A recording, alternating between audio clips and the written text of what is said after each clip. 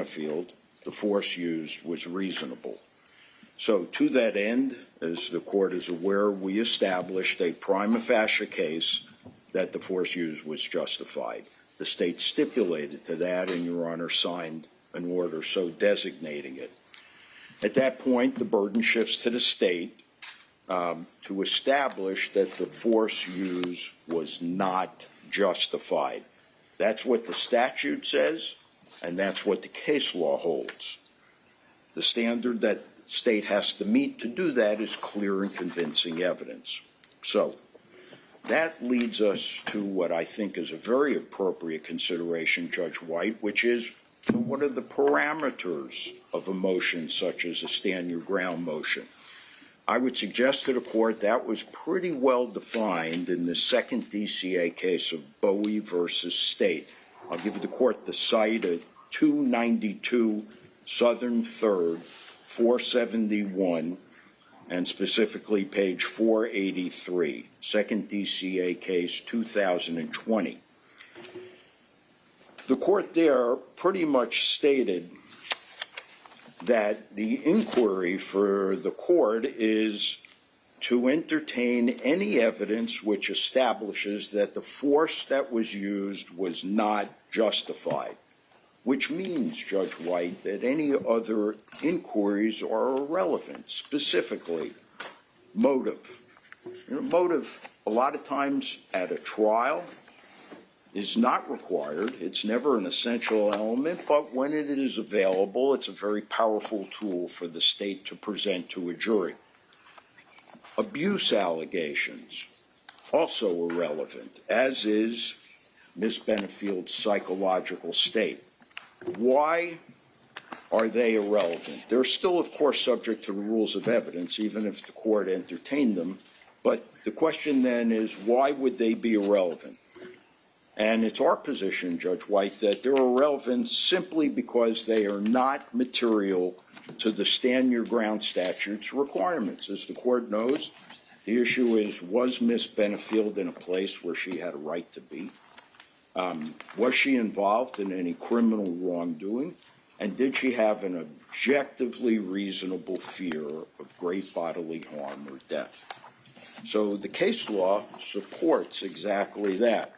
One of the benefits, Your Honor, of being in the Second Circuit is we have very well-defined case law on stand your ground. And I'll cite to the court two things in particular that should apply across the board to this hearing, respectfully. The first is in Riggins versus State, which is in our brief. It's at 344 Southern 3rd, 625, page 626. Also a second DCA case in 2022. Therein, the court held that the trial court, this is a quote, the trial court is to assume all facts as true. Secondly, I would cite to the court, also in our motion, the case of Jefferson versus State, 264 Southern 3rd, 1019, again a second DCA case, 2018.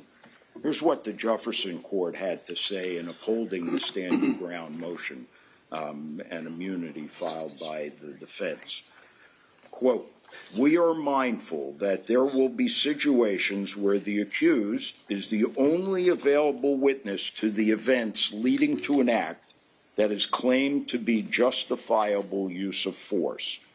This may result in great difficulty for the state to overcome the accused's prima facie claim by clear and convincing evidence. But our result here is mandated by the text of section 776.032, subsection 4, stand your ground." In closing, Judge White, I think that the state will be unable to demonstrate in any capacity, much less by clear and convincing evidence, that Ms. Benefield, knowing what she knew on the day of this incident about DB, which is the objective standard, Douglas Benefield, was not justified in using deadly force to prevent great bodily harm to herself or death. Thank you. Thank you, sir. All right, State. State calls Tommy Benefield.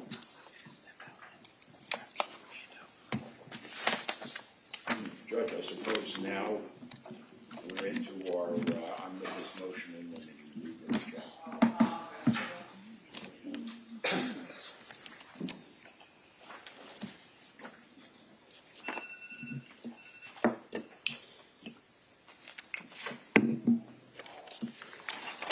And you're talking about your omnibus motion? Yes, sir. Under, hold on one second.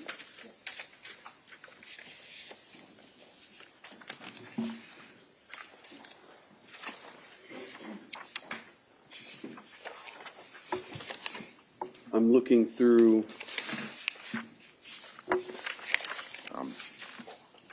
Do you want to go ahead and put whatever it is on the record related to Yes, Tommy Benefield? Number 2, yeah. Number 2. All right. I had lodged an objection to any Benefield family member testifying without personal knowledge of or participation in the events immediately preceding the alleged homicide. I then followed that up with a discussion about testimony by non-expert witnesses who lacked personal knowledge and cited the Florida Evidence Code. And I also included in the memorandum for Your Honor the following.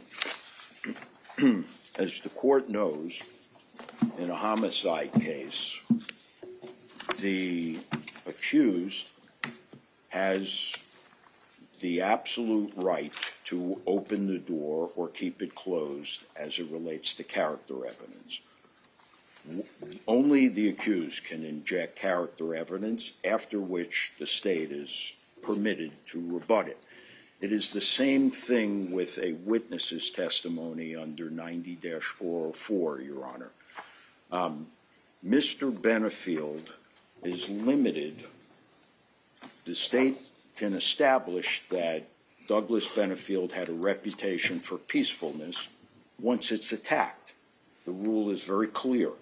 So it has yet to be attacked. Mr. Benefield can only testify as it relates to the rehabilitation of character by the state for peacefulness to his reputation in the community.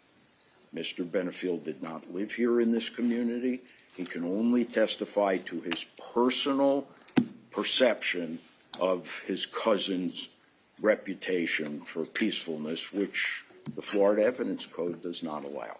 That's our objection, Your Honor, respectfully. Thank you very much.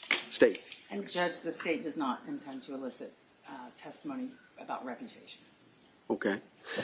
This is a great example of what I was saying when we were talking about the hearing is I've heard your objection. I'm going to reserve on it because I don't know what these witnesses are going to say. I don't know quite where we're going. You guys know the case so much better than I do. So for now, I'm going to allow it, and I'll reserve at the end for, so keep making your objections. I'm going to reserve on those, at least this one. Understood. Some of them might be a more clear call, but we'll pour it all in the pot and see what we get. Understood, Your Honor, and I might say I'm quite comfortable with the court proceeding that way. I have no doubt. Thank you. But let me say this. Having sat on at both tables, you make every single objection as we go that you feel you need to make. But I understand completely you have just a general objection to all of that character evidence, the background. You want to focus on that particular day. Yes. Got it. Yes, ma'am. Okay, thank you. Tommy Benefield.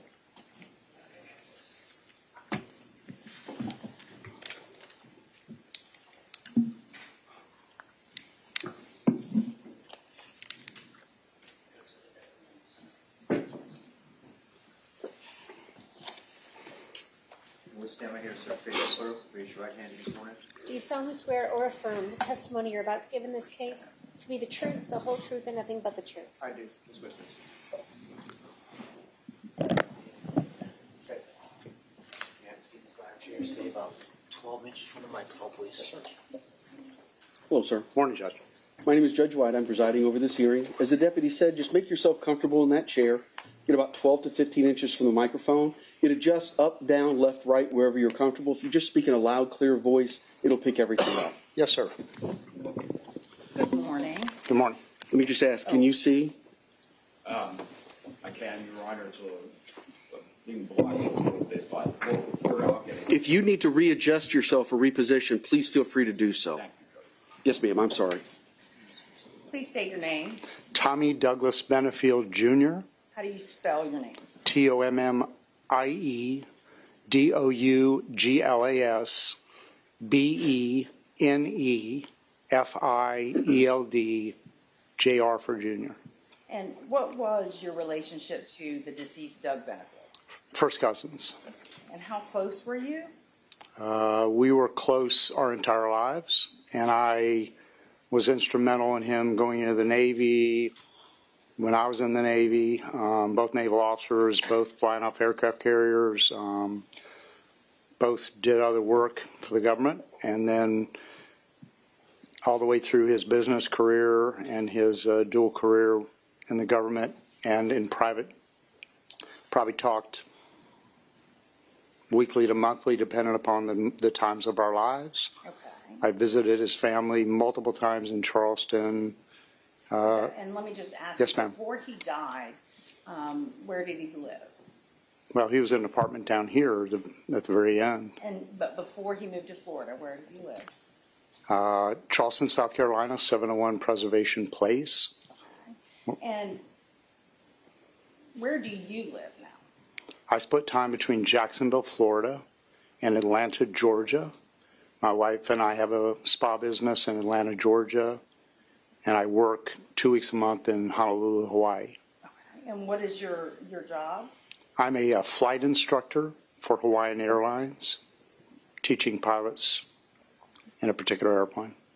So let me ask you a little bit about Doug. At the time that he was murdered, how old was he? He was just 1 week short of 59. He's born October 5th, 1961.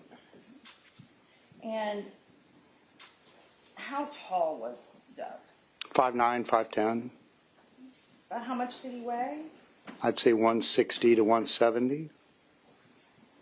And you already said before he moved to Florida, he lived near Charleston, South Carolina?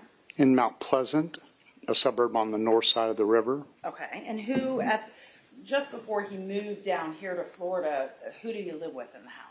Just Eva and himself, except for the time that Ashley was living there previously. So you said Eva. Who's Eva? Eva is his biological daughter, first daughter, with his longtime wife, Renee. And how old was Eva at around this time? 15, I believe. So a teenager. Yes, ma'am. When did you first meet Ashley?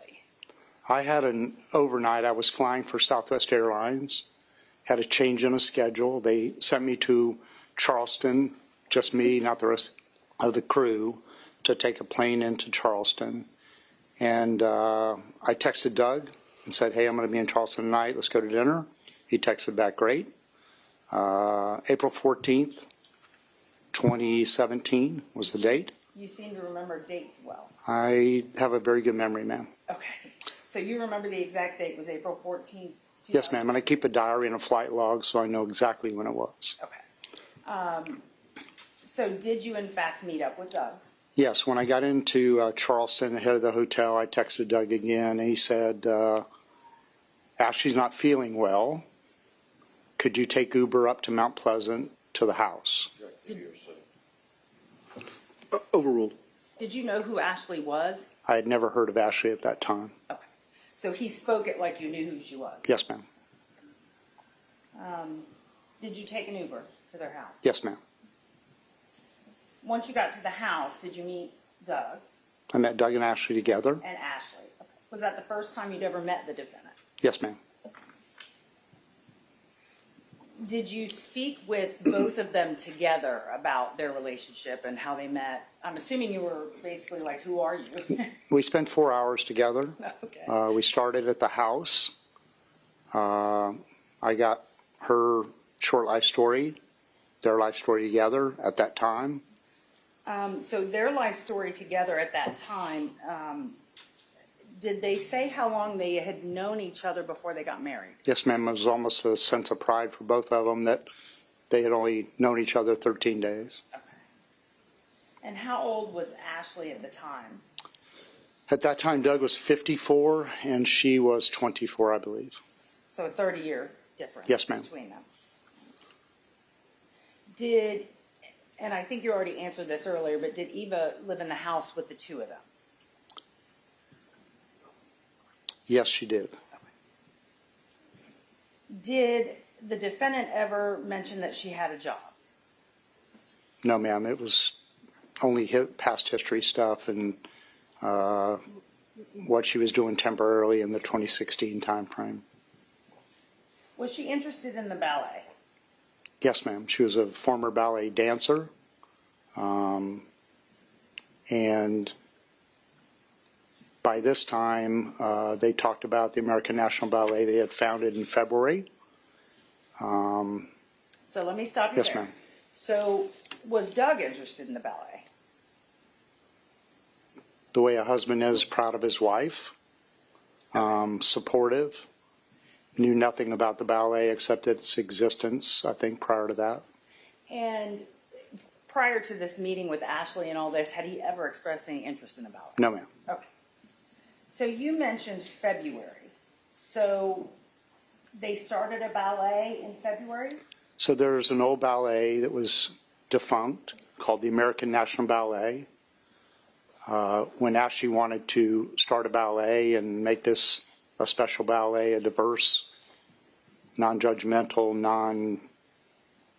non-stereotyping ballet, Doug found a name and found an old ballet, and that's, I believe, February 27th of 2017 is when they founded it on paper. So a couple of months I'm before sorry, you met. Suzanne. Continuing relevancy objection. I don't want to keep Abs- interrupting. Understood. So you mentioned that was February of 17. So that was roughly 2 months Yes, ma'am. before you met Ashley. And how was the ballet being paid for? Did they discuss that with you? Doug did. They both did. Okay. Ashley did as well.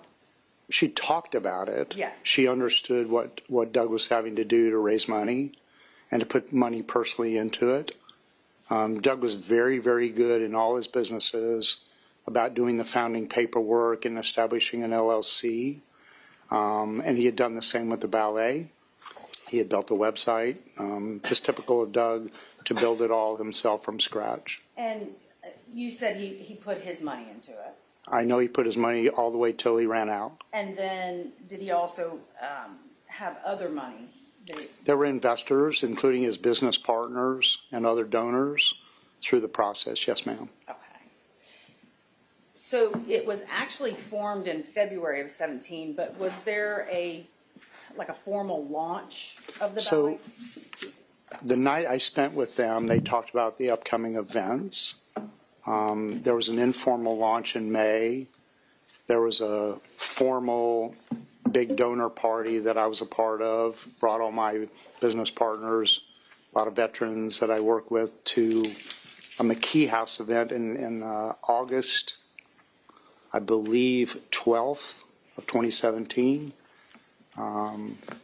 So that's the ballet that I learned when the event was coming out, and planned on being there and bringing all my people. Okay. During this time, 2017, at some point, did Ashley and Doug decide that they were going to have a child or try to have a child? That wasn't a part of that first meeting night. Right. We talked about everything else and caught up on everything that we hadn't known. But it wasn't a part of that night. We ended up leaving the house, going back to my hotel, having dinner together. I'm a master trainer in a medical device. It's a pain relief device. It helped her, helped him. And then they headed back home that evening. But there wasn't any talk that evening about having a child. Was there talk later on, specifically with the defendant, about the child? Certainly. vasectomy reversal is a very intrusive surgery for men. And when they made the decision they were going to do that, he and I talked about it at the time, in particular because of my medical device background, that could help him. Okay.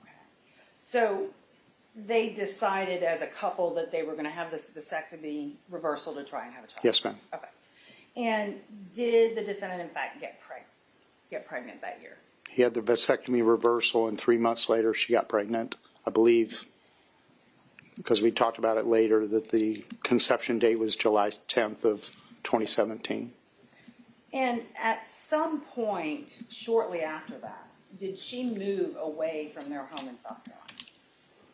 Yes, so August 12th is when we had the McKee House event, the big donor event, introducing the other members of the staff of the ballet and everyone involved.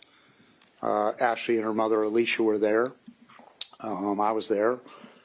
And 2 weeks later, I believe on the 26th or 27th, they made the decision together that it would be better for her because of her morning sickness to go live with her mother, because Doug traveled for work and was busy, and that was what was presented to me by both of them. And her mother lived in Lakewood Village here in the Sarasota-Bradenton area. in Florida. Okay. Yes, ma'am. And so shortly after that, did Ashley move? I believe on the 27th of August, because Doug called me both on the way down and the way back. Did he help her move? Oh, yes, ma'am. Did he move with her? No, ma'am. He stayed in South Carolina? Yes, ma'am. So that was August of 17. Yes, ma'am. Did the ballet eventually go under? And when? So the ballet opening, the actual launch to the public, was September 18th of 2017. That's a landmark date in this case in my history, because it's the date Ashley and her mother went back in the house and got her stuff, and she filed against him. Okay, we're not I'm going to talk sorry. about all of that. I'm sorry. So shortly after this whole time, we're going to skip ahead, did the ballet eventually collapse completely? Yes, ma'am. I'll answer it more directly. I apologize. That's okay. So they launched it publicly on September 18th. The biggest performing arts center in Charleston is called the Gaillard Center, Big Performing Arts Center, and they actually held an opening performance on December 7th of 2017, and the dancers had been paid through December 15th, and by the end of the month, everything was finished. Okay. So by the end of December 2017, Everything's done. it was defunct? Yes, ma'am. Okay. During the time that you encountered Doug and Ashley together and talking to Doug, how did he act about Ashley? He was completely in love, completely supportive, starstruck, visibly, physically. You could tell by the way he treated her, took care of her on the opening night that I met her, and then it continued through the entire relationship until I never saw them together after the separation. Okay. And when was that? Well, physically, August 27th of 2017, when he drove her down. So you never saw them together after that, that you can remember? Well, I'll leave a caveat on that. I spent a weekend down here with Doug, Ashley, her mother, spent one night in the home where Doug was killed or murdered, and I don't remember that date. It could have been after the separation, probably was, but I just don't remember that date. But that would have been the only time that I saw them together after that August 27th period. Thank you. I have no other questions. The defense will probably have Okay. some questions. Thank you. Cross? And let me just say, I completely understand that, based on my evidentiary rulings so far, how do I say this? I know you probably wouldn't have asked a bunch of questions, but certainly for your cross-examination and any proffers of cross, I understand it's going to be broader than what it might have been. Maybe not. All right, maybe not. And please, sir, feel free you can question from either podium, wherever you feel more comfortable. Thank you.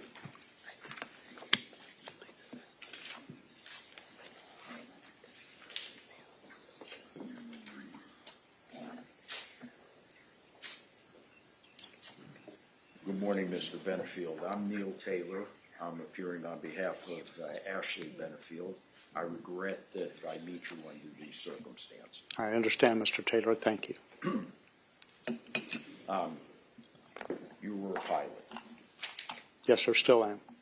and consistent with being a pilot and listening to you and your detailing of events and dates and times, it's pretty stereotypical of the discipline that a pilot generally brings to their profession. Would you agree? Yes, sir, you want the best people up front that work like I do. All right, and you've told us that as a first cousin, you were very close with Doug Benefield. Yes, sir, I was closer with Doug in our adult lives than my own brother, who was still alive at that time. All right. Now, Doug was not a pilot. Yes, sir, he was. Was a commercial pilot? No, sir, a Navy pilot. Okay. Not a aviator, not like the second seat, but the actual pilot? So in a multi-crew plane that he flew, the S-3 Viking, Yes, sir.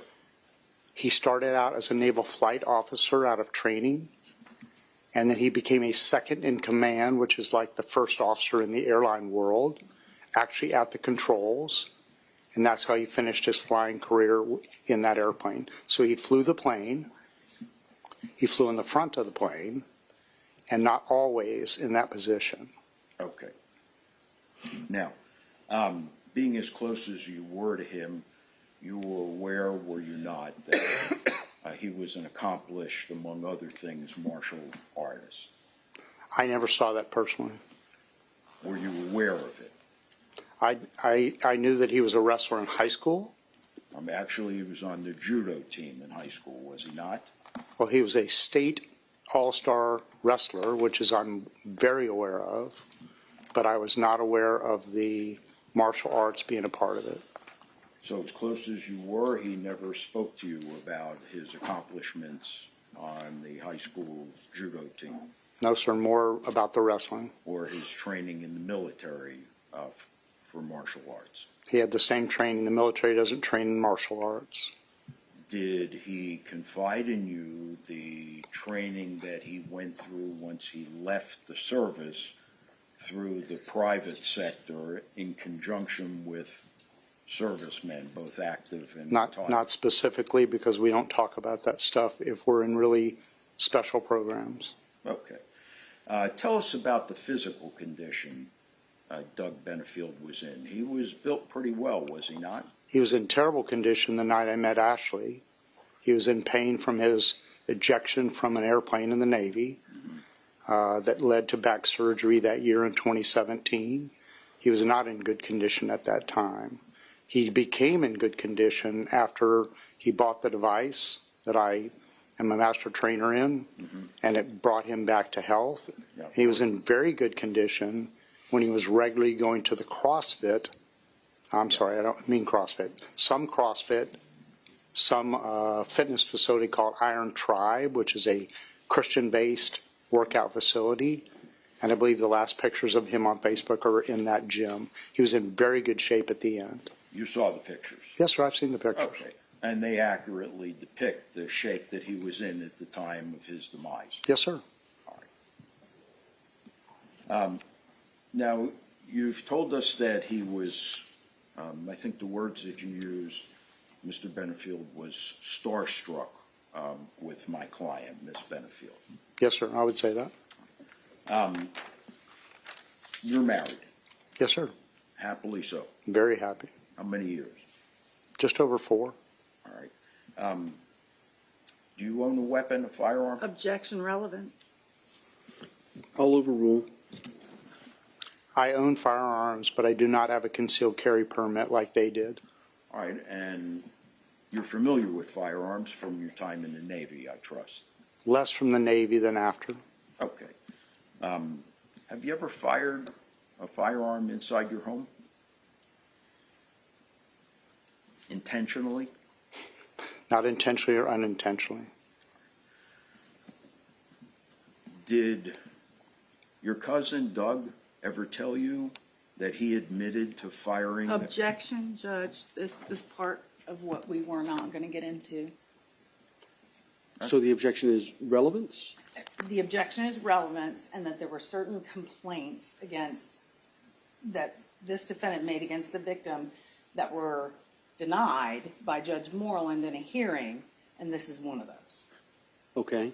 So is there a written agreement not to get into this, and that written agreement delineates everything? No, or is but this... I thought we were not going to get into the specifics about the, other than it was shooting into the ceiling. Yeah, well, I intend to stay within the 4 corners of my motion, but I think it's fair cross-examination based on what he's testified to, his intimate knowledge of Douglas Benefield. Okay. I don't know. I don't know what the agreement was to get into or not get into. I don't know what the relevance of this is going to be. It may be relevant. It may not. But again, I don't have to unring a bell with a jury here. So for now, I'll allow it. Thank you. I may decide later it's completely irrelevant. I don't know. Understood. May I? Yes. Have you ever fired a firearm inside your home intentionally? No, sir. Have you ever considered firing a firearm inside your home intentionally to intimidate your wife? Objection, relevance of this question. Hold on. Let the question finish. Let the question finish. Go ahead. But, Thank you. sir, hold on. There's going to be an objection. Yes, sir. Go ahead and finish your question. To intimidate your wife into not speaking any further. Go And ahead. what is the relevance of whether he I just need done that? objection, relevance, sustained. Did your cousin ever share that with you? My Objection, cousin, hearsay. Overruled. my cousin admitted both privately. Is the answer yes? I would like to answer your question and be very accurate, sir, like I've been all along. I understand, however, Mr. Benefield, this is Yes, sir. cross-examination. Yes, sir. He inadvertently fired a gun in his home. No, he testified under oath that he intentionally fired. Objection, is there a question? Improper impeachment. Go ahead, sir. Did Sustained. he ever acknowledge to you that he intentionally fired the No, weapon? sir, he did not. Did he ever tell you that he threw a loaded gun at Miss Benefield? Perhaps we talked about that. I don't remember that specific event like I remember the inadvertent firing.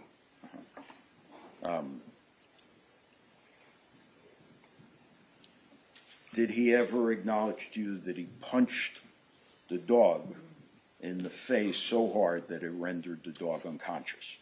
That's not what happened in his story to me. Were you there?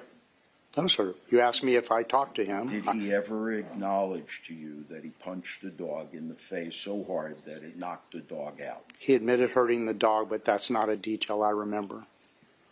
Is the answer to my question no or yes?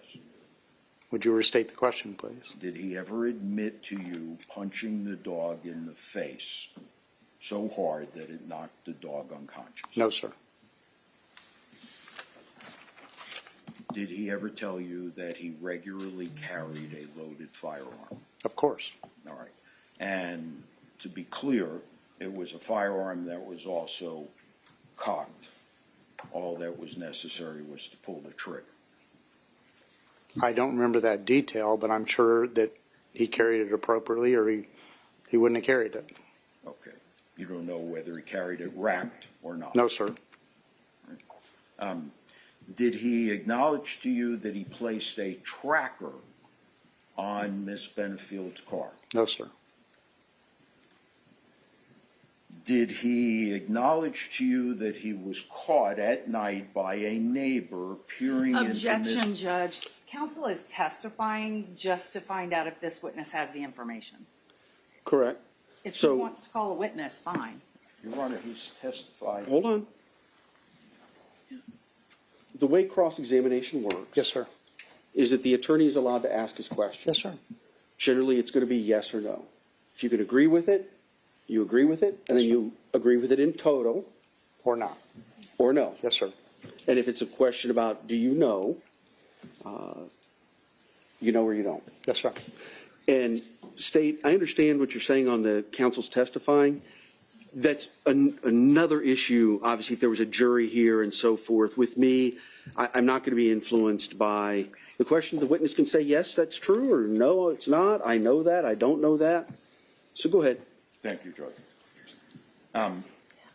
Did he admit to you and acknowledge that he was caught by a neighbor of Miss Benefield's at night, standing in the neighbor's yard, peering into Miss Benefield's window? I don't remember that from him.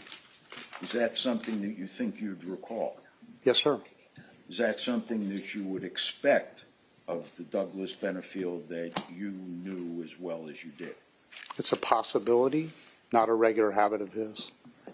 Did he acknowledge to you, Mr. Benefield, punching holes in the drywall of their home out of anger? I'm aware of one, not many. And finally, did he acknowledge to you beating up his first wife, Renee, on their honeymoon? I'm not aware of that. When he lived here in Bradenton, Mr. Benefield, I want to be clear about something. At no time, to your knowledge, did he live in the same residence as Miss Benefield?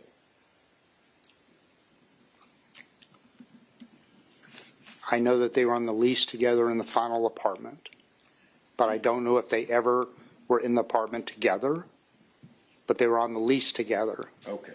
So my question to you is, did he reside in a separate apartment here in Bradenton? He had an apartment in Bradenton. Yes, sir. I don't believe I have anything further. Yes, sir. Redirect.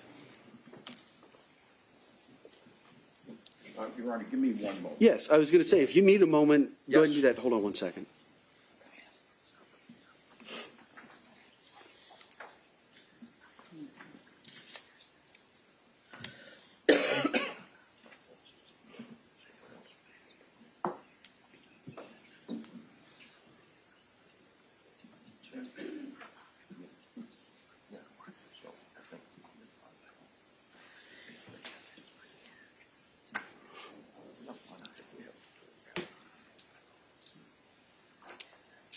Your Honor,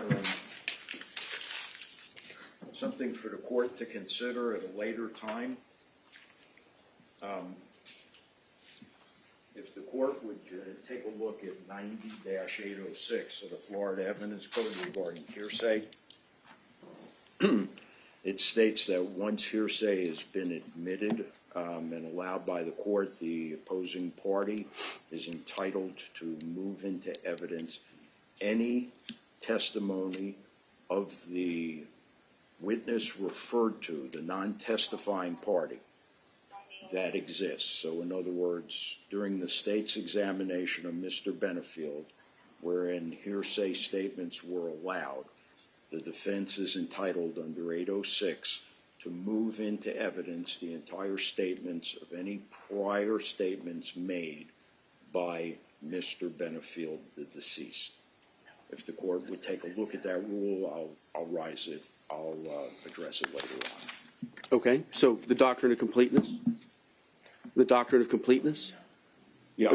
For that particular, each particular statement? It's actually separate from the doctrine of completeness, but pretty much the same thing. It basically says when hearsay is allowed, the hearsay statement in any capacity or any statement of the non-testifying witness may be admitted into evidence by the adverse side. I guess it'll just depend on what the statement is and when it was made and the relevance and sure. Yes, I'll address it with the court at a later.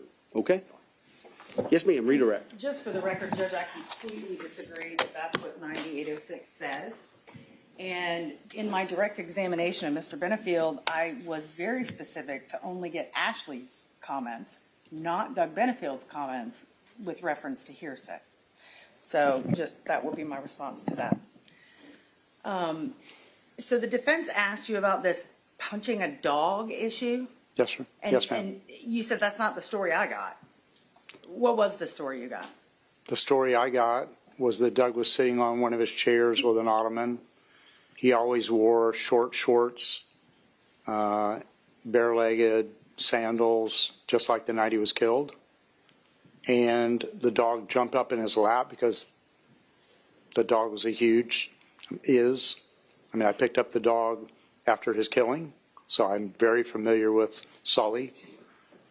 Big dog, big nails, jumped up in his lap, and he was frustrated, and it hurt.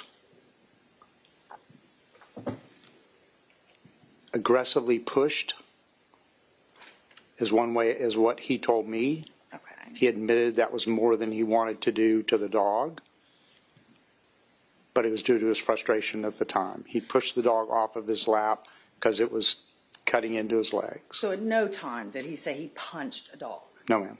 At no time did he say that the dog went unconscious? No, ma'am. And the defense asked you if you were aware if Doug told you that he put a tracker on the defendant's car. Were you aware of that? No, ma'am. Okay.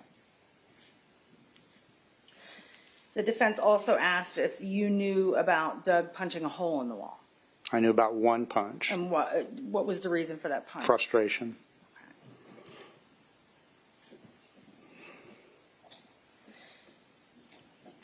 The defense asked you if Doug regularly carried a firearm. Did Ashley regularly carry a firearm? Even the first night she met him in front of Secret Service in the area. Okay. Yes, ma'am. So did she have a concealed weapons permit? I understand she does. And did Doug have a concealed weapons? Yes, ma'am. No further questions. All right. Did you have any further questions before we let this witness go?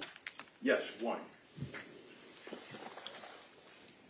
Mr. Benefield, where did you obtain the explanation about what happened to Sully by your cousin? Both from Ashley and Doug. Your Honor, now, again, I would direct the court's attention to 806. And briefly, if I may, Your Honor, I'll read to the court why I believe it's appropriate. Attacking and supporting credibility of declarant. When a hearsay statement has been admitted in evidence, credibility of the declarant may be attacked and, if attacked, may be supported by any evidence that would be admissible for those purposes if the declarant had testified as a witness. Evidence of a statement or conduct by the declarant at any time inconsistent with the declarant's hearsay statement is admissible, regardless of whether or not the declarant has been afforded an opportunity to deny or explain it. Okay, so I think any statement inconsistent with this witness's repetition of a hearsay statement by Douglas Benefield is admissible. And I would suggest that the exhibits to our stand your ground motion clearly apply to that. I don't know which exhibits we're talking about. I don't either. And Judge, I would argue that the only person that elicited hearsay was defense counsel. So defense counsel cannot elicit hearsay and then try to impeach the hearsay that he elicited. So I would object and disagree with that. Yeah, I don't know what are we? Judge, Your Honor may recall that during the direct examination by Ms. O'Donnell, Mr. Benefield related conversations that took place with the deceased, Douglas Benefield. And specifically, there was a hearsay objection. The court overruled it and allowed it. That opens the door to 806, Your Honor. Right, I didn't hear argument on it. Which specific statement was it? I believe, among other things, Mr. Benefield testified to everything relating to the ballet. I believe he testified to statements about how enamored Douglas Benefield, the deceased, was with Ashley Benefield. Those hearsay statements alone, Your Honor, open the door to 806, so that any statement by Douglas Benefield that is inconsistent with that testimony is admissible. I don't remember any statements where, you know what, this would probably be better, sir. We're talking about your testimony. It's okay. I'm going to excuse you to the Yes, sir. hallway. No worries. The rule of sequestration has been invoked. Yes, sir. That's a rule here in the state of Florida, probably other places too, that says once you're called as a witness, your son is as a witness, you're not to discuss your testimony, the questions asked, the answers given with anyone at all until you're released from your subpoena or the hearing or the proceeding is concluded. Yes, sir. So that rule has been invoked. So when you're outside, you can't talk to anybody. Yes, sir. I understand the rule and I'll follow it. All right. Thank you, sir. Sure. We'll call you back in as soon as we can. Yes, sir.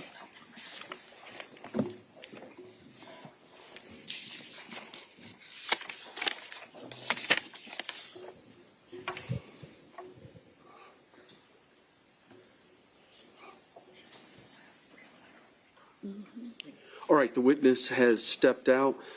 On that particular point, I got some pretty decent notes, and I was listening. My notes are not that he said that, just that he observed that Mr. Benefield was starstruck. I mean, nobody clarified, how do you know that? Did he say it? Was it your observations? So I don't think that's necessarily a statement. What other statement in particular? There was one I overruled. I didn't see it as being offered or the truth of the matter asserted, so I didn't see it as hearsay. Sure. I know there was one of those. My objection was on the basis of hearsay. The court allowed it, and I think if you will, the danger of 806 and why it's can be a two-edged sword is that it does not restrict the subsequent admission to anything relevant to the hearsay statement that is allowed. It rather sets up the credibility issue. And once a hearsay statement is allowed into evidence, then any other statement that the declarant made that is not available is admissible if the credibility of the declarant is being attacked. So, for example, on cross-examination, I questioned the witness about these violent acts by the deceased. Some he acknowledges were told to him, some he denies were told to him. If I have an admission, even though it's in a hearsay statement, if I have an admission by the declarant, it is at that point admissible according to 806 in evidence. It doesn't make a difference that the hearsay statement, Judge White, is related to the hearsay that the court admits. So you're saying if one hearsay statement is let in, whether, and let me also say, somebody might object to hearsay. Overruled doesn't tell you if I overruled because I don't see it as hearsay. It was a statement, but it wasn't offered for the truth. Could be that I went through the catalog of exceptions and found as one of those. So I wouldn't read too much into overruling a hearsay objection. Sure, and I understand. And 806, familiar with it, and it's when a hearsay statement is put before the trier of fact or into evidence, that the hearsay declarant's credibility can be attacked or supported as allowed by the rules. I don't think it kicks open the door to any possible hearsay statement the declarant ever made on any topic at all. Respectfully, if it goes to the declarant's credibility, I would say it does. And I think that the statute and the case law will support that. Because again, it's not tied to the relevant. I didn't say credibility. I said any hearsay statement. That's what I'm hearing, is that we can bring in any hearsay statement. To the extent it supports Or an attack on the credibility. Yes, sir. Yes, sir. that I don't disagree with. A hearsay declarant's credibility can always be attacked or supported pursuant to the rules. Right. So it's our position then that any hearsay statement that supports our attack on the credibility of the declarant is admissible. And specifically, in our motion, we have several of them, and we appended them as exhibits. So I think that they are now admissible by virtue of 806. I'm still not sure exactly which ones you're talking about, but state. And Judge, I'm confused because at the base of it, the defense elicited the hearsay, and then he's trying to bring in hearsay to impeach from the hearsay statement that he brought in. I don't understand this, but 806 says that once a hearsay statement comes in, that other evidence can come in which would have been used had the person testified. So I think we're still bound by the rules of what can come in. Just because someone may be impeached on one statement doesn't mean every hearsay statement they've ever said comes in. That's different than credibility. So to be honest, Judge, I'm a little confused. I am too. And let me make sure I understand. You had mentioned something, and I didn't want to get into it too much because the witness was here. And I think this was also mentioned, Mr. Taylor, I think this was also mentioned in the defendant's motion in limine, that there were some discussions about certain evidence not being relevant, and you were going to just talk about very surface level things, but it seems like we got, instead of a scalpel, sounds like we got a shovel out and we're going to start digging some holes. Point well taken, Your Honor. Actually, the discussion was limited to the allegations of abuse. That is to say, both Suzanne and I felt, rather than going down the rabbit hole of litigating whether or not the allegations of child abuse against the daughter were true or not, we would not go there. So the agreement was limited only to allegations of child abuse. Yes, sir. And truthfully, we never executed an agreement, but that was a professional discussion that we had, and I'm confident that Suzanne will acknowledge that. All right, State? We did have that conversation about the child abuse allegations. I do not remember specifically excluding anything before the child abuse allegations. And if there was a miscommunication, I apologize, but I had assumed that that would be a part of the let's not go down rabbit holes, because the issues that have just come up have already been litigated and have already been ruled on by another judge. So I was under the impression we were not going to get into those that happened in South Carolina. Yeah, again, I don't know. I wasn't part of the agreement. I can say this. So there's two general ways a hearing like this can go. And I'm talking very, very broad strokes.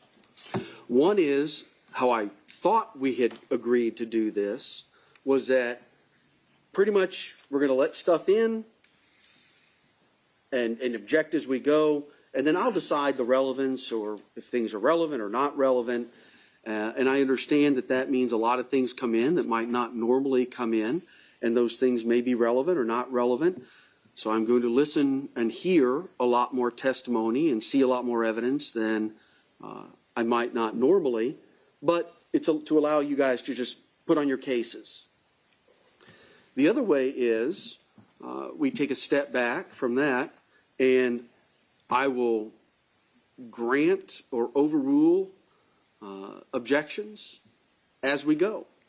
I personally think that'll take a lot longer, but it'll also limit how much evidence is put into the record, and we can do it that way too.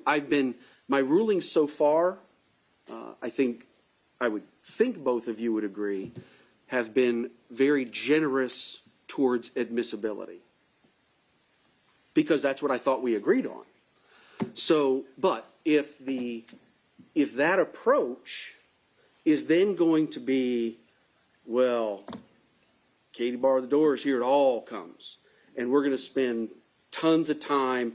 We're going to stop here. We're going to get off the bus, and we're going to spend a day looking around over here.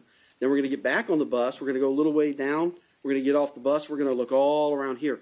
I'm not doing this so I can have hours upon hours of testimony about somebody shooting a gun in a house, punching a dog, putting a tracker on a car, peering into a window, punching a hole in drywall, and alleged domestic violence in a prior marriage. I'm not going to hear hours and hours of testimony. So I need to know. I'll start with the state, start with the defense.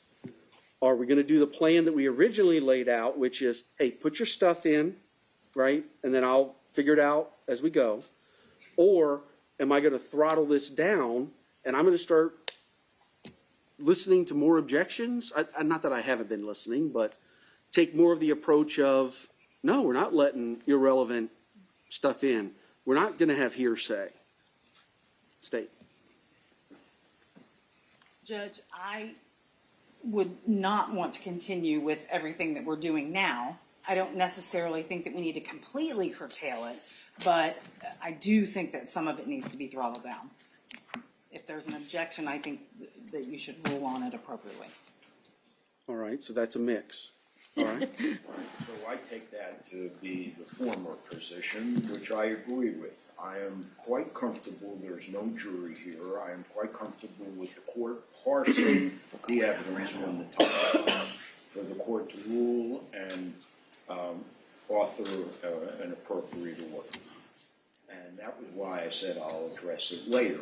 I want to make my point and move on. And I'm satisfied if we continue to go with that way. I think All right. it's going to be consistent with time savings and efficiency. But it hasn't so far because we're spending a lot of time having this discussion now. Yes. So it hasn't been the time savings that I had planned. So I guess my question is, I don't know what statements you want to get in. I don't know what evidence that you want to get in that you're arguing comes in under 806, which, if I'm understanding your arguments, I don't think I read as expansively as you do. I think a hearsay declarant's credibility can be attacked or supported, if attacked, as if the hearsay declarant had testified. But that's still within the bounds of the Florida Evidence Code. I don't think it kicks open the door for every hearsay statement that has ever been made. But the second DCA will tell me if I'm right or wrong. So let's call the witness back and we'll see if we're on the same page and we can go from there. I believe we were at the end of defense cross, or I was at the end of my redirect. Were you going to, I don't know if we need the witness back. I will tell you this. Agreed. There was recross. The question was, how did you hear about Sully? And did you hear about it from Mr. Benefield or Miss Benefield? The answer was, I heard from them both. So it Now, was on defense cross. I'll just say, I don't know where this is going. I don't know how much you plan to get into defense.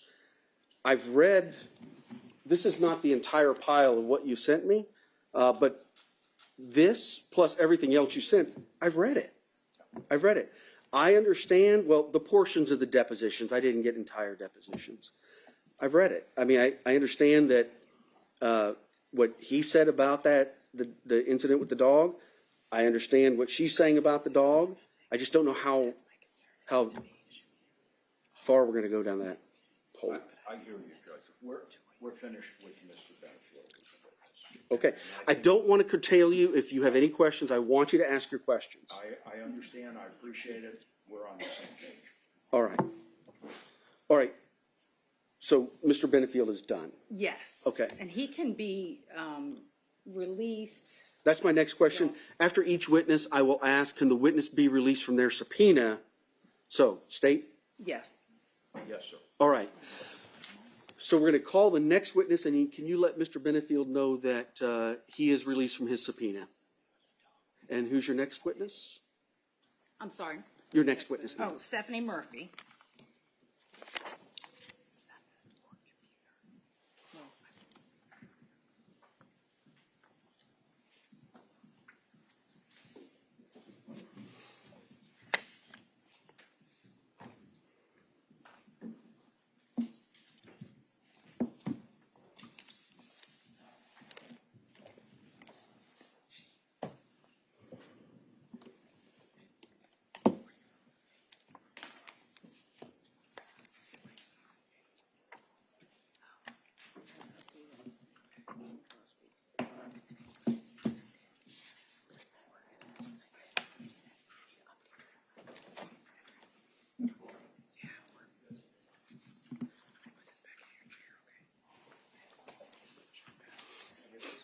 You would stand face the clerk with your right hand raised. Do you solemnly swear or affirm the testimony you're about to give in this case to be the truth, the whole truth, and nothing but the truth? I do.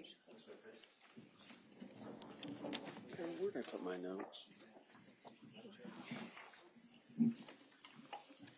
Stay about 12 inches from the microphone. No, I'll find it. Hello, ma'am. My name is Judge White. I'm going to be presiding over this hearing. As the deputy said, if you get about 12 to 15 inches from that microphone, it adjusts up, down, left, and right to wherever you need it comfortable. And if you just speak in a loud, clear voice, it should pick up everything. Thank you. Thank you. Good morning. Good morning. Please state your name Stephanie Murphy. and what do you do for a living? I'm an attorney. What type of law do you practice? I practice family law. And do you work for someone or are you self-employed? I'm self-employed. I have a firm in Sarasota. How long have you had that firm? I've had the firm for approximately 15 and a half years. And were you hired at some point by Doug Benefield? Yes. Do you recall when you were hired by him? I first met with Doug Benefield on March 13th, 2018. He retained me on a partial retainer the following day, on the 14th of March. Okay. And what was the purpose of him hiring you on that day? On that day, I was retained for a limited purpose of communicating with Ms. Benefield with regard to the upcoming birth of their child. Okay. So the defendant was pregnant at the time. Correct. And do you recall when her due date was? I believe the original due date was April 8th of 2018. Okay. And you said your initial responsibility was to communicate with her. Yes, So did you attempt to communicate with her? I did. I sent her a letter via email on March 15th, 2018 at approximately 9:59 in the morning. And without getting into all the specifics in the letter, basically what was the gist of it? The general gist of the letter was that with knowledge of the upcoming birth of their child, Doug wanted to express his interest and desire to be part of the birth process, to be present if possible, but also wanted to communicate that if Ms. Benefield felt uncomfortable about that, he wanted to respect her space. Your Honor, for the record, object to hearsay and relevance. Yeah. Is this being offered for the truth? No, it's just basically being offered to show that this is how the communication started and that the letter was sent to Ms. Benefield. Okay. Did you want to respond to that? I'll just say I was not taking this as for the actual truth of this. Yeah. If it's intended to be for the truth of these matters, then that's a different issue. No. Well, I think it's obviously intended to quote unquote educate Your Honor, based upon the hearsay that this witness has to offer. So Okay. continuing relevancy. Yes, sir. Hearsay objection. Go ahead, ma'am. Okay, thank you. Did you ever, let me back up. I don't know if you said this, but in what form did you send her this communication? It was a letter that was saved as a PDF that was emailed. Okay. Did you ever receive a response from her? She never responded to me directly, no. To your knowledge, did she ever respond to Doug? No, not at that time. At some time shortly after that, So the baby was born in, or when was the baby born? Well, baby was actually born quite early. The next day after receiving my letter, she checked herself into Tampa General Hospital and then started a induction of labor process. And so the baby ended up being born about 3 weeks early, I think March 19th of 2018. I may be off a day or two. So middle of March, the baby Correct. was born. To your knowledge, was Doug there? No, he was not there. He had no idea the baby was born. Did the defendant file for an injunction shortly after? Yes. And what date was that? My memory is that it may have been, excuse me, May 1st of 2018. It could have been in April. There was a bit of a lag between when she filed it and when we had knowledge of it because the injunction was actually denied, but a hearing was scheduled. So Mr. Benefield was not served. Okay, so just to be clear, you said the injunction was denied. Are you saying the temporary was denied? Correct. Okay, so an injunction was filed, a temporary was denied, but it was set for a hearing? Is that what you Yes, said? that is correct. All right. Do you recall when the first hearing was set, approximately? It was shortly after we found out about the injunction. So I think we found out, meaning I, found out on May 6th of 2018 that the injunction had been filed, which is how we knew that the baby had been born and what the baby's name was. And then the hearing was originally set for shortly after that, I think just a couple of days. Okay. Ended up getting continued anyway at Ms. Benefield's request. Okay, so it was set pretty close in time, but it ended up getting continued. Correct. Before the hearing was actually held, did you end up filing something on Doug's behalf? Yes, quite a few things. And generally, what did you file? Generally, it was a petition for a parenting plan unconnected with divorce and a motion for psychological evaluation. Those were the initial pleadings that we filed. Okay. Ultimately, were these issues all to be addressed at the same hearing? Ultimately, yes. Well, let me clarify. No, because then when the hearing ultimately took place, it wasn't the original petition for parenting plan unconnected with divorce. It was actually an emergency motion for a temporary time sharing and parental responsibility. But both cases traveled together, and so pleadings or motions in both cases were heard at the same time. Okay. So while the motions themselves may have changed, the two case numbers were heard at the same time? Correct. Okay. So at the time, Doug had an emergency motion for time sharing? Yes. And what, just briefly, what is that? When there's a child, there's no such thing in Florida as custody anymore. Parents have time sharing with children. Ms. Benefield was withholding time sharing of their daughter from Doug. And so the appropriate way to seek time sharing was through the court versus taking matters into your own hands. Okay. He was also seeking parental responsibility, which is the decision making. Okay. And when was that hearing held? It was held on 2 different days. It was July 30th and September 17th of 2018. So you did have part of the hearing on July 30th, 2018, Yes, and did not finish, I'm assuming? we did not finish. Okay. What judge was it? It was Chief Judge Diana Moreland. And before that first hearing, was there a motion to recuse the judge? It was a motion to disqualify Judge Moreland. And was it granted? No.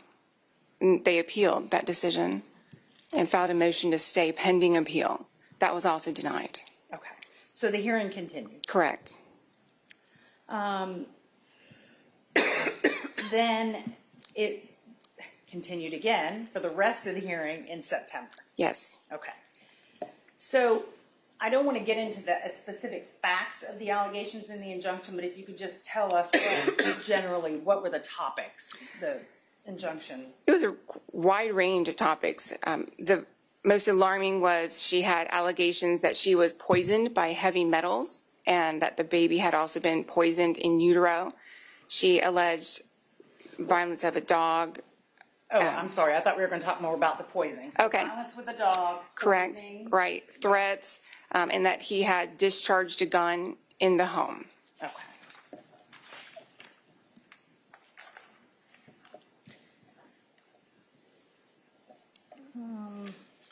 After this hearing, did Judge Moreland make a ruling? She made a ruling at the conclusion of the second day in September, yes. And what was that ruling? Her ruling was, I'm going to sustain as to her ruling on these issues. I mean, I'll hear, And go ahead. I'm sorry. Put whatever you want on the That- record. This we may need to have argument about, Judge.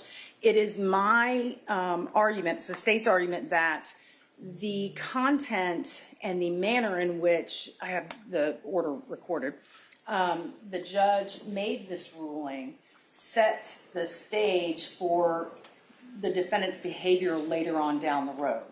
Because she knew that this judge felt the way she did, and she had a hearing in front of this judge 3 days after she murdered the defendant.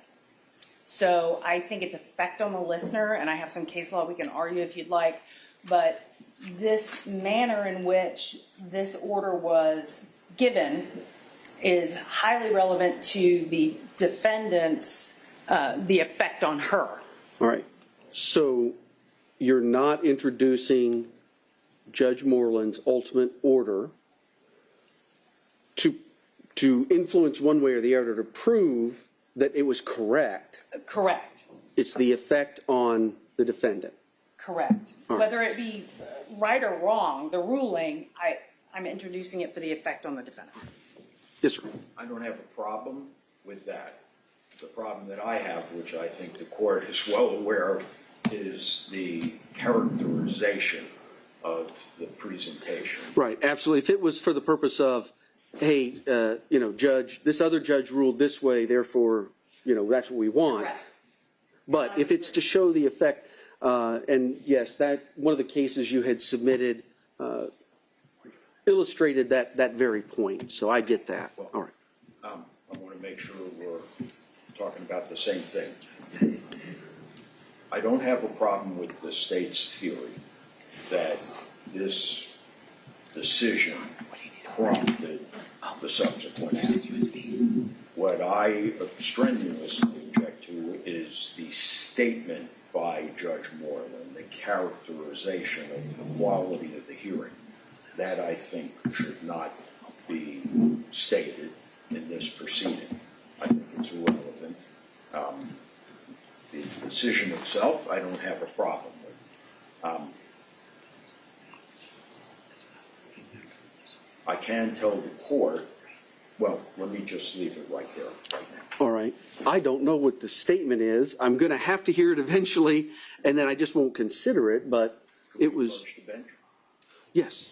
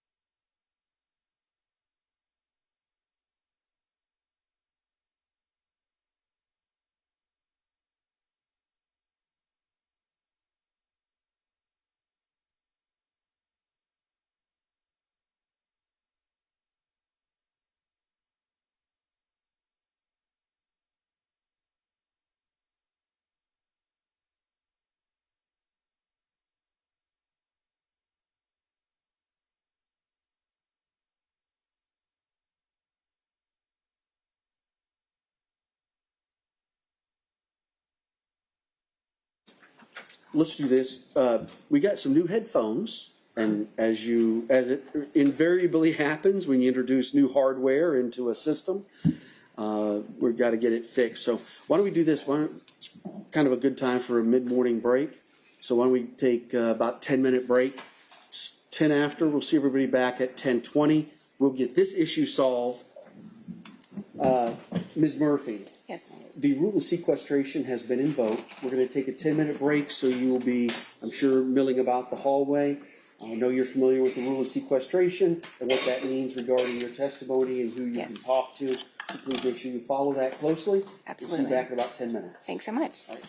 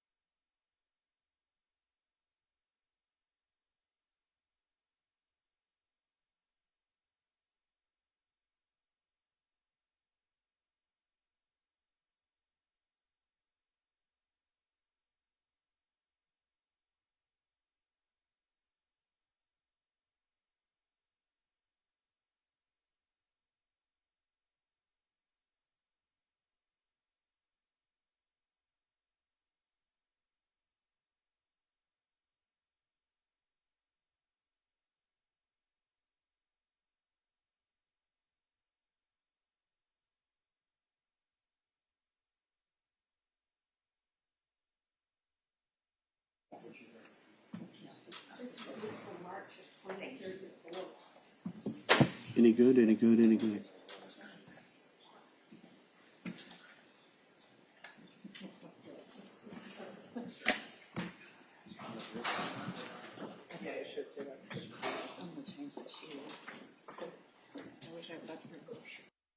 But also wanted.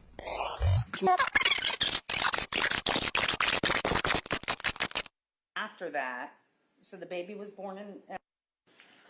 All right. I'm going to go through the rebuild. This is so everybody just FYI. It's on now. The top. Testing, testing, testing. It's on now. Oh, okay.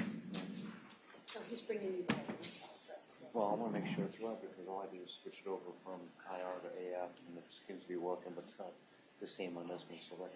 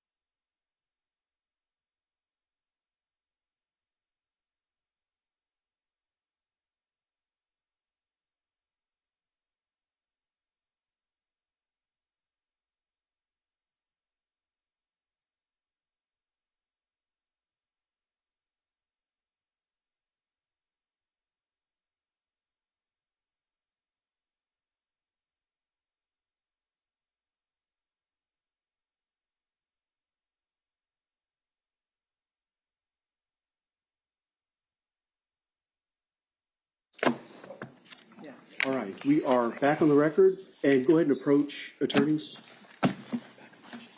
So yes, ma'am, anytime the attorneys approach, put those headphones on. We'll turn them on, that way you can hear. Thank you. And the first thing I'm going to do is confirm that you can hear me. Just give me a thumbs up.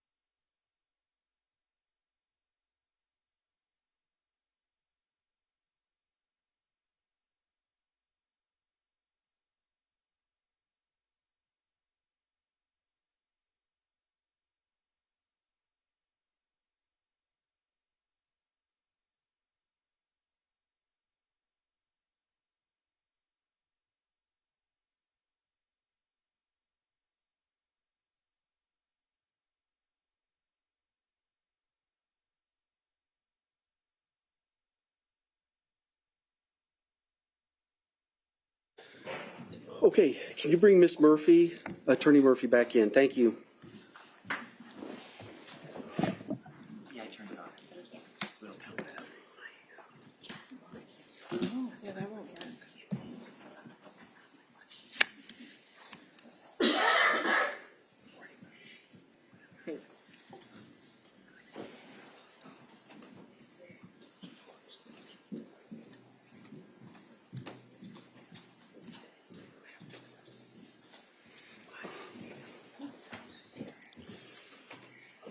All right, welcome back, ma'am. Thank you. Do you need to try and discuss the case with you or anything about your testimony? No.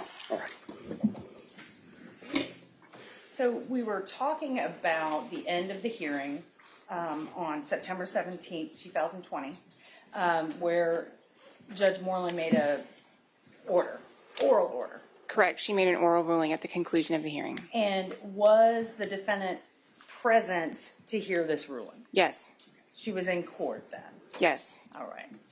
I'm going to show you State's Exhibit number 1. Do you recognize that? I do. Those are my initials. Okay. What is it?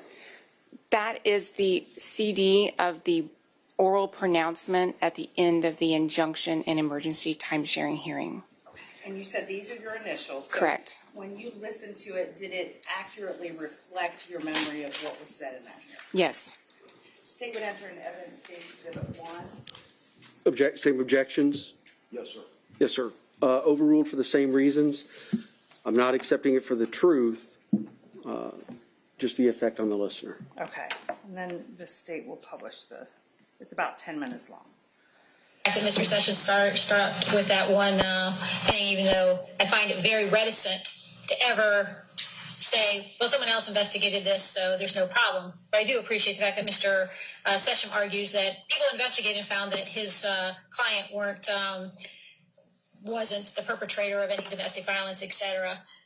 Because I just read a report by a doctor that just indicated that he had done a full battery of psychological evaluations on Mr. Benefield in this case. He had absolutely no concern of self-harm, domestic violence, or any other type of spurious activity on the behalf of Mr. Benefield.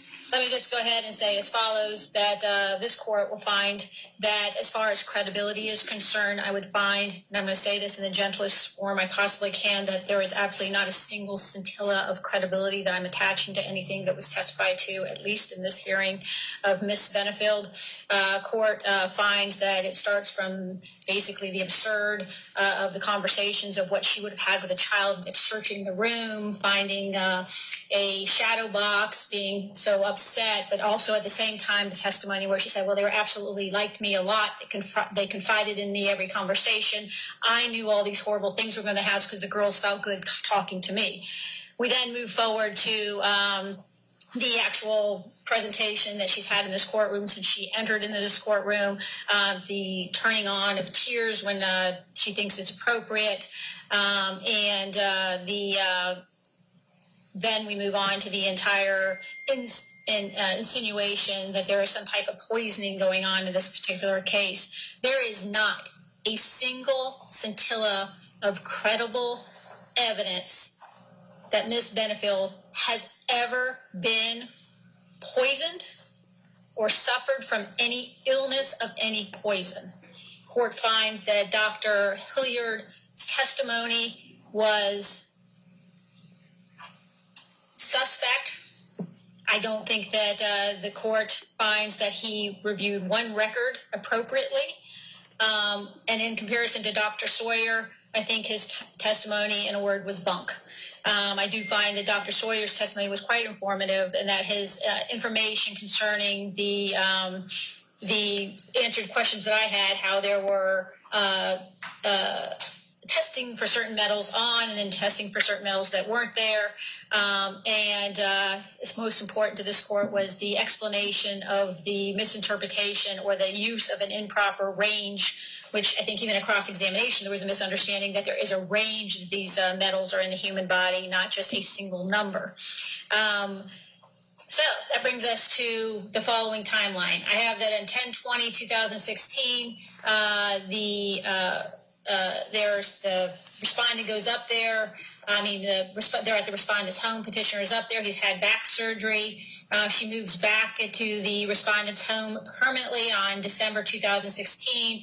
That in about January 2017 through, I'm going to say 5/8/2017, there appears to be a marriage in which there are arguments. But there is still a very committed relationship to the point where they're talking about having a reversal of vasectomy to have a child. That on 5/8/2017, the clear evidence is that there is the vasectomy alteration or reversal, and that from that point they begin to pursue having a child. The court will find there is one incident of alleged domestic violence, and I got to tell you, it is de minimis, even though it's huge whenever how it was executed, the shot into the ceiling. Court is going to find that at no time was the shot by Mr. Benefield at or in the direction of Miss Benefield. The court has seen Mr. Benefield testify, and the court finds that Mr. Benefield is taking on responsibility for that single misstep. But that is a remote type of domestic violence that has occurred. Subsequent to that, it is clear that Ms. Benefield continued to pursue a relationship and to have child with this gentleman, that she had a lavish wedding, invited numerous people there, had many people that she could have confided in, saying, I'm in a hellish situation, things are out of control. Just last week, he shot a bullet in the ceiling. That's absolutely not what happens. Instead, she goes through with this lavish wedding. She goes on developing a ballet with her husband at that time, posing in magazines, portraying to everybody in the world that this is a very happy marriage, that we're going to start this national ballet at a significant cost, both emotionally, physically, and financially to the parties. That she finally they finally find out that in July of 2017 they have conceived a child, and that or they think that that's the date they've conceded in retroactive review, which tells this court that during that period after the shot, that they were still engaging in a intimate relationship. The court does not find credible any type of animal cruelty in this particular case, nor does the court find that the other incidences alleged of punching the wall were ever directed completely at her, nor were they meant for intimidation. Court's also going to find that at 3/2017, they do find about the pregnancy. It's confirmed. And at that time, because of illnesses due to the pregnancy, it is determined as a family, as well as because of the ballet, that you're going to move Mrs. Benefield to Florida from South Carolina. During all this period of time, what we have is a household that is continuing on. Ms. Benefield being in the home, not making anyone alert. The medical records are devoid of any conversations between her and people that would have been providing protection, those being doctors, etc., indicating in the least that she has any type of poisoning that is appearing in her system, that she has been the victim of domestic violence, and or that this child, Eva, has been the victim of domestic violence. Then we go on, and suddenly we have, she moves to Florida, but even in Florida, we have Irma come through, I think September 11th, that weekend. Mr. Benefield comes all the way down. He makes sure she has a generator if she needs for the storm. He then leaves, and she feels comfortable enough and well enough to go all the way back up to the home that she shared with Mr. Benefield to collect property and transport those items down to Florida for her own use, and without any fear that this gentleman is going to harm her when she's up there. The court will, one of the other things allude to as far as credibility problems were the issues concerning the split records that she's asking the Lakewood Ranch to have to, I guess, somehow cover any type of problems or contradiction there might be with the poisoning allegations, as well as the emails that were introduced today between the cousin of Mr. Benefield and Miss Benefield, I guess, trying to curry some kind of upper hand in in either of these two cases against Mr. Benefield. Court's also going to find that the wife has at this time demonstrated a complete disregard for allowing Mr. Benefield to have any active role in the birth of his child and or the life of his child that he has now not had any contact with. The court's going to find there's been no violation of any injunction. The court did look at and has listened to the testimonies that were provided concerning the injunction that was entered. Quite frankly, it sounds like the court was, when you listen to the transcript, was actually telling both of them they needed to stay away from each other, and that certainly there was no violation of it whenever there was the oral pronouncement, only to be followed by a written pronouncement. Court is also finds there are some issues with the credibility of Miss Benefield when she's actively sitting here telling this court she doesn't like to have publicity, but at the same token she's participating in articles concerning the alleged poison, etc. As far as the last comment on the poisoning, there is not one piece of evidence. Like I said, it has been established that even if she was being poisoned, that there has been a suggestion of a nexus of the who, how, and where the poison. That would be rank speculation for this court to jump into the idea that because it happened, it had to be him, especially when I have, in all senses, not a credible witness is the only person that's asking me to speculate. So with that in mind, the court is going to find that at this time there is absolutely no evidence, and I'm saying no evidence. I'm not saying by the preponderance of the evidence standard. That hasn't even been close to that there's been a indication that there's an immediate likelihood of domestic violence. There's only the one remote incident, and as of today, there's no reasonably prudent or logical person would think that you're the threat, that you're being threatened by immediate domestic violence. So for those reasons, the court is going to deny the request for an injunction in this particular case. So after the judge's ruling on the injunction, which would be the defendant's motion, did she make a ruling on your motions? Yes. And that was time sharing with the child? It was time sharing and parental responsibility. Okay. And what was the order, or what did the judge say Doug could do? There was a temporary time sharing schedule that was increasing in frequency and amount. So it started with the first day that he was going to be able to meet his daughter just a handful of days later. After a period of time of seeing her according to the schedule, then it jumped up to weekend time sharing, overnight sharing, then there was another jump, and so he was able to take his daughter back to South Carolina for time sharing. There was also, I believe, some extended visits, maybe holiday related, but then the other main component of that order was with regard to shared parental responsibility, which again is the decision making. And Judge Moreland ordered that Ashley and Doug were to exercise shared parental responsibility so that they would have to confer and make a good faith attempt to agree on major decisions. But the court specifically ordered that Doug Benefield would have ultimate decision-making authority regarding health-related or medical issues. And the order made very clear findings about her extreme concern with regard to Ms. Benefield's medical decisions up to that point, which is why she ordered the ultimate decision-making authority. And the concern was for the medical decisions for the child? Correct. So why is there an escalating frequency of visitation with the child? Well, Doug had never even been allowed to meet his daughter. So she was, I believe, 6 months old by the time he met her. And so it's just appropriate that you don't just dump a baby with, who was that at that point, a stranger. Okay. So it was just to grow in a reunification, or a unification, I guess. There's nothing to reunify. To get the child used to who she was going to. Exactly. Okay. So the first time sharing where there was an exchange of, and the daughter's name? Her name is Emerson Grace Caney. Okay. And can you spell the last name? I believe it's Caney. I have to double check my file to be completely certain. Okay.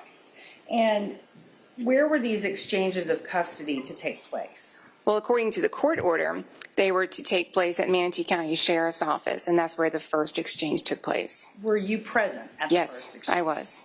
Okay. And did you arrive with Doug, or were you separate?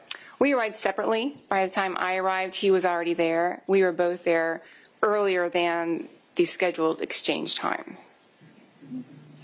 And was this the first time Doug was meeting his child? Yes. What happened during this exchange? Did the defendant ultimately show up with the child? Yes, she did. And just explain how that meeting went. Okay.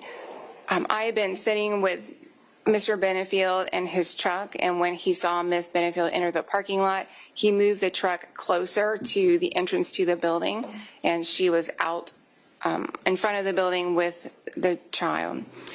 Doug and I then approached Ms. Benefield, and I hung back a bit, and Ms. Benefield saw me, looked at me, and then immediately said, "Are you dating her?" She was very indignant, very upset, and then I responded to that question. Of course, I said no. And then they proceeded to have a conversation where Doug was trying to engage with Emerson, talking to her, ultimately was able to hold her. And Ms. Benefield was in very close proximity to Mr. Benefield, probably less than from me to the judge's bench, especially when she transferred the baby over to his arms. They kept talking for 5 or 10 minutes or so, and I kept waiting also there. Then Mr. Benefield turned to me and said, "Okay, we're going to go. Ashley's going to come." And so I pulled Doug aside. We had a communication about it. I warned him that it was not a good idea given all the allegations that she had raised up to that point. And he said that he was aware of the concerns. He agreed with me, but he wanted Emerson to be comfortable, and he thought having Ashley there, as she was insisting, would help Emerson be a little bit more comfortable. So then I watched them Ms. Benefield strap Emerson into the car seat in the back of Doug's truck. She got in the back seat, and they left. I, of course, just left in my own vehicle. And approximately when was this? This was September 21st. September 21st of 2018. 2018. Just a handful of days after the hearing. So from this point on, at least from your perspective as the family lawyer, was there sort of a peace between the two? Well, there was. In fact, they had an agreement that we memorialized into a joint stipulation to expand the time sharing that Judge Moreland had ordered. So within a handful of days after seeing his daughter for the first time, Ashley and Doug had a written agreement signed by both attorneys and submitted to the court that said you get to see the child even more, exchanging the child anywhere they agreed. If there was no agreement, the exchange default would be at the Manatee County Sheriff's Office, but more frequently, not supervised by her.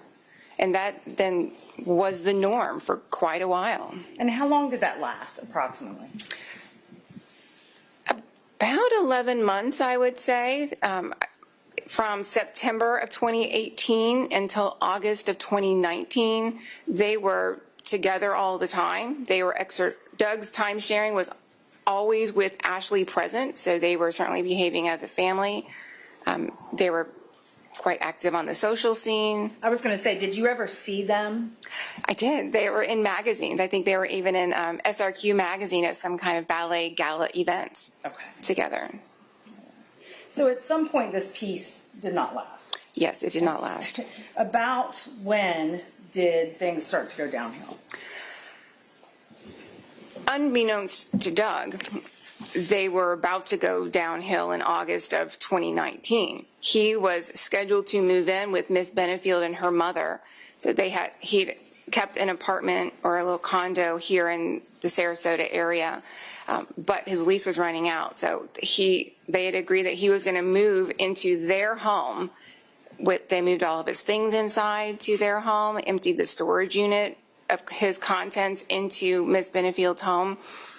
And the day he was scheduled to move in, as he always said, she ghosted me. She didn't answer the phone. And so I think it was August 16th of 2019 was the day that he was supposed to move in, and then suddenly everything changed. Okay. So Just for the record, you want a continuing objection to hearsay and relevancy. Yeah, we're getting pretty in depth with this whole situation. okay, and I can move along. Okay. So at some point, did Ashley start filing complaints Yes. against Doug? Yes. She started again. Yes. Okay. And how many complaints were there, if you recall?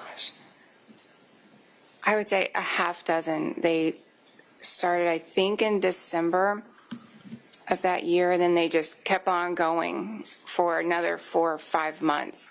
And there were complaints about the child. Okay. They were So not about her. not about her, complaints of abuse of the child? Correct. Okay. And at some point, did Ashley file for another injunction? Yes. And were you involved in that process? Yes.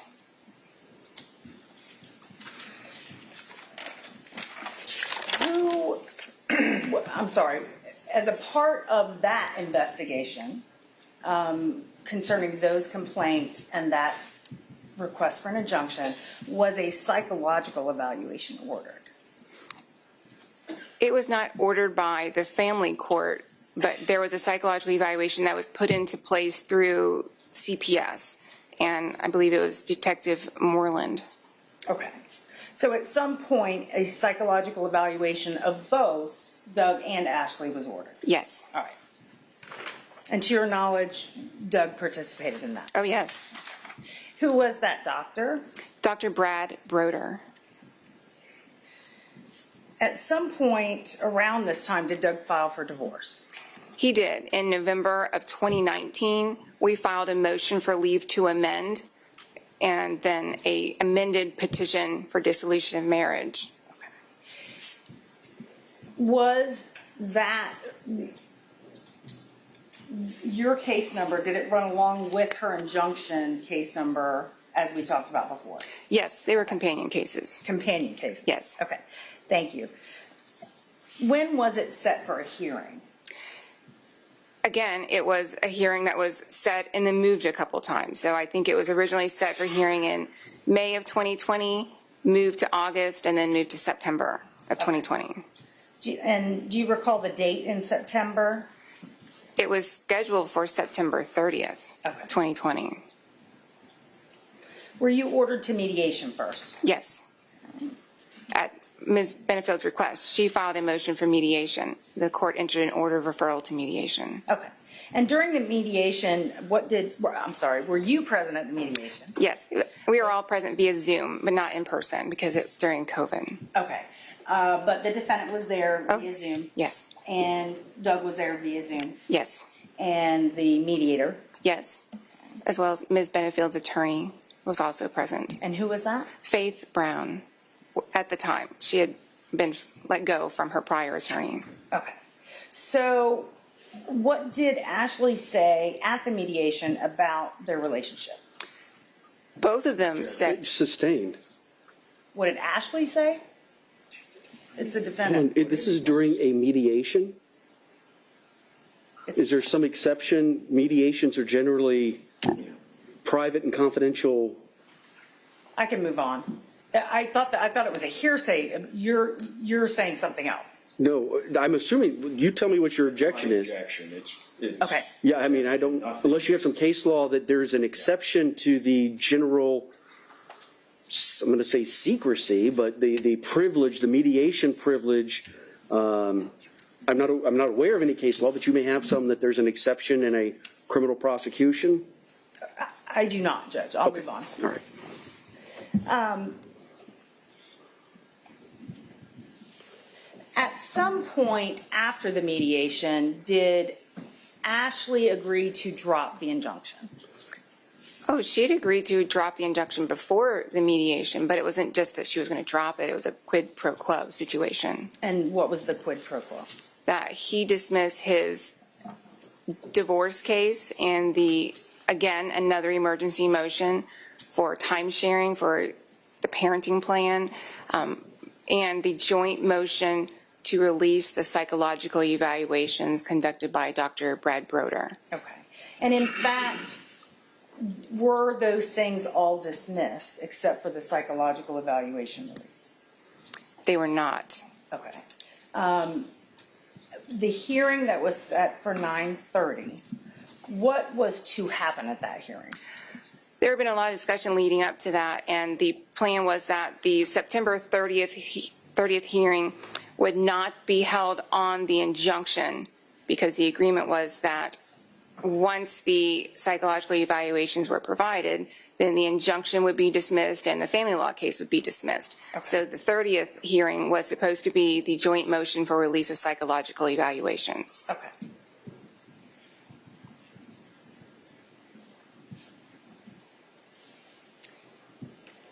And what day was Doug murdered? So that he was murdered on Sunday, September 27th, 2020. 3 days before this hearing was scheduled. 3 days after the mediation, 3 days before the court date. And who was the judge scheduled to be at this hearing on the 30th?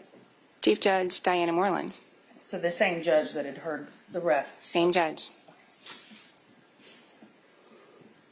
In all of the times that you dealt with Doug, did he ever have what I would term like an overly angry demeanor towards Ashley in your presence? No, Okay. which was kind of a source of conflict with Doug and I, actually. He was very passive, very accepting, and always looking for excuses or reasons, not angry.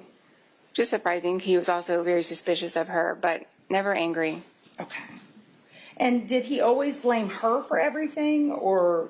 No, not at all. I think he often blamed Dr. Hildegard Staninger, who was related to the Carlson Labs, who obtained, involved with the poisoning allegations and the lab results. But no, not always Ashley. He was always trying to look for some explanation as to her conduct.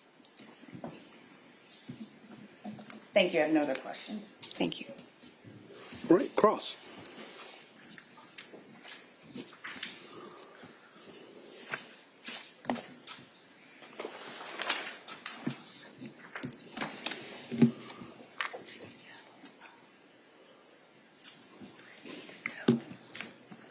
Good morning, Ms. Murphy. Good morning, Mr. Taylor. practice family law? I do. And you've been doing it, I think you told us, approximately 15 and a half years you've had your own firm? I've been practicing family law for approximately 21 years, but I've had my own firm for about 15 and a half years. Okay. And in the course of your practice, have you had the opportunity to represent both petitioners and respondents in domestic violence injunction actions? I have. And have you represented them, Ms. Murphy, strictly in family court, or have you also continued in representation in those cases where the disputes end up in criminal court as well? Only in family court. I do not practice criminal law. Okay, so on those occasions you would refer it out? Yes. All right. It's the nature, is it not, in family court matters that the litigation is often, shall I say, spirited? It can certainly be the case. Okay. It's not unusual. It's not unusual. All right. Would it be fair to say that the litigation can sometimes, depending upon the parties, be quite aggressive? Never to this level in all of my 21 years, but it can be aggressive. All right. This was extreme. And it can also be determined, can it not? I'm afraid I don't understand that The question. litigation, in general, in family court matters. Determined meaning? Determined meaning neither side lets up. You have two people who fundamentally develop a real dislike for one another, and they just pour their heart and souls into the litigation. Yes, unfortunately that happens. Yeah. You know, they shoot more family lawyers than they do criminal. I've heard that. I think there's more violence on the family law floor than on the criminal floor.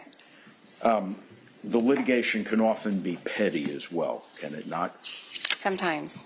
Yeah, where you get two parties that are arguing over a pet turtle, for example. Right. I mean, this was the opposite of petty, but yes, it certainly can be. All right, and you are, of course, like all of us, an advocate. Yes. And in this case, you were an advocate for Doug Benefield. Yes. And he paid you, did he not, to be his advocate? He did. During the hearing that we heard, the ruling for which I think it's a safe bet that the petitioner did not prevail, but would you agree with me that Judge Moreland did recognize that your client, Mr. Benefield, had fired a gun in the home when Ms. Benefield was present?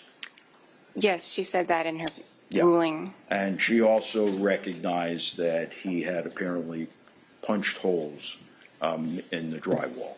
She did say that. And in fairness, I believe Ms. Murphy, she dismissed the firing the gun in the ceiling of the kitchen as too remote in time. I believe that's what she said, yes. And as to the punching of holes in the wall, I think she said it was not directed at Ms. Benefield, but just out of frustration. I don't remember that she said that. She certainly could have. Okay. Having just recently heard it. So, in cases of domestic violence injunctions, would you say what percentage of your clients are females and males that seek domestic violence injunction protections?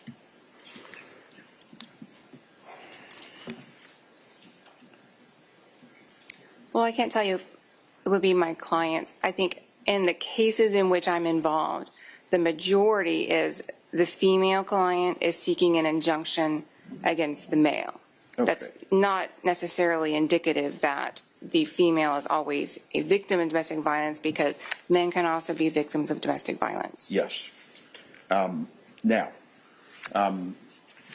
through your 21 years worth of experience in family court, I'm sure you've come to learn that there are some stereotypical factors that seem to be rather common with a lot of abusers. Would you agree?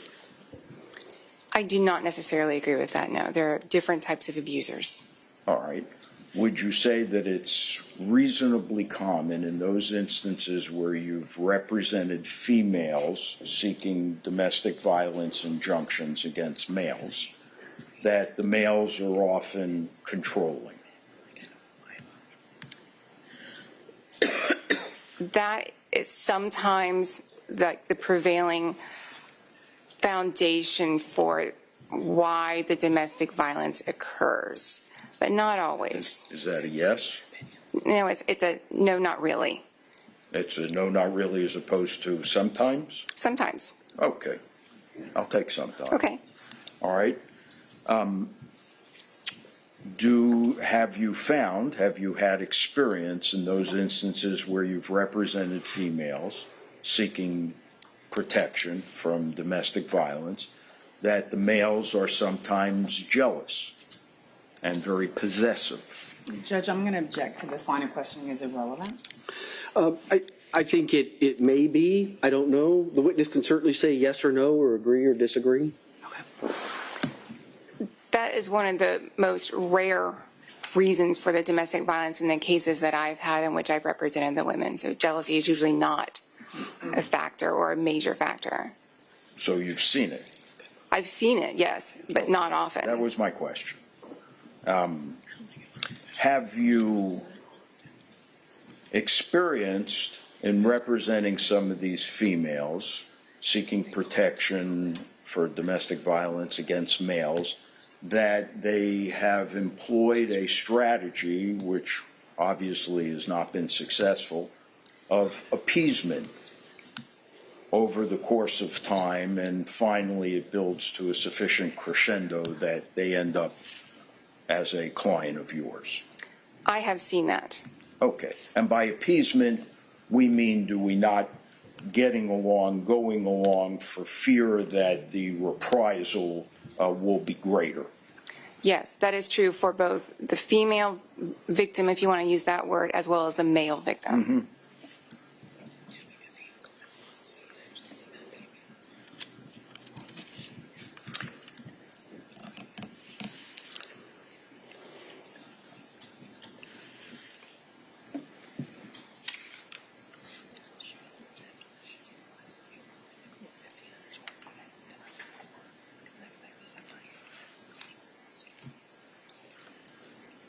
When you bring a petition for protection against domestic violence in the family court, are you foreclosed from returning and seeking a second petition? Do you mean if a petition is denied, can you then file a different petition on the same allegations? Not on the same allegations. Okay, then, no, you're not foreclosed. You can file as many domestic violence injunctions as you like. Correct. No, regardless of how many times they've been denied. Correct. So in other words, you've had a domestic violence petition denied, and then 2 months later, additional acts occur. You are entitled to go back to family court and file another domestic violence petition. Of course. And in fact, have you done that on behalf of clients in the past? I just want to clarify, I don't file petitions for injunction. So a party would file that on their own at the clerk's office. So my involvement is usually after an injunction has been filed.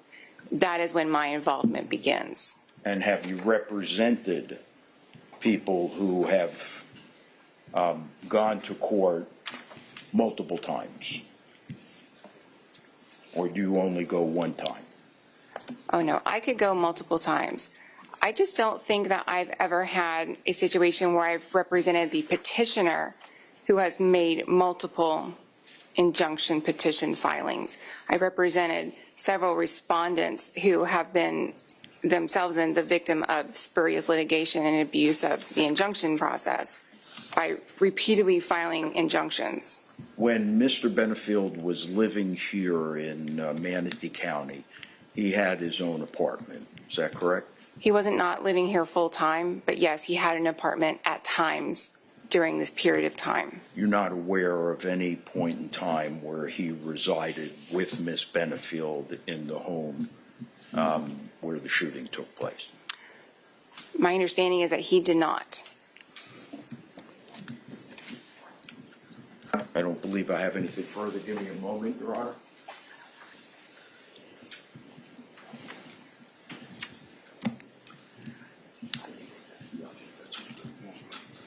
That's all, Your Honor. Thank you. Thank you. Redirect? No. Can this witness be released? Yes. Mr. Taylor? Yes. All right. May be released from your subpoena. Thank you very much. State, you ready for your next witness? The state would call Amanda Conlon.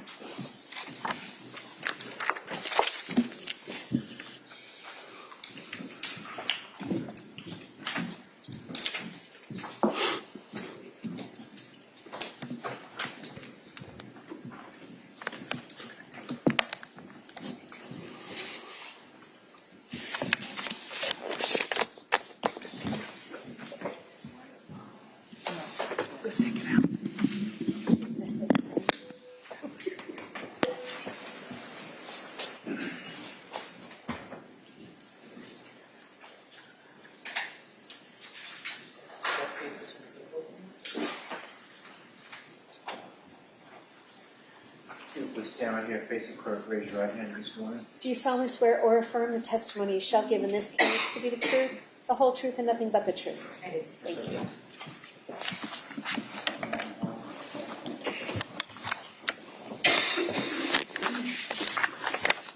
Hello, ma'am. As the deputy said, make yourself comfortable. That microphone adjusts up, down, left, right, however you need it. And if you speak in a loud, clear voice, we should hear everything. Yes, ma'am. Good morning. Morning. Please state your name and spell your last name for the record. It's Amanda Conlon, C-O-N-L-O-N, And how are you employed? Sheriff's Office, crime scene. And how long have you been so employed? 16 years. And can you explain generally your duties as a crime scene technician? To document the crime scene through photos, video, sketches, collect evidence, process evidence. And did you obtain any education that helped you with that position? Yes. And what was that? I went to St. Petersburg College for crime scene. And do you did you get training once you began working with the sheriff's office? Yes, we're sent to training all the time. And so that has continued? Yes. Thank you. I want to draw your attention to September 27th, 2020. Were you working that evening? Yes. And were you asked to respond to a scene at 11331 White Rock Terrace? Yes. And is that here in Manatee County? Yes. And do you know approximately what time you arrived there? About 8:28 that evening. And were law enforcement officers on scene prior to your arrival? Yes. And without telling me what you said, did you speak to them to kind of find out what was going on? Yes. After speaking to them, what, if anything, did you do first? I went next door to the neighbor to collect a gun. And are these single-family homes? Yes. And where was the neighbor's home in comparison to the home at 11331? Right next door. And did you, in fact, go over there? Yes. Okay. And did you retrieve a firearm? I did. Who did you retrieve it from? From the homeowner. Was that a Mr. Saint or Sant? Yes. And did a law enforcement officer accompany you to secure the firearm or make it safe? Yes. Okay. And who was that? Ackerman. And did he, in fact, secure it? He did. Okay. And did you observe it to be loaded? Yes. And did you observe what type of what caliber it was, and or what type of ammunition was contained in the firearm? It was a .45, and Hornady was the brand of the bullets. Hornady? Yes. Okay. Thank you. Did you at some point enter the home at 11331? Yes. And was that as a part of the execution of a search warrant? Yes. And what's the first thing you do when you enter a crime scene? Start taking photographs. And do you document the entire scene first with the photographs? Yes. And then after you have documented the scene as it lays, what's the next thing that you do? And then I would place down evidence markers of evidence throughout the house. And those are the yellow tents that we often see in these photos? Yes. Okay. And is that the process in which you followed in this case? Yes. I'm going to show you what's been pre-marked as states 2 through 19. Will you review these and tell me if you recognize those items?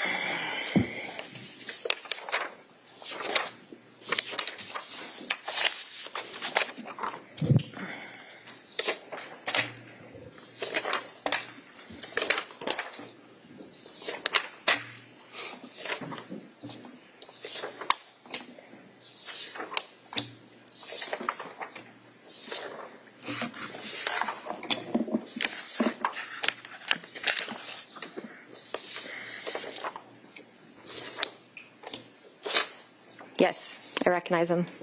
And how do you recognize them? They're photos that I've taken. And with the exception of number 3, I believe that's a floor plan. Yes. And as far as 2 and 4 through 19, do they appear to accurately depict the scene as you saw it the night you were there, September 27th, 2020? Yes. And then as to number 3, does it appear to accurately depict a portion of the home as you recall it from when you were there in September? Yes. Your Honor, at this time the state would ask to enter states 2 through 19. Got no objection. Received. Thank you, Your Honor. So let's first look at states 2, and I'm going to display them digitally before you. And can you tell me what we see here in states 2? Let me just ask, instead of turning down the lights, Ms. Conlon, are you able to see these sufficiently? Yes. Okay. It's a little difficult with the lights on for us to see it. Oh, it is? Yeah. Okay, fair enough. Thank you.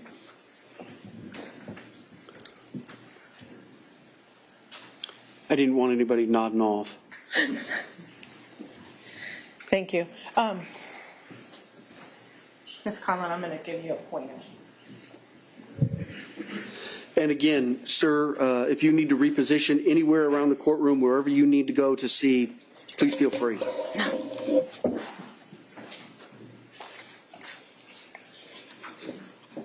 Ms. Conlon, what is it that we see here in states 2? It's a firearm. And what firearm is that? I believe it is the 45. And is that it's back in your lab as opposed to when you collected it in the home? Is that correct? Correct. And we see a magazine. It appears to have ammunition in it. Yes.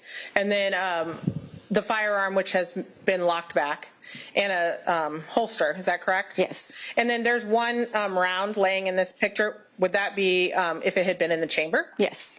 Thank you. I'm going to show you states 3. This is the floor plan we talked about a moment ago. It's not the complete home, is that correct? Correct. When you entered the home, how did you enter? I entered through the garage, which would be right in this area. So that the laundry room has what appears to be 2 doorways. The bottom one would be an exit to the garage? Yeah. So when you approached the home, you walked through the garage? Yes. And what observations did you make, if anything, of the driveway or the garage as you entered? There was a U-Haul truck. There was a pod there. There was boxes. You could tell they were moving. And when you entered the home, did the home appear to be furnished, or did it appear as somebody had already completed much of a move out? There was still a couch in there. There was still some furniture, but the majority was being boxed up and everything. And we see 2 bedrooms here. Were there only 2 bedrooms in this home? No, there's a third one, and it's past the living room and kitchen. So which would be the top of this picture. Yeah, correct? it would be up there. And how would you categorize that bedroom? The master bedroom. And then we have 2 bedrooms here on the left, one being a child's bedroom and then one being Miss Benefield's bedroom. As far as you know, is that accurate? Correct. What did you enter the room called the child's bedroom? Yes. And what about it made you believe it was a child's bedroom? Because it had kids' stuff in it, kids' clothing. Did you find anything of evidentiary value in that child's bedroom? No. Did you enter the bedroom that we have on this floor plan marked as Miss Benefield's bedroom? Yes. Okay. And did you find things of evidentiary value in that bedroom? Yes. And did you document that bedroom in the remainder of these states' evidence? Yeah. Yes. Thank you. What I'm going to show you first is states 4. Oh, sorry. Can you describe what we see here in states 4? I'm in the corner in the back, just taking overalls. There's blood on the floor, and there's a bullet hole right here. And I think we have a close-up of that bullet hole once you marked it. Yes. That hallway there, is that the hallway we saw on the floor plan that adjoined that child's bedroom? Yes. Thank you. And what is on the other side of this wall where you said there's I think you can actually see the bullet hole there. And then there's a socket on the wall. What's on the other side of that wall? The bathroom. This is states 5. Is this the same area in the bedroom? Yes. Okay. And the item or the area there, that's a closet with the bifold doors? Yes. Okay, thank you. And when you entered the room, was the mattress up against the wall like that? Yes. Okay. Had anything been moved or touched to your knowledge prior to you taking the pictures? No. Where are you standing in this is state 6. Pardon me. Where are you standing when you take this photo? I'm in the doorway. Where the one we saw, the bathroom would have been on your right? Correct. Okay. And we see tent markers here, 1 through 6. Is that correct? Yes. Can you tell me what was at tent markers 1 through 4? 1 through 4 are casings. And did you collect those items? Yes. And do you remember the caliber of those casings? The 45. And were they also the Hornady? Yes. Okay, I think I'm saying it wrong, but I might be saying it wrong too. And then I see here, there's a black tripod thing there in this top picture. What is that? It's a light. Okay. And that's something you placed or another crime scene tech placed there? Yes. Okay. And how about number 5? What is that tent marker number 5, which is near that tripod? A projectile.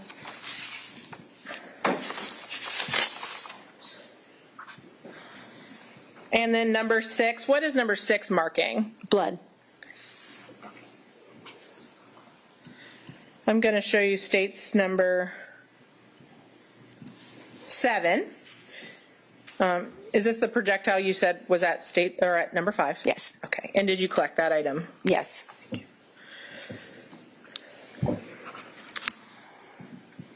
Now states 8, I think you're looking back towards that wall in the hallway. Is that correct? Yes. And can you tell me what it is at state 7? The hole right there. Okay. And I'm just going to zoom in so you can. And there appears to be something below it other than your sticky number 7. Yes. And what is that? It's a ruler. Is that just for scaling? Yes. Thank you.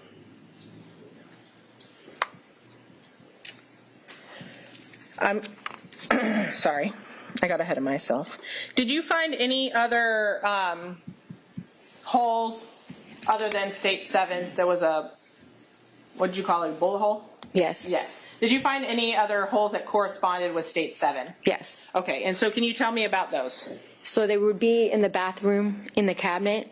So I marked the one after that 8, and then 9 was the exit hitting the cabinet door, and then 10 is the actual on the other side of that cabinet.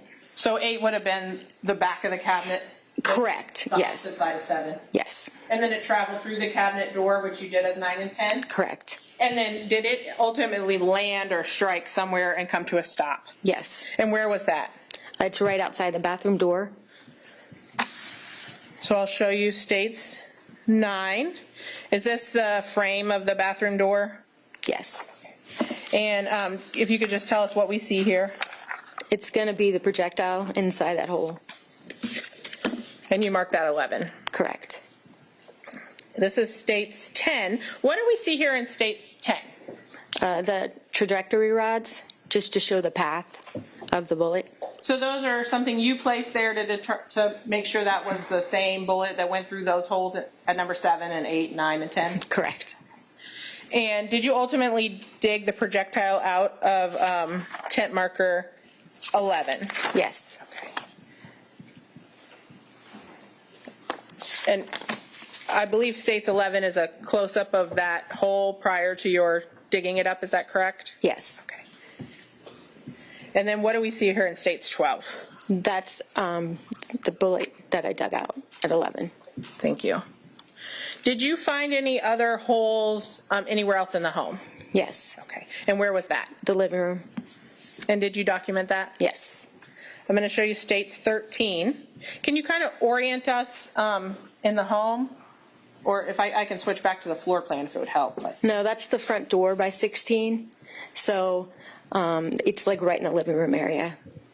And now that wall that we're looking at, is that, I see a window, so that's an exterior wall of the home? Yes. And where would the bedroom be in this photo? Or not in this photo, but where would the bedroom be in comparison to where this photo is taken? Behind me. And what is this small brown item? I believe we see it in states 14. It was struck by the bullet. And it's some kind of canvas thing? Yes. Okay. So this is states 14. And then states 15, is that the bullet that traveled into the living room wall? Yes. Okay. And you collected it? Yes. I'm going to just go back to states 3. If you could kind of show us on this diagram where that bullet strike was. It would have been right here. So that's the door we saw and the window we saw Right. the corner of. Yes. Thank you.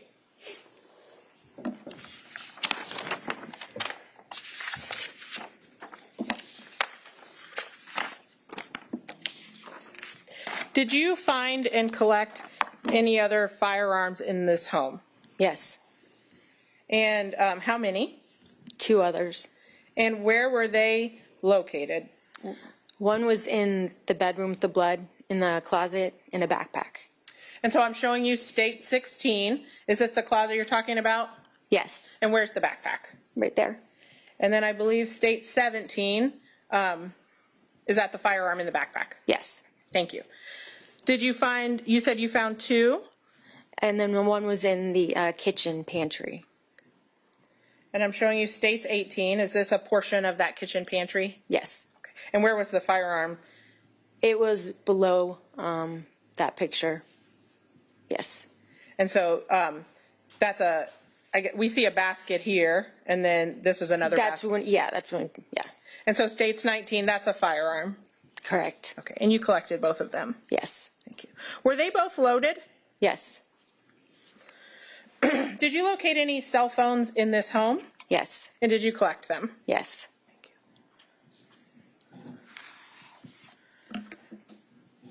I'm going to show you what's been marked as states 20 and through 22. Judge, these are entered by stipulation number 2.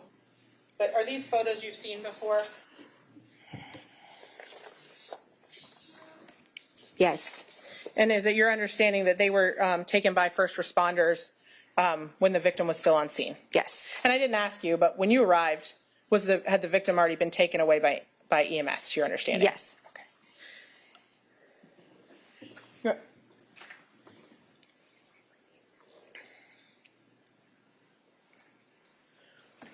Were you ever given any information by law enforcement to help you in your investigation about why there was a drag mark?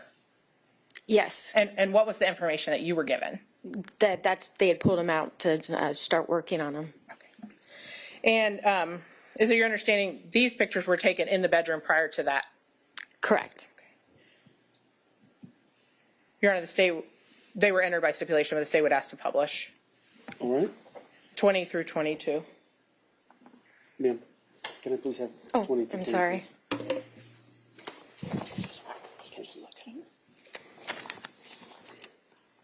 I have them here if you want on the screen or not, either which way. I can look at them here. Okay, thank you.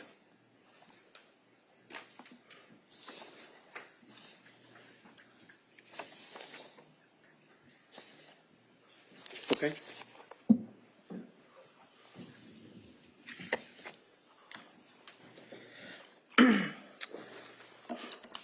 On the night of the incident, did you have any involvement with the defendant, Ms. Benefield? Not that night, no.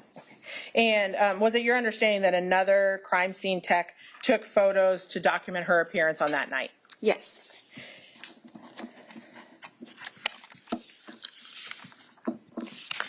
And who was that? It was Megan. And Your Honor, I believe these are entered by stipulation number 4. But Ms. Conlon, would you take a look at states 23 through 26 and tell me if those are the photos you understand? It's Megan Dvorak, is that Correct, yes. She took those. Yes, these are Megan's pictures. And Your Honor, the state would ask to publish them. Would you like me to do it on the screen, or would you like to just look at them? You can just reach them to me.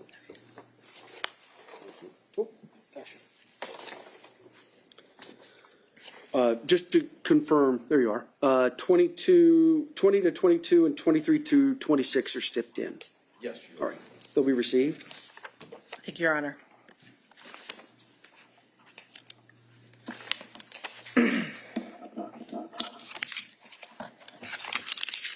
And Ms. Conlon, later, were you asked to document Ms. Benefield's appearance again? Yes. And do you recall what date that was? It was the 1st. Of October? Yes. And where did you go to do that? At the sheriff's office. And did you, in fact, take photos of her? I did. I'm going to show you states 27, 28, and 29.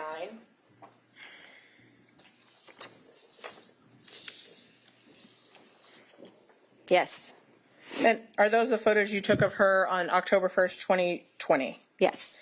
And do they appear to fairly and accurately depict her appearance that night? Yes. Your Honor, the state would ask to enter 27 through 29. Any objection? None, Your Honor. Received. And while you were there, did you observe any injuries to her body?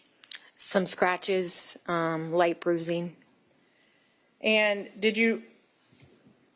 this is 27, is that taken October 1st? Yes. Okay. And then this is 28, are those the scratches you were talking about? Yes. And 29? Yes.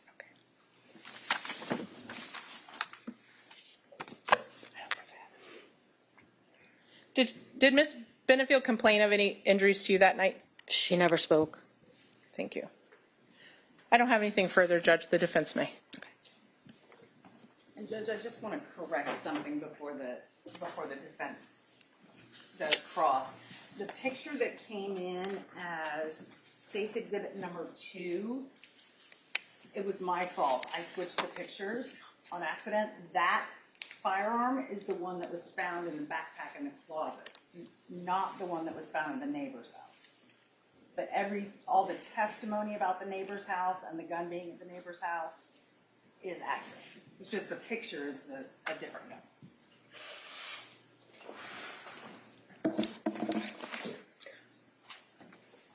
Okay. And are you going to need the pictures, or do you want the lights back up? I think for right now, we could have the lights back up, Your Honor. Absolutely. I may request that they go down. Just let us know. Do you want the hard copies? No, Jack.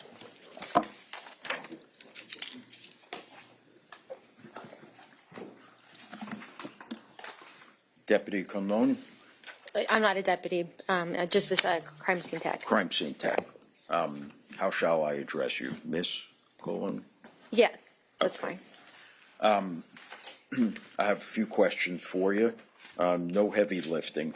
I first want to ask you about crime scene. Your purpose as a crime scene technician is to arrive and document as accurately as possible the circumstances that you find. Yes. And traditionally, ideally at least, you should be the first one that enters the crime scene, if you will, so that what you document is an accurate depiction of how it existed at the moment. Correct. All right. In this instance, that wasn't particularly possible, correct? Correct. All right. And in fact, before you arrived, Douglas Benefield, who subsequently was deceased, he was moved in an effort to be worked on by not only the deputies on the scene when they first arrived, but by the EMS people as well. Yes. All right. So in your documentation of this scene, anything that might depict certain things could have been modified based upon prior efforts inside the crime scene. Correct.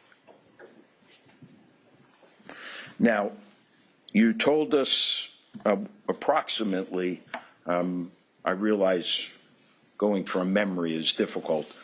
Did you write supplementary reports? I did. Okay, do you have them with you today? I do. Good. Can you tell us approximately, feel free to refer to your notes if necessary, can you tell us approximately what time you arrived on the scene? Approximately, it was 8:28 8:28 in the evening. in the evening, Correct. PM. PM, yes. And your reports, Ms. Colon, would they document what time the incident was reported or alleged to have occurred? Not in my report, but I had the notification time that I was called, which Yeah. was going to be 1937, which is 7:37 p.m. 7:37. Correct. Okay. And would it be fair to say that notification to crime scene goes out pretty much immediately? Correct. All right. Because once again, you want to be first on the scene to be able to preserve it. Correct. Okay. So in this case, assuming that the incident occurred sometime close to 7:37, you arrived approximately an hour later. Correct. All right. You said something in your direct testimony that was interesting. You had entered the residence pursuant to a search warrant. I have to wait for the search warrant. The residence I entered was the next door neighbor's residence Yes. to collect the gun. But Yes. But for purposes of the incident where the shooting took place, you entered after being notified that the search warrant had been secured. correct. Okay.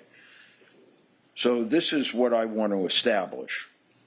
If you got notified of this incident at 7:37 and you arrived and entered at approximately 8:28, approximately an hour later, somewhere in between that time, a search warrant was drawn up and provided to a judge who signed it to allow you to enter.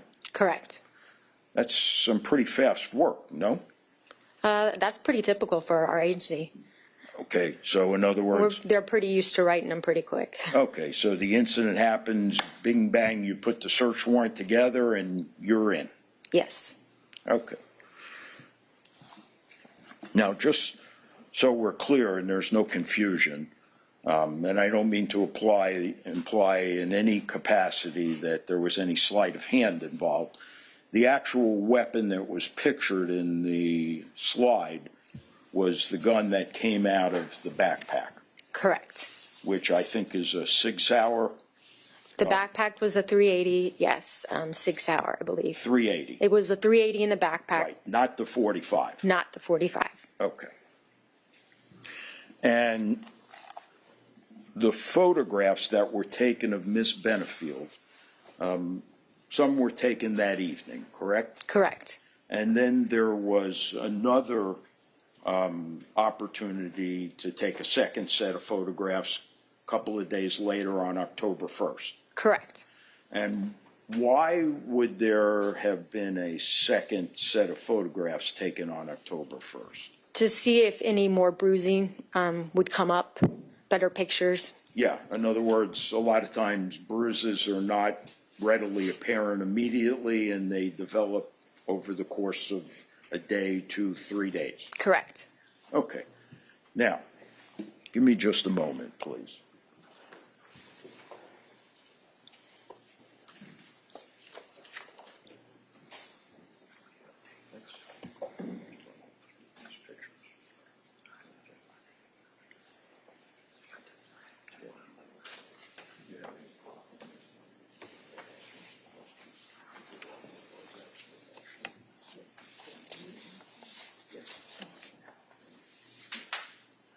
Okay.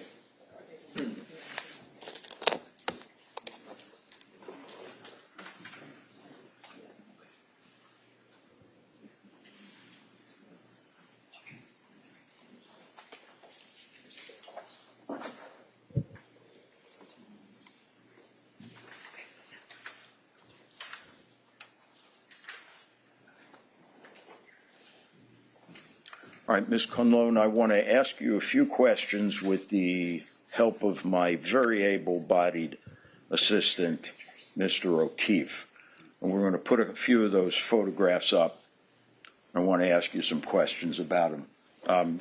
If you're going to refer to any that are already in evidence, I'd prefer we use the ones that are already marked.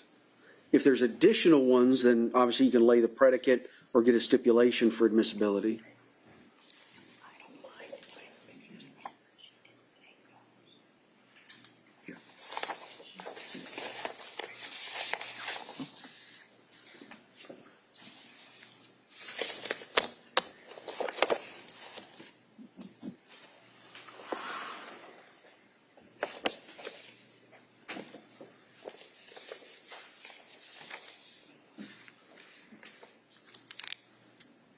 I just want to see.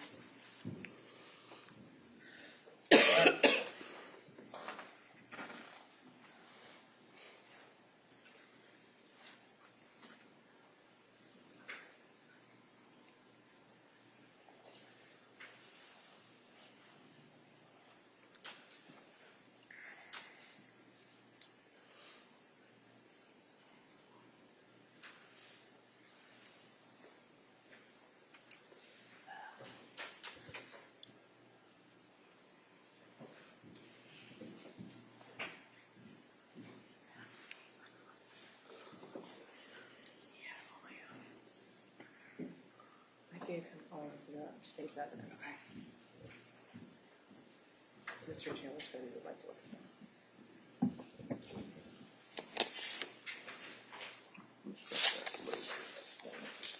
She does. If you're looking for 23 through 26, those are here. Oh, wait a minute, I'm sorry. Is that the victim or the defendant?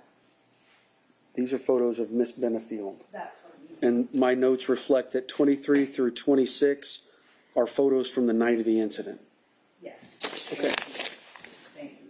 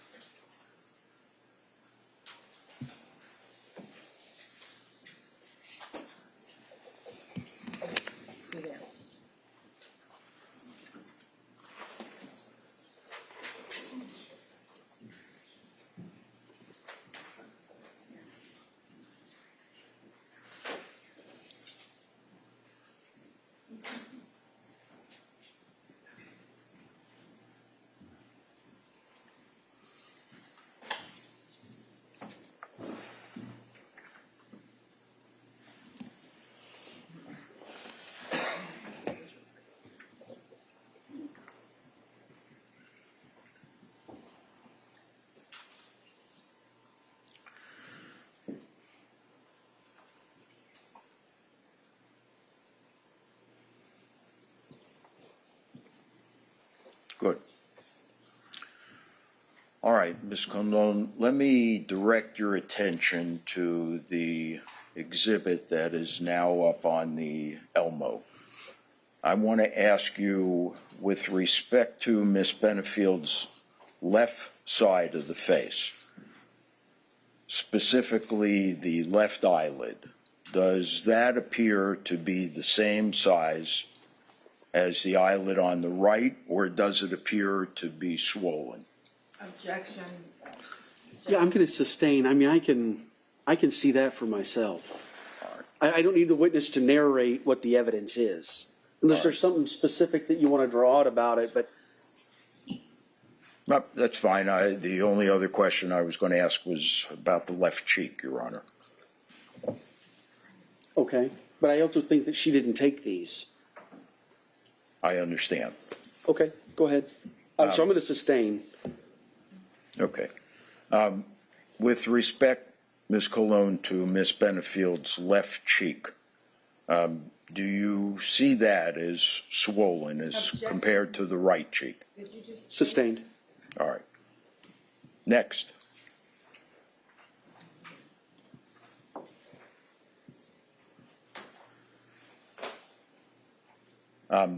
This was a photograph that was taken when? That was the night, the first night. Okay. And this was taken by you? No, that was taken by Megan. By Megan. Are you familiar with this photograph? I am. All right. Does this photograph, it's hard to depict in this exhibit under the Elmo, does it show whether or not the scratch? Objection, Judge. Yeah. Well, I understand, but let him finish the question. I don't know where he's going. It's not uncommon for lawyers to start this way and make a, not wrong turn, but left turn. So I'll go ahead. withdraw the question. Oh, no, ask your question, please, but I don't know where it was going. I understand, but I also know what the ruling is, so. If it's just to narrate Out of what's- concern for the court's time, Yeah, I I understand. mean, and then you can Withdraw. argue that, certainly, I'll be able to argue it too. absolutely, Yeah, 100%. Okay, thank you. Redirect? Yes, briefly. Ms. Conlon, in your many years at the Sheriff's Office, you've responded to homicide scenes regularly? Yes. And is it your understanding from your experience that a lot happens prior to your actually getting called out? Yes. And so if you get a call out at 7:37, you can't say how long law enforcement had been on scene prior to your getting there, can you? No. Because in theory, patrol arrives first. Correct. And at some point, there's a determination that there's a homicide before the homicide unit gets called out? Correct. And are you next in line after the homicide unit? Yes. Okay. Yes. And you're not the person writing the search warrant. You just wait before you enter. Correct. Okay. Thank you. Nothing else, Judge. Sir? Nothing further. All right, can this witness be released, State? Yes. Mr. Taylor? All right, may you release from your subpoena. Thank you very much.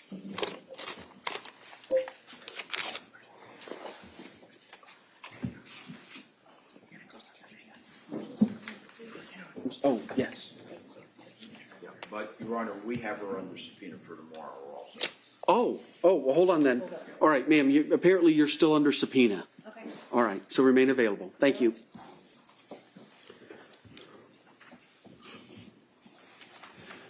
Go ahead. The state would call Dr. Vega. Oh, you know what, let me check real quick. Ms. Sarah? Yes. How are you doing? I'm doing fine, thank you. All right, if you need a break, you let me know. Appreciate it.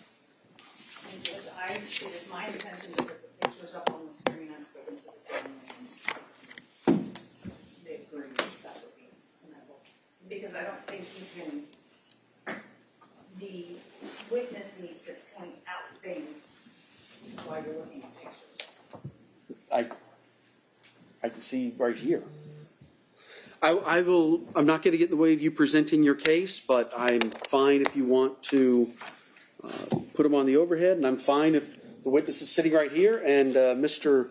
Taylor could approach as well and see exactly where things are being pointed to without putting up the photos. Either way.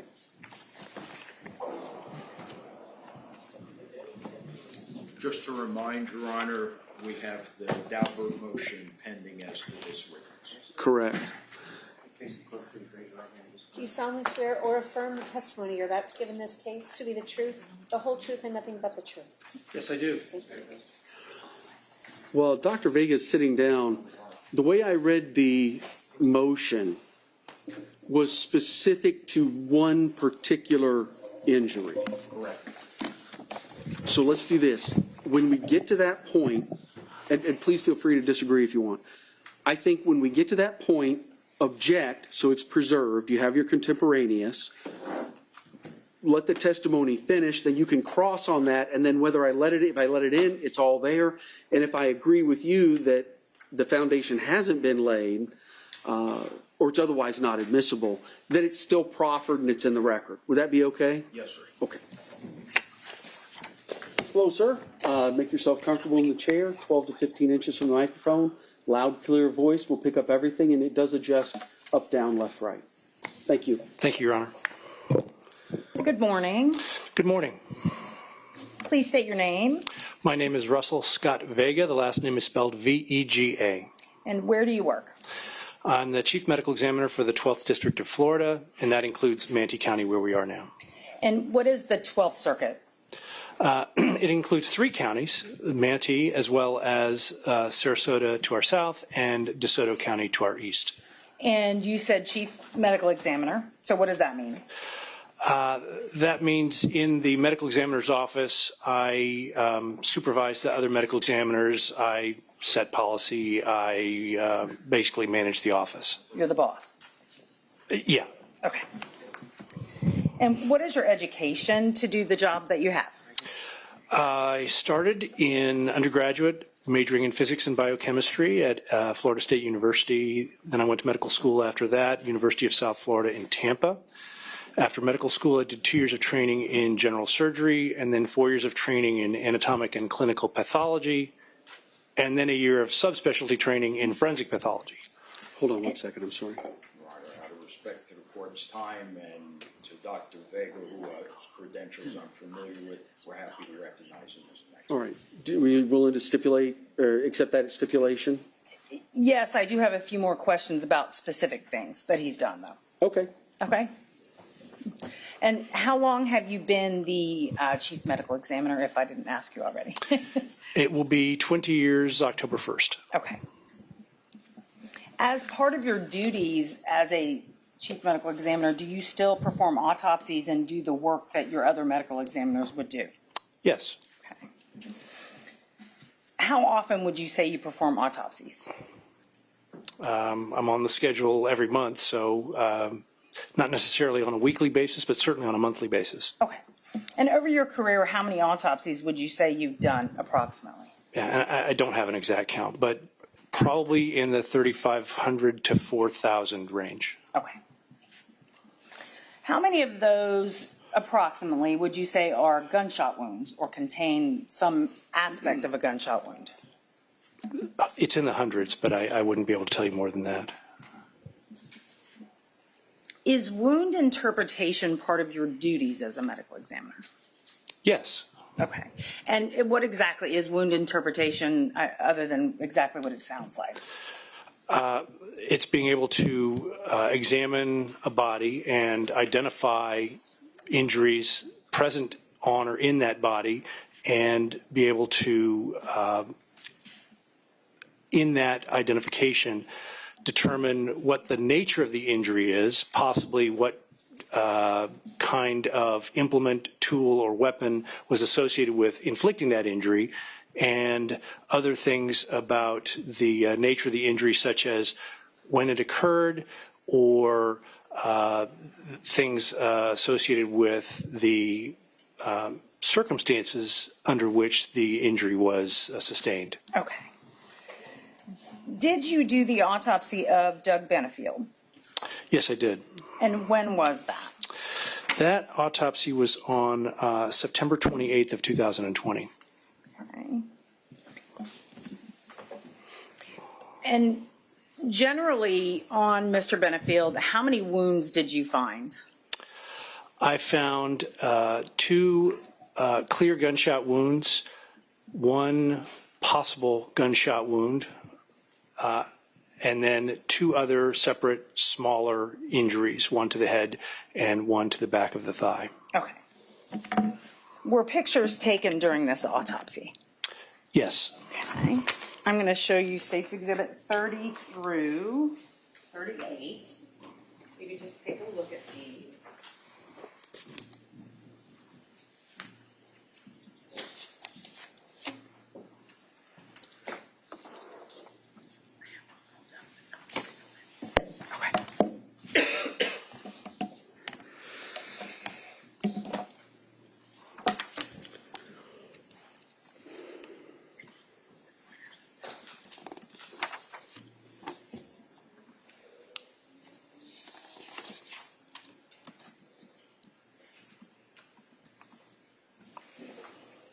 It's not coming on. Oh, because I think it's set to that.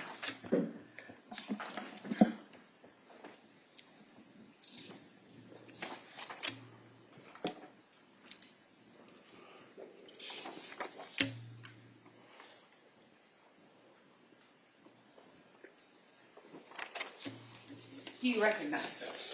I do. And what are they? These are photographs that were taken at the time of the autopsy of Mr. Benefield. Okay. And do they accurately reflect the autopsy as you recall it, parts of the autopsy as you recall it? Yes. State would enter into evidence States 30 through 38. Objection? None. Received? Are you going to publish them now? Yeah.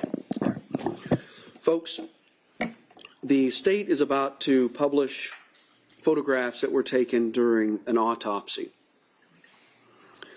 I would imagine that most people here probably have never attended an autopsy or seen photographs from an autopsy.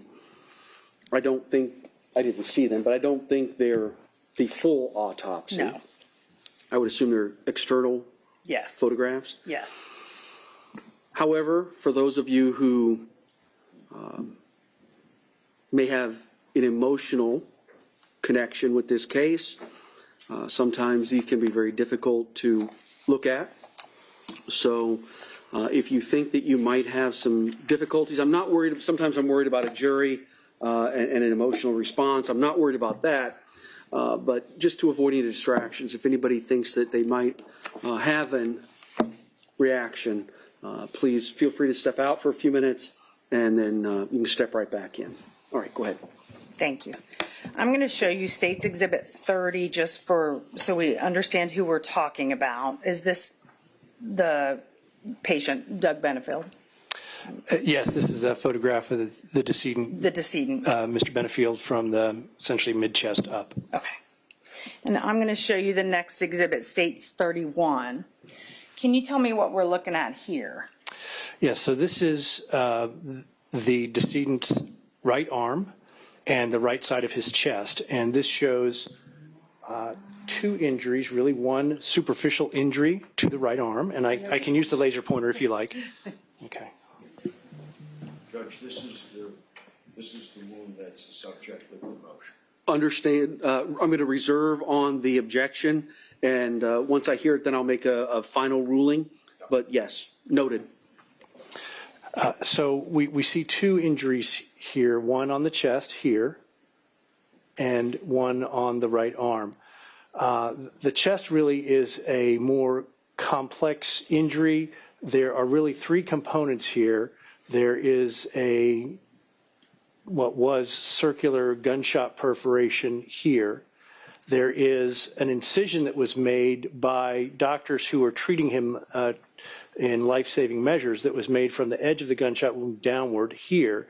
That was to insert a chest tube or tube to relieve pressure and blood from the chest cavity. And I didn't ask you this, but sometimes people are pronounced deceased at a scene, and sometimes that happens at the hospital after medical intervention. And I think you've answered this, but which type was this? This was the second type. Okay. Yeah. So he had signs of medical intervention. He did indeed. And are you trained to identify that as opposed to an injury? Yes, I am. Okay. You can go ahead. So the top of that chest wound would be the bullet, more of the bullet entry wound. That's right. Okay. That's right. And then Go ahead. In addition to that, there's also, there is some bruising that's evident in the skin around that hole.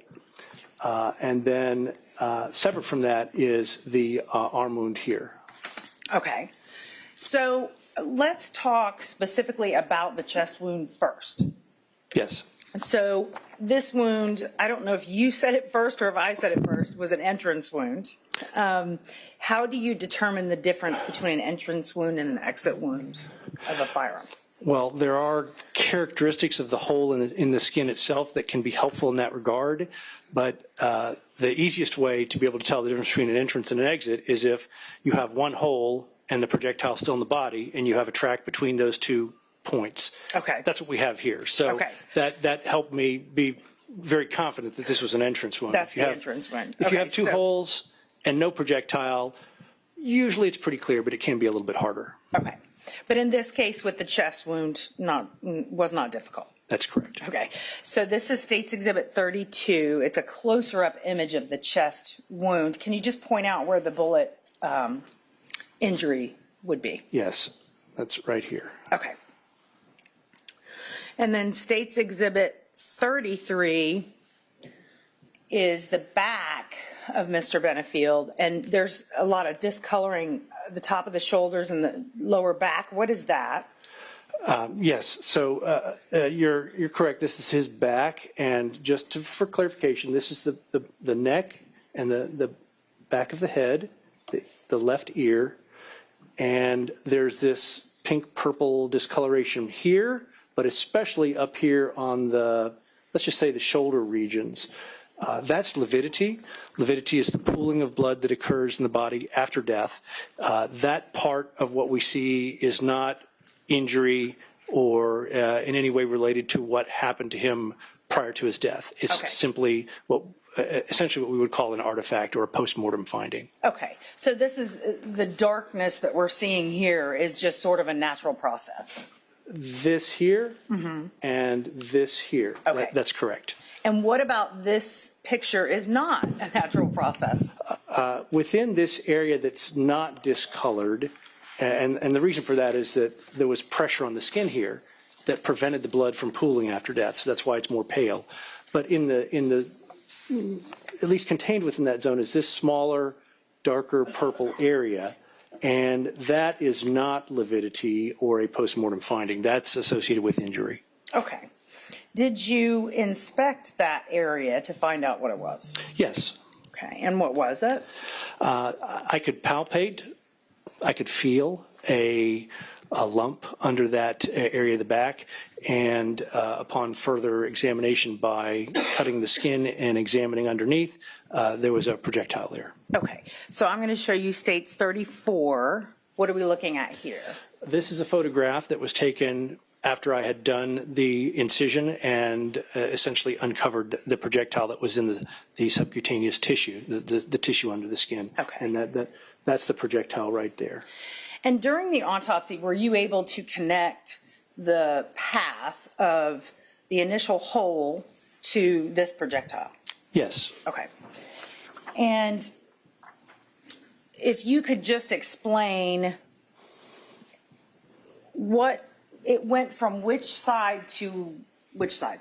So referring back to the photograph, if you will, we don't have to show it, but it was on the left side of the back, and the entrance wound that we saw was on the right side of the chest. Okay. So the path that the bullet took was across his chest from right to left. Okay. It was also somewhat from front to back. In considering a standing position, it was horizontal, roughly, meaning that the entrance wound was at the same height above the ground, if you were standing, that the bullet was found. So there was no significant upward or downward trajectory through the body. Okay. So on that plane, it was fairly horizontal. It didn't go up or down much. Yes. Okay. So I just want to, I can either do it on myself or you can do it on me. So, or I can do it on me. Point to where the injury wound would be on you. So on me, the entrance wound is basically where I'm pointing now. And then the exit wound or where the projectile landed would be where? Back here. I probably can't point quite as accurately on myself there, but Okay. So there was a definite right to left definitely, motion of this projectile. definitely a right to left trajectory Okay. through his body. So the next photo I want to show you is State's Exhibit 35. This is a different wound. This is the arm wound. I'm Can sorry, you tell? This is the arm? Yes, this is the arm. Yes, sir. All right, reserved.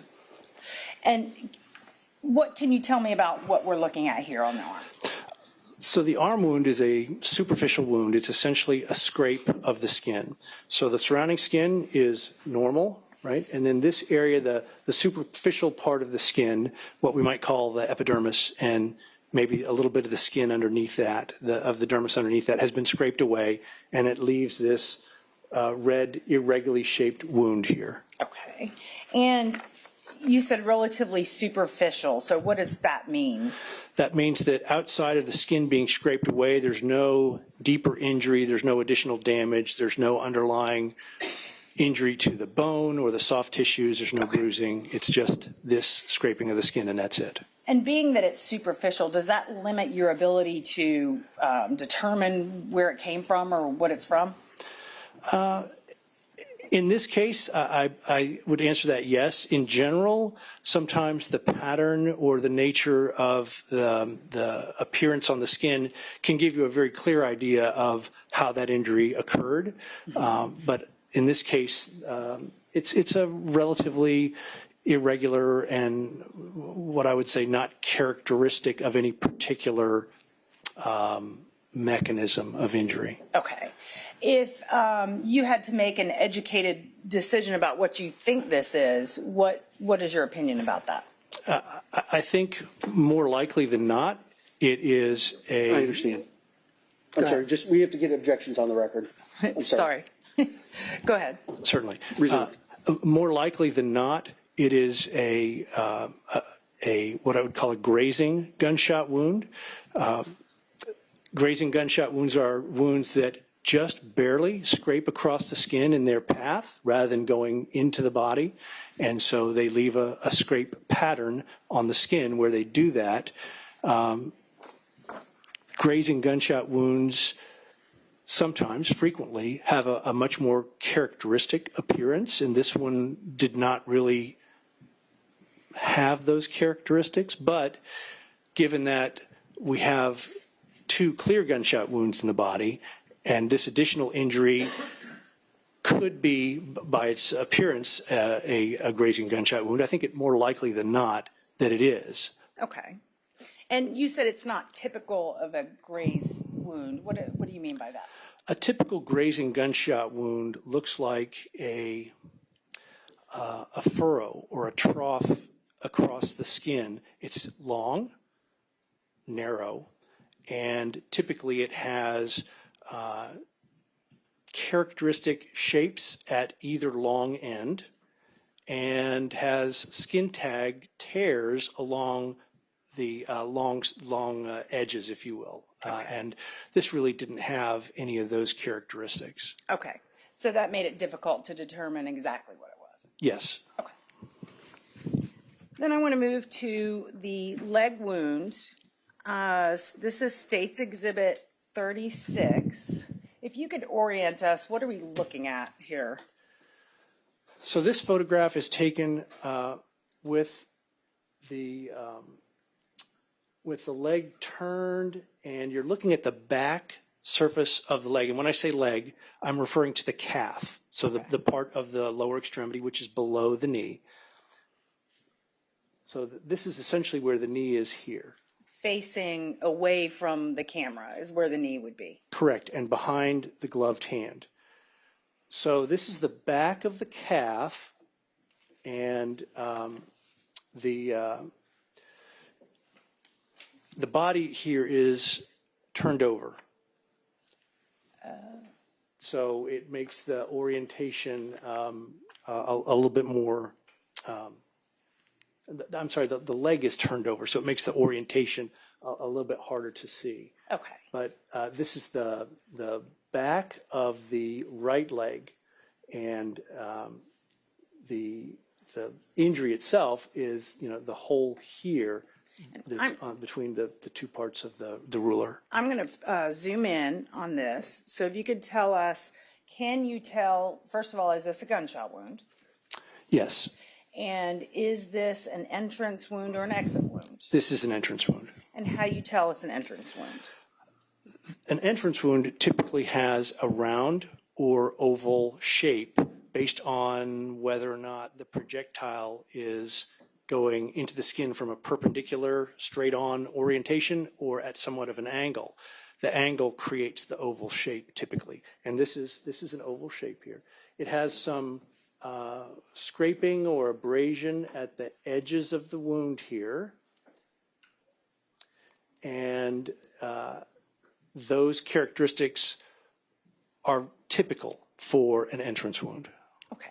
So you mentioned oval shape is indicative of a projectile coming at an angle?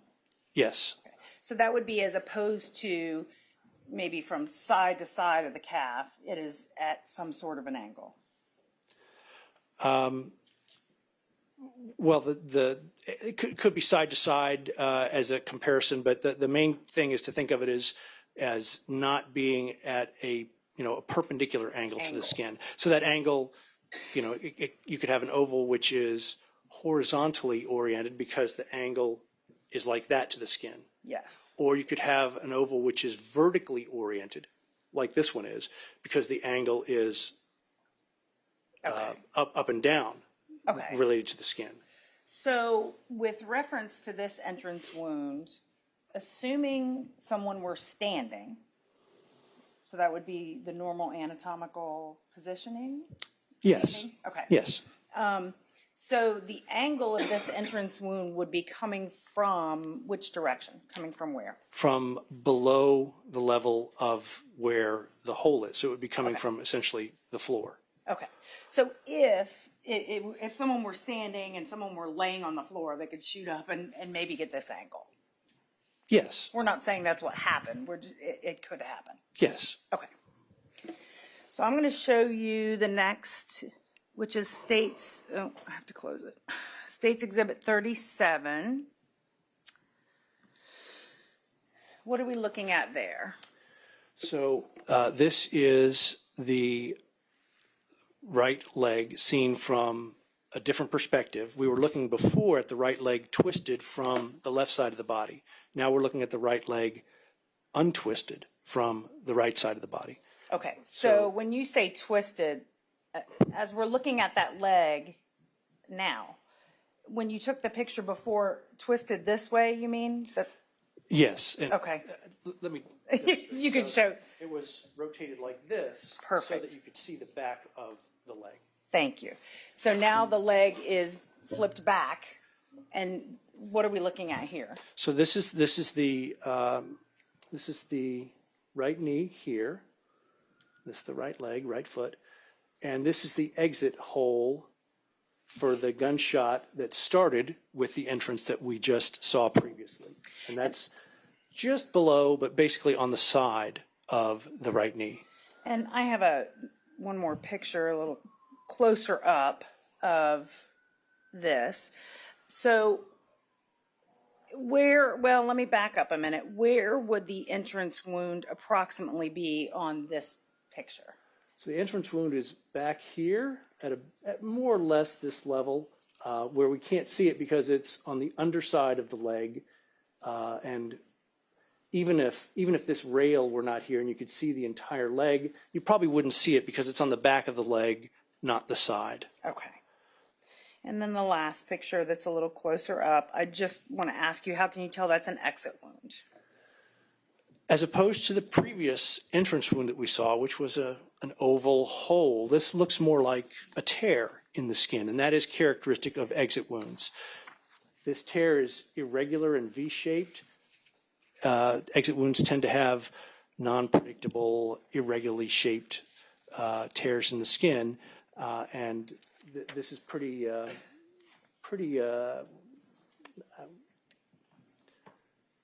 common appearance for an exit wound. And as I described previously when we were talking about the chest wound, being able to pair two holes together, the sort of features that make one hole an entrance and one an exit are amplified when you see the two together, and one is characteristic of an entrance, the other is characteristic of an exit. That makes it a much more certain determination. Sometimes you have two wounds, both of them can look more like entrances, and then it might be hard to tell which is which. They might look more like exits, depending on individual characteristics in that particular case. But in this case, pretty straightforward. The one we previously described looks like an entrance. This looks like an exit, so that's the pairing. Okay. And the path went straight through? Yes. Did the projectile hit bone, or was it just tissue? It did hit bone. Bone, okay. Yeah. So if you could just verbally say, what was the directionality of this wound path? So this wound traversed the leg in an upward angle from the back toward the front and also from the left toward the right. Okay. So are you able to, let's assume that there were 3 shots. Let's assume that one's a graze wound. So one shot was found inside the body, one went through and through the leg, and then there was a graze wound. Are you able to say which one of those happened first? No. Okay. And why not? Sometimes wounds that are in the same part of the body, especially, say, gunshot wounds through the head, the fracture pattern can tell you that. But if you don't have something like that, there aren't physiological features that allow you to time them unless there's been so much time between that there's healing, for instance. Right. So there was none of that here. Okay. So there were just simply no physiological findings that would allow me to tell which came first. And also, do you have limitations on being able to ascertain where the shooter was versus where the victim was when shots were fired? Well, one thing that being able to determine an entrance and an exit through the body, or in the case of the chest wound, the entrance and the location of the projectile within the body, it allows you to determine the relative position of the gun when it was fired relative to the body of the decedent. Okay. So that gives you some of that information, but not all of it, because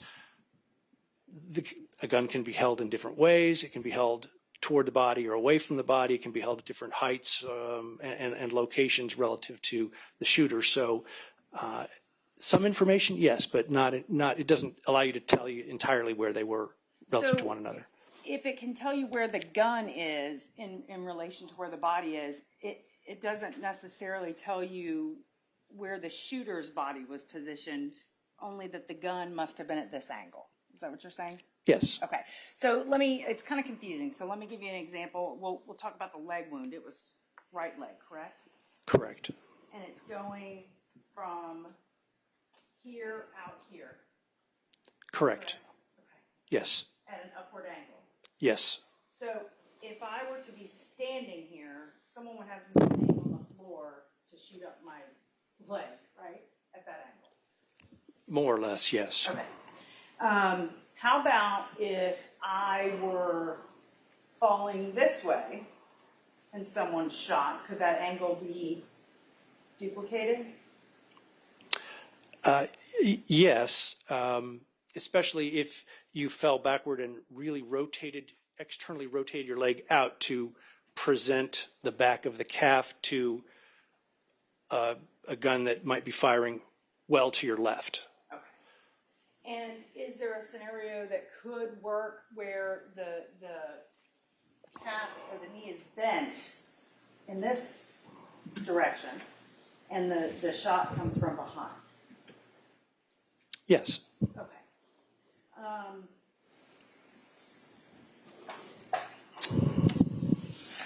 One moment.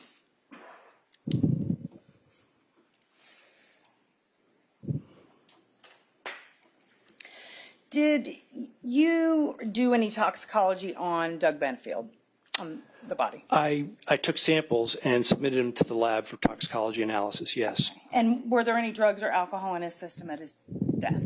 No.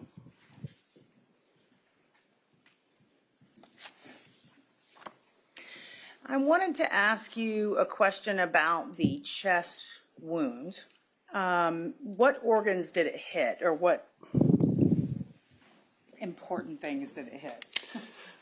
So the projectile path went through the chest wall on the right side, and then it hit the right lung. It went through the vertebral body or vertebral column of the spine. Did not appear to hit the spinal cord in that track. After passing through the spine, it then hit the left lung and then went through the chest wall on the left side to end in the tissues where we found it. And do you think that type of injury would incapacitate someone immediately? It certainly could. These things are, they're not, it's not easy to, really accurately predict, because different people have different responses to the shock of the trauma and the pain and debility that would occur immediately. But there was nothing about the injury that would absolutely cause immediate incapacitation, like an injury to the a clear injury to the spinal cord. Severed spinal cord. Right, or a severe traumatic brain injury, or maybe even a severe injury to the heart. Those things you typically would expect to have near immediate incapacitation from.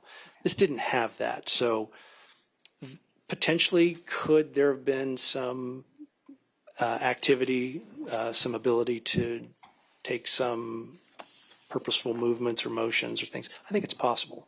Possible, but probably not likely? Not likely to do a great deal. I think, in my experience, most people who suffer injuries like this do fall pretty quickly from the place where they're shot. Okay. And were you able to determine the cause of death? I was, yes. And what was that? I determined the cause of death to be the gunshot wound to the chest that we've been describing, with perforations of the lungs, and the medical term I use is hemothoraces. That's blood accumulations that are occurring in the chest cavities around the lungs on the right and left sides. Okay. And I noticed that you didn't mention that, you had mentioned earlier that there were a couple other injuries, one in the head and one, I don't remember where you said it was, but I noticed that those didn't play a part in that cause of death. What are those injuries? So there was an injury to the back of the head, a typical scraping and bruising injury that we might see from someone falling and striking the back of the head. Okay. So if he were shot and then did fall, it might do that to his head? Yes. And where was it located on his head? Essentially what we would call the occipital protuberance, or the back of the head, where I'm putting my hand now. Okay. And what was the other injury you observed?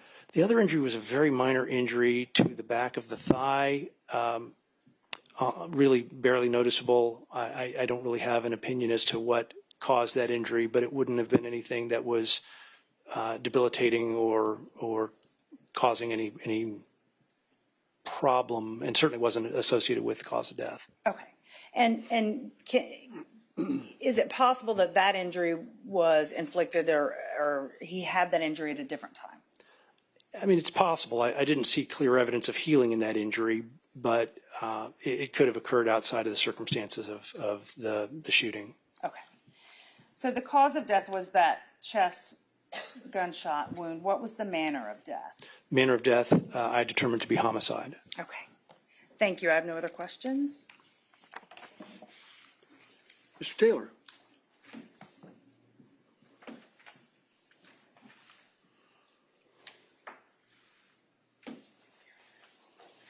And again, for my purposes, I consider your objections to the right bicep wound to be preserved, even though I know you're going to ask questions about it.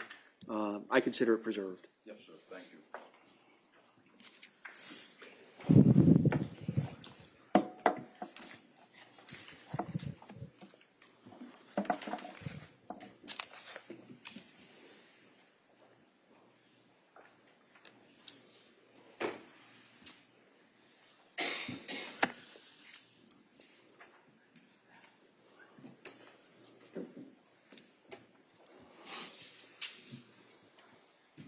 Afternoon, Dr. Vega. Good afternoon. Nice to see you again. I have a few questions I'd like to ask you. I want to start, if I can, with the wound to the chest. Yes. What made the projectile, otherwise known as the bullet, you said that the track of the projectile was from anterior to posterior, front to back, and right to left, correct? Yes. All right. Were you able to determine what caused the bullet to take the turn from right to left? Did it deflect off bone, a rib? Do you know? There was no deflection. The trajectory of the projectile prior to entering the body did not change significantly in terms of how it passed through the body. Okay. Now, if you were going to scientifically determine the trajectory of this bullet, which you've told us is front to back and right to left, you know from your examination that you recovered the projectile from the back of the deceased, correct? Yes. So you would be able to show scientifically the entry wound, which was approximately where the right below the nipple, and trace the path through the body where you come to find the projectile lodged in the back. Correct? Yes. All right. And with respect to the wound to the leg, from the interior of the right leg, which exited the posterior, the outside of the knee, you showed us the entry hole, and you showed us the exit on the outside of the right knee. Said that they were typical of these types of gunshot wounds, and you would theoretically be able to trace the path of the trajectory of the bullet from the entry to the exit, correct? Not even theoretically. I mean, I was able to make that As a that fact. track. Yes. Okay. And I think to add even more measure to it, a projectile was recovered that was tested that had blood on it that came from the shot to the leg. There was a fragment of a projectile that I was able to recover from that path through the leg. Yes. Yes. And if matched with the remainder of the projectile, which was in the room, it had a small piece missing, equivalent to the fragment that you recovered in the wound for the knee. That's possible. I'm not aware of the analysis of the projectile that was in the room that I never examined. Okay. Now, with respect to the wound to the arm, we don't really have any facts that we can lay out equivalent to the wound to the chest, for example, or the wound to the knee. Correct? I think the observations are much more limited. There's much less data there to look at to try and make a determination. Right. Yes. Which is why you very candidly describe this as a probable grazing gunshot wound. Yes, that's the terminology I used in my report. Yes, because you weren't certain.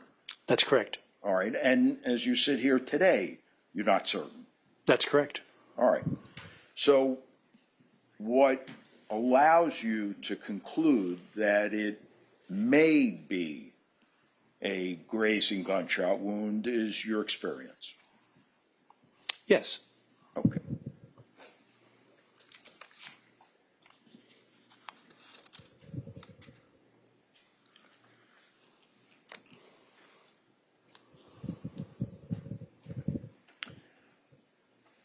Do you remember I had the privilege of sitting with you and taking your deposition? I do. That was testimony under oath. Yes, sir. All right. And we talked about the wound to the arm. And I had presented you with, I think, 5 medical authorities that suggested that these type of wounds are always difficult to determine, and you agreed with that. I remember the discussion. I don't remember the specific number of people that you might have gotten opinions from or such, but yes. But you would agree, as you sit here today, that they are difficult wounds to determine? Yes. Okay. And in fact, I had asked you at your deposition how you determined the nature of the wound, and you corrected me and said you hadn't really determined the nature of the wound, which is why you described it as possible. Yes. All right.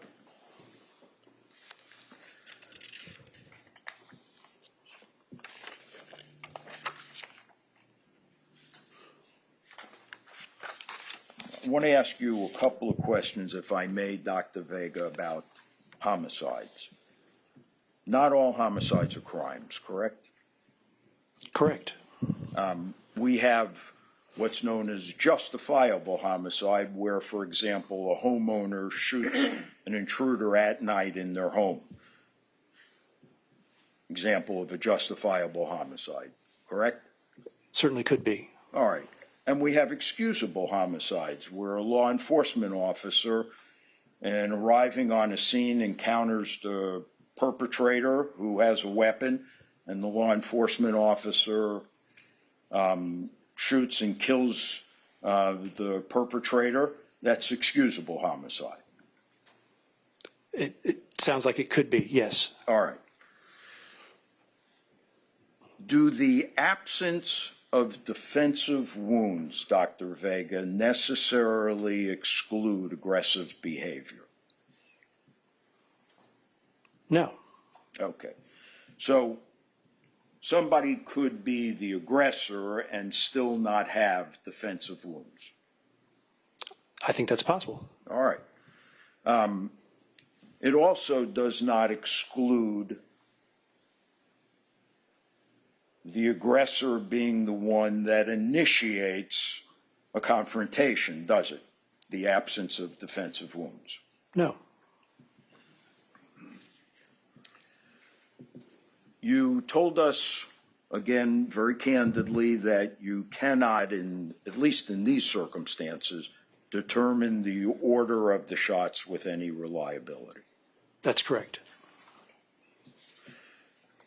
You've previously testified, and I would assume it's your testimony here today, that the deceased was facing the shooter at the time that the chest wound was suffered. Yes, although based on the right to left component of the trajectory, the weapon would have been to the decedent's right side. Facing, but not directly. Correct. Okay.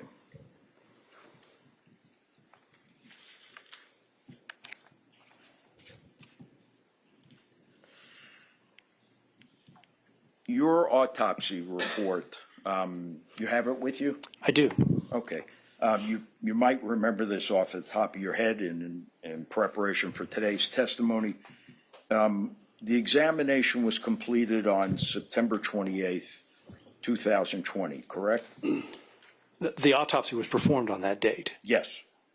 The autopsy examination. Yes. There are components of the autopsy, though, that were not done on that day. For example, toxicology and the microscopic examination. That requires tissues to be processed into glass slides, and then glass slides have to be delivered, and then I look at them when I have the opportunity. I add those findings to the other findings that I got the day of the autopsy, and that all goes into compiling the final report. All right. And you signed off on the final report, did you not, on November 3rd, 2020? I did, yes. Okay. As the medical examiner, and you're the medical examiner for not only Manatee, but also Sarasota County, correct? and DeSoto, and right now Charlotte County as well. Find yourself a little busy? Do you have a working relationship with law enforcement? Yes. All right, that's pretty much the nature of the position, is it not? It is. All right. Do the detectives and the law enforcement personnel generally wait to hear from you, or do they periodically check in and say, so what do we got, Doc? You know, do you have a tentative opinion that you can give me? Is there any of that takes place? It depends on the nature of the case, but certainly some cases there may be no communication at all until our final report comes out. In other cases, there may be discussions at various points during the evolution of the case from the autopsy to the final report. It very much depends on the nature of the case, the needs of law enforcement, et cetera. Sure. So, for example, like a poisoning allegation, that may be something that you're not in a position to give any kind of tentative opinion until the toxicology comes back. That's possible. Yeah. All right. And a shooting, on the other hand, if they were to call and ask you, I got one question, Doc, was he facing the shooter at the time he was shot? That's something that you might be able to answer earlier. Yes. All right. I would not expect you to independently remember whether or not on any particular case you got any calls from a particular law enforcement officer to ask such an inquiry. Is that a fair assumption? On an individual case, it would probably be difficult to remember every conversation of that type, yes. Okay.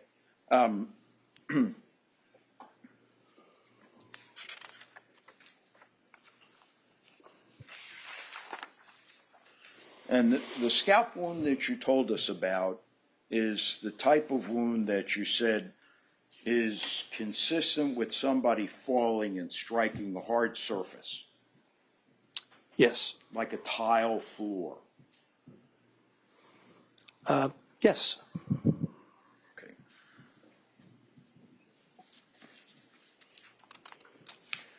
So let me see, using this anatomical dial, if I can for a moment, I want to ask you about the leg wound. May I approach Dr. Vega, Judge? Yes. So, while I was impressed with how easily you were able to put your leg up on the bar, using this anatomical dial, if the individual that was shot was falling backwards and their legs went up in the air like this, as they went back, would the trajectory of that leg wound be consistent with a shot to the leg that would go on the inside of the calf and exit on the knee? If the leg were raised above the plane of the body while the body was falling, there's probably a location at which that angle could be produced. And I want to make sure I got the right predicate here, if you will. You're sort of assuming from the same position that the initial shot to the chest would have been fired. Is that accurate to say? Well, again, like you, I can't say what the order was, but if there was a loss of consciousness and incapacitation and the individual were to start falling backwards, at some point in time, would the leg not be up where it would be consistent with that angle? In addition to the body falling backward, the hip would have to be flexed and the leg would have to be brought in front of the rest of the body. If that were to happen, then yes, that angle could be produced. The last question I have for you, Dr. Vega, is I want to ask you about the study of wounds. As a medical examiner, you're constantly called upon to examine various wounds and extrapolate how they were incurred, correct? Yes. All right. And that is, correct me if I'm wrong, a science in and of itself, is it not? I mean, it's a field of study, so I suppose the term science is appropriate, yeah. So we have, for example, crime scene people who study wound ballistics and the interaction between a projectile moving at a high rate of speed and human tissue and skin. Those are some of the things that you're called upon to interpret as well. Yes. Okay. Give me just a moment, Your Honor. Of course.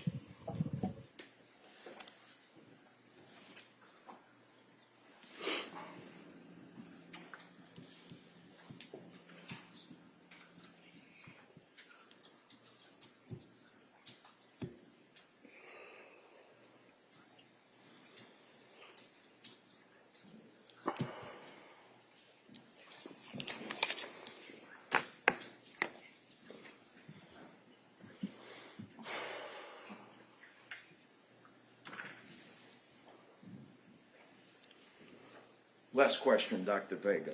Back to our scenario of the shot to the leg. Hypothetically, if somebody were to throw a karate kick with their leg or an attempt to kick, might that also be consistent with the trajectory of the wound to the leg?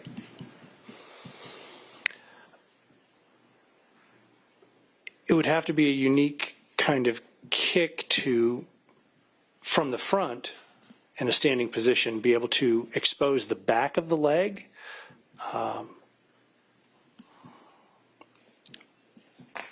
But I suppose it is possible if the leg were raised high enough that the back of it were exposed to the person who's facing that individual, that it could happen. Thank you. Nothing further, Your Honor. Yes, sir. Any redirect? No, thank you. All right. Can this witness be released? Yes. Yes, sir. All right. Do you also have him under subpoena? Do you going to need him back? Usually when I say released, I mean the witness can go. Yeah, So- we do not have Dr. Vega under subpoena. All right, sir. You're released from your subpoena. Thank you very much. Thank you, Your Honor. Is that yours? Or is that our clicker? That's your clicker. Okay. Yes. Thank you.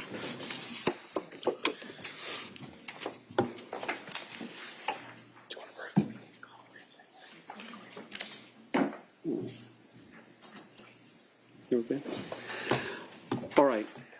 Yes, ma'am. Go ahead. We have another witness that is fairly quick, or we can break. I would just keep going through, but I'm known to do that, and it's not well received. So how long do you think? I mean, I know for your direct, but I don't know how long the cross is going to be. So who is it? It's a unit manager, the crime scene tech, Rich Talbot. Oh, Mr. And Talbot. it's just as to the stippling or lack thereof on the shirt. I have about 6 pictures. Yeah, I think we can do that. All right. Miss Sarah, can we do one more? Yes, sir. Do you need to stretch for a minute? No. Okay. Good, thank you. All right. Let's get this witness done, then we'll take a lunch break. Thank you, Your Honor. The state would call Rich Talbot.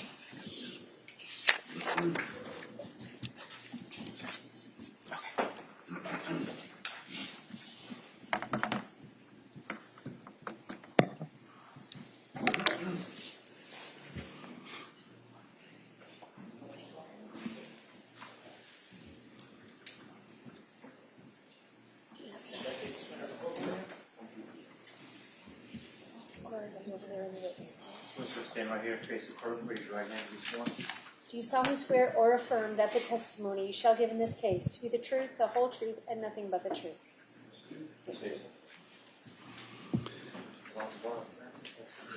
I don't mean to put you on the spot. Any issues with education, training, experience? Maybe. Okay, so let's go ahead and put that all on. Go ahead, ma'am. Sir, as the deputy said, 12 to 15 inches from the microphone, loud, clear voice should be fine. If you need to adjust it, please feel free to do so. Okay, thank you.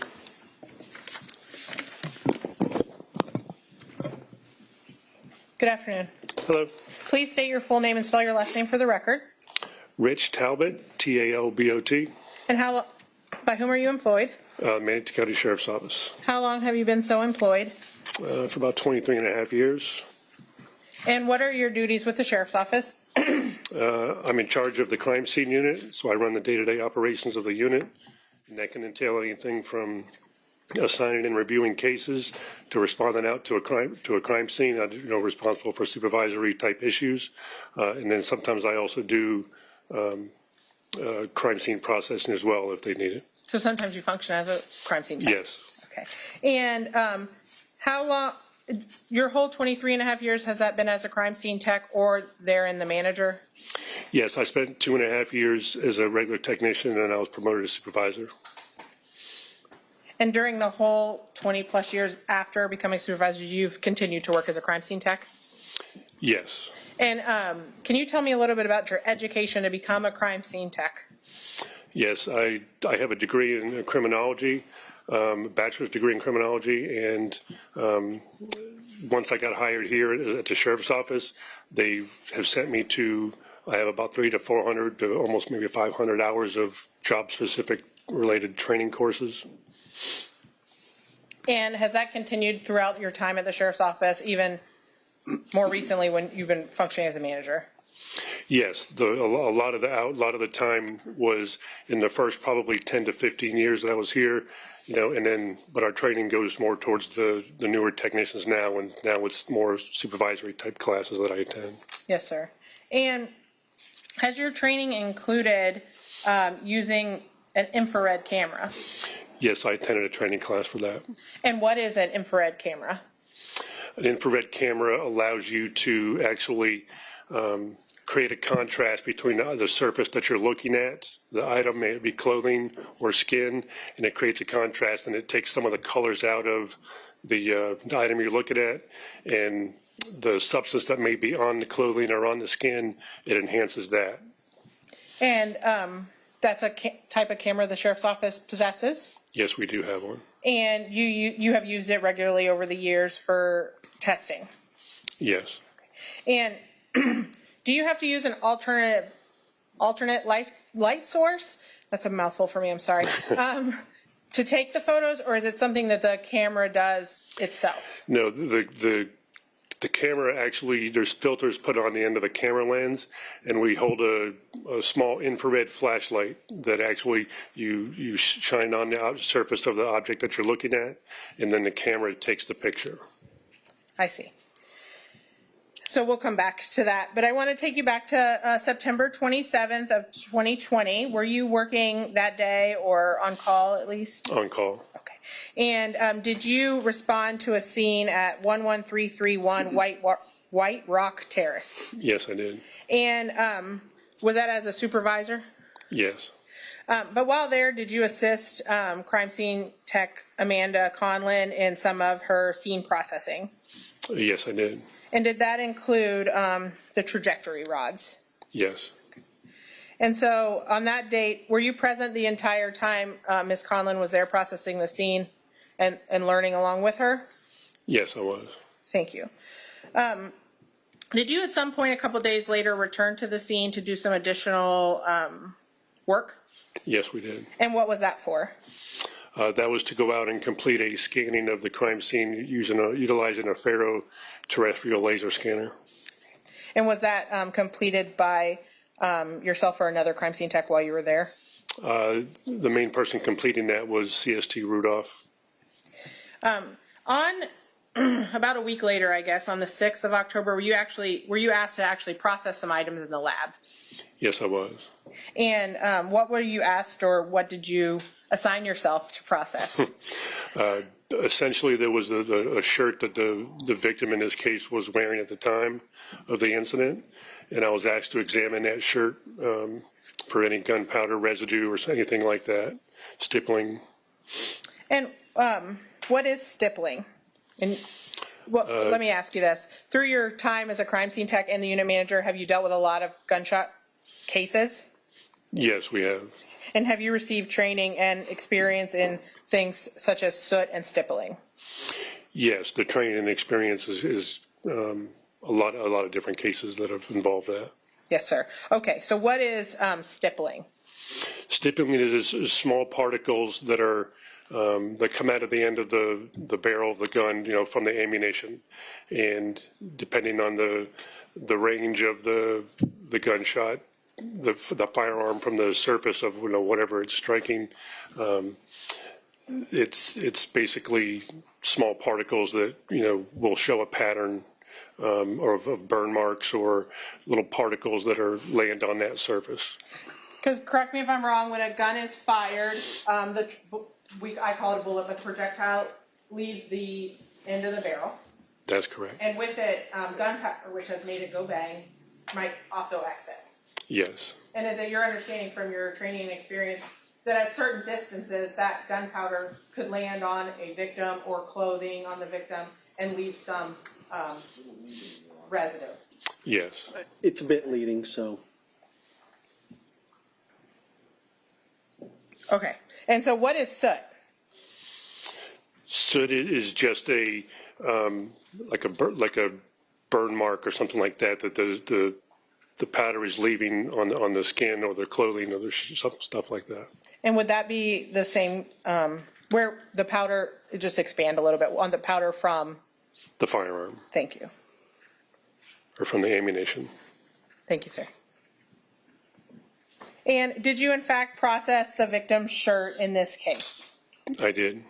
And did you document using a regular camera and or an IR camera? Yes, both. We took photographs of the shirt with a regular camera, and then using the infrared camera, we took photographs of it. And could you explain a little bit more about the process? You said there's different filters. Could you just explain so that we can understand exactly what that means? Yeah, there's the camera kit that the IR camera uses comes with 3 different filters, I believe, and there's different levels of the amount of light that it allows in from the infrared flashlight. So there's different levels of the filters that will allow it to see different light. And based on the different levels of light and the different filters, what occurs to the item you're examining? Depending on the filters, the more light that lets in, it just the more the the filter will allow more light in, and the shirt, you're looking at a shirt in this case, the colored background will fade away more using the different filters. You have different levels of the background that's taken out. And then the substance that's left on the shirt will absorb the light, and basically it creates more of a contrast between the substance that's on the shirt and the background color of the shirt. And Mr. Talbot, I'm going to show you 39 through 43, which has been pre-marked as state's exhibits. Would you take a look at those pictures and tell me if you recognize them? I said, I don't know. It's 39 through 44. I may have misspoke. I'm not sure if I said 43 or 44. Yes, I recognize them. And how do you recognize them? They're the photographs that I took on the shirt that day. And do they appear to fairly and accurately depict the examination you performed on October 6th of 2020? Yes. Your Honor, at this time the state would ask to move in states 39 through 44. Any objection? None. Received. And may I publish them? Yes. Thank you. Mr. Talbot, there's a laser pointer there if you need it. And thank you. I'm going to steal it if you don't mind. Mm-hmm. I'm showing you what's this is states 39. Can you just kind of describe for the record what we see here? This is just an overall of the shirt on the front side of the shirt. As we put it back together a little bit as much as we could, you can see the cut marks in the shirt where EMS cut the shirt off the victim. So it's kind of a cross in the middle, and that's your understanding that's from EMS. Yes, that's what I believe to be. Thank you. And then what's the area of interest on this shirt?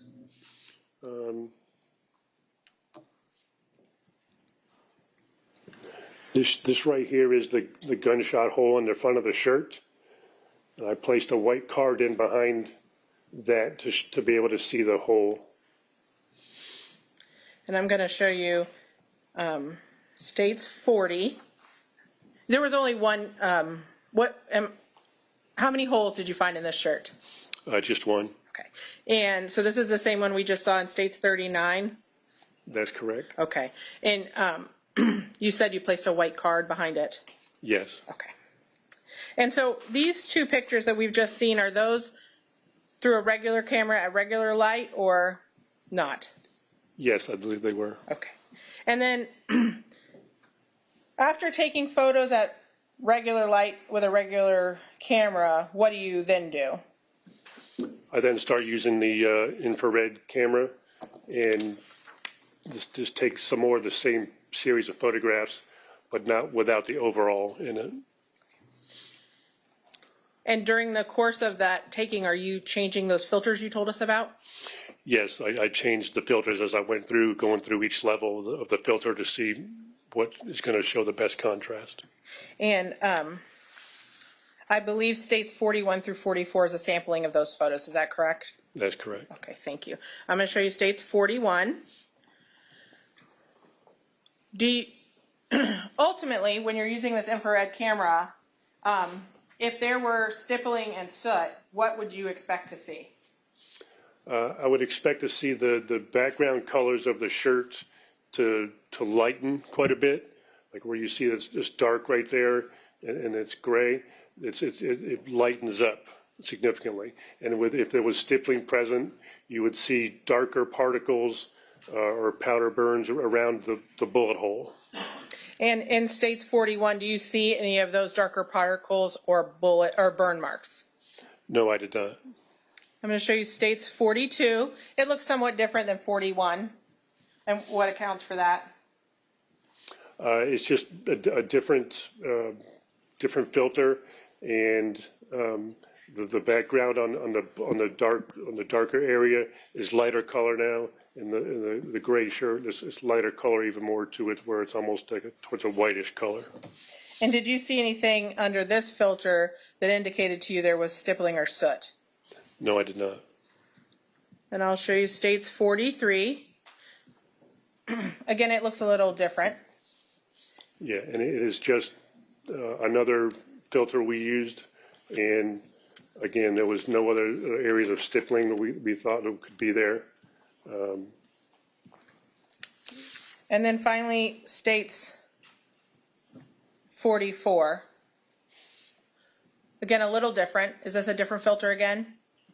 It may be the different filter, but it's also a closer up shot, showing the bullet hole a little bit closer. And now we see some faded portion there around the bullet hole. What is that? Is that attributed to anything? In my opinion, it was attributed to just wear and tear of the color of whatever the color of the shirt is, and because you could see the wear and tear in another location of the shirt showing the same thing. And was that location close to the bullet hole or somewhat at a distance? Further away. So after conducting this examination of the shirt using your infrared light, did you find anything that indicated to you there was soot or stippling on this shirt? No, I did not. Can I have just a moment, Judge? Yes.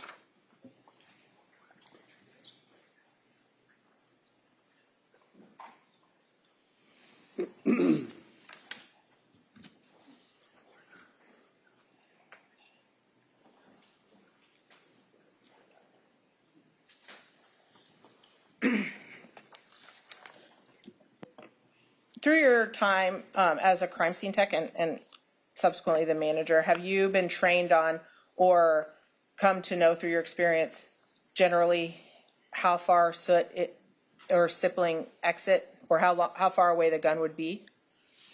I couldn't give you an expert answer on that question, but through my experience and with the medical examiners and some different firearms experts, I've heard that it's outside of 3 feet, inside of 3 feet, you can start to see some of that stippling and gunpowder maybe. So that's just the general thing that I've come up with that I've known over the years to be at outside of 3 feet. Thank you, sir. I don't have any further questions, Judge. Cross. And do you want any of this, or? Yeah, we can have the lights, and I need 2 minutes. Yes, sir. Do you, Absolutely. No, I was just saying, were you going to use the display? No. All right. Yes, sir.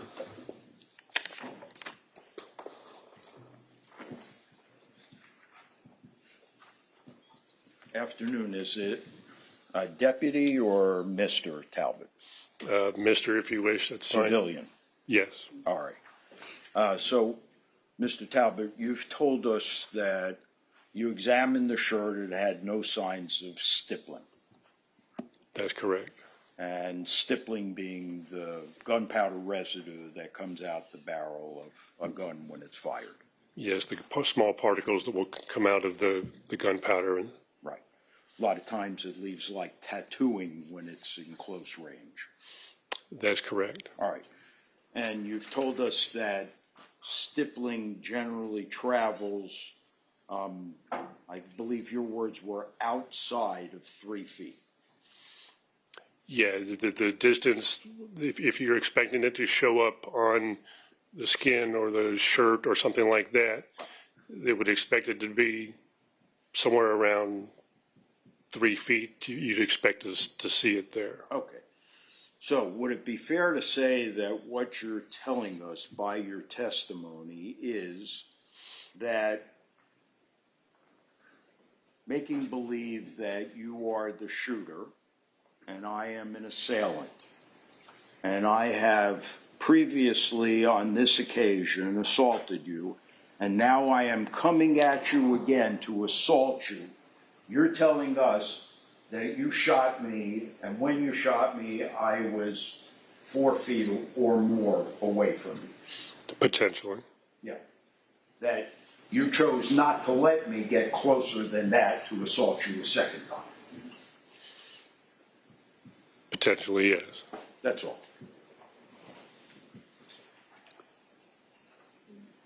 Any redirect? No, sir. Thank All right. Can this witness be released? By the state. Yes, sir.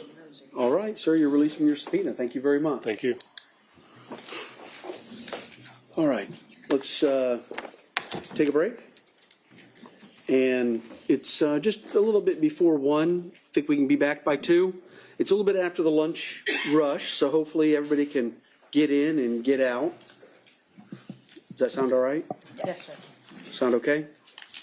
All right.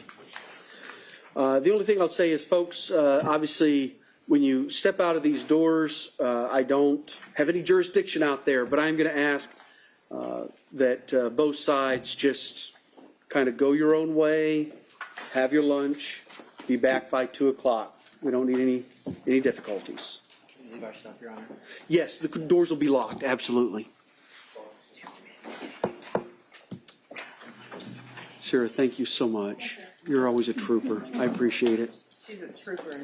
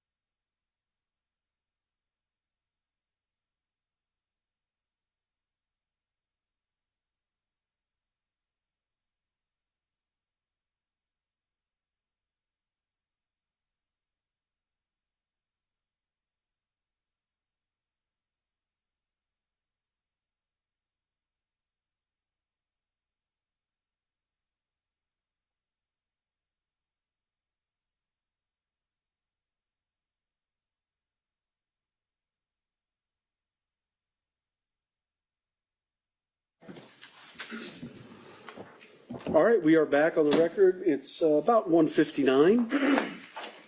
State, go ahead and call your next witness. State calls Detective Justin Warren.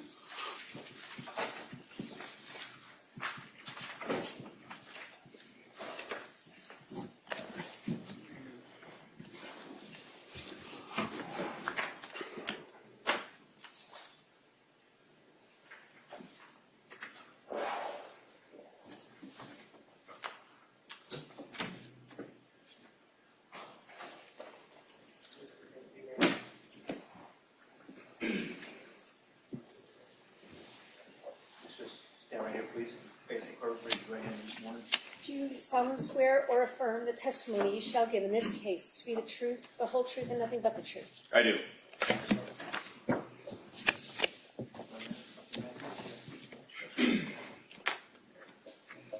Stay about 12 inches from the front line. Thank you. Hello, sir. Hello, sir. As the deputy said, 12 to 15 inches from the microphone. Okay. Adjust it how you need, up, down, left, right, and just loud, clear voice should hear everything. Yes, sir. Thank you. And Judge, we're ultimately going to need the screen.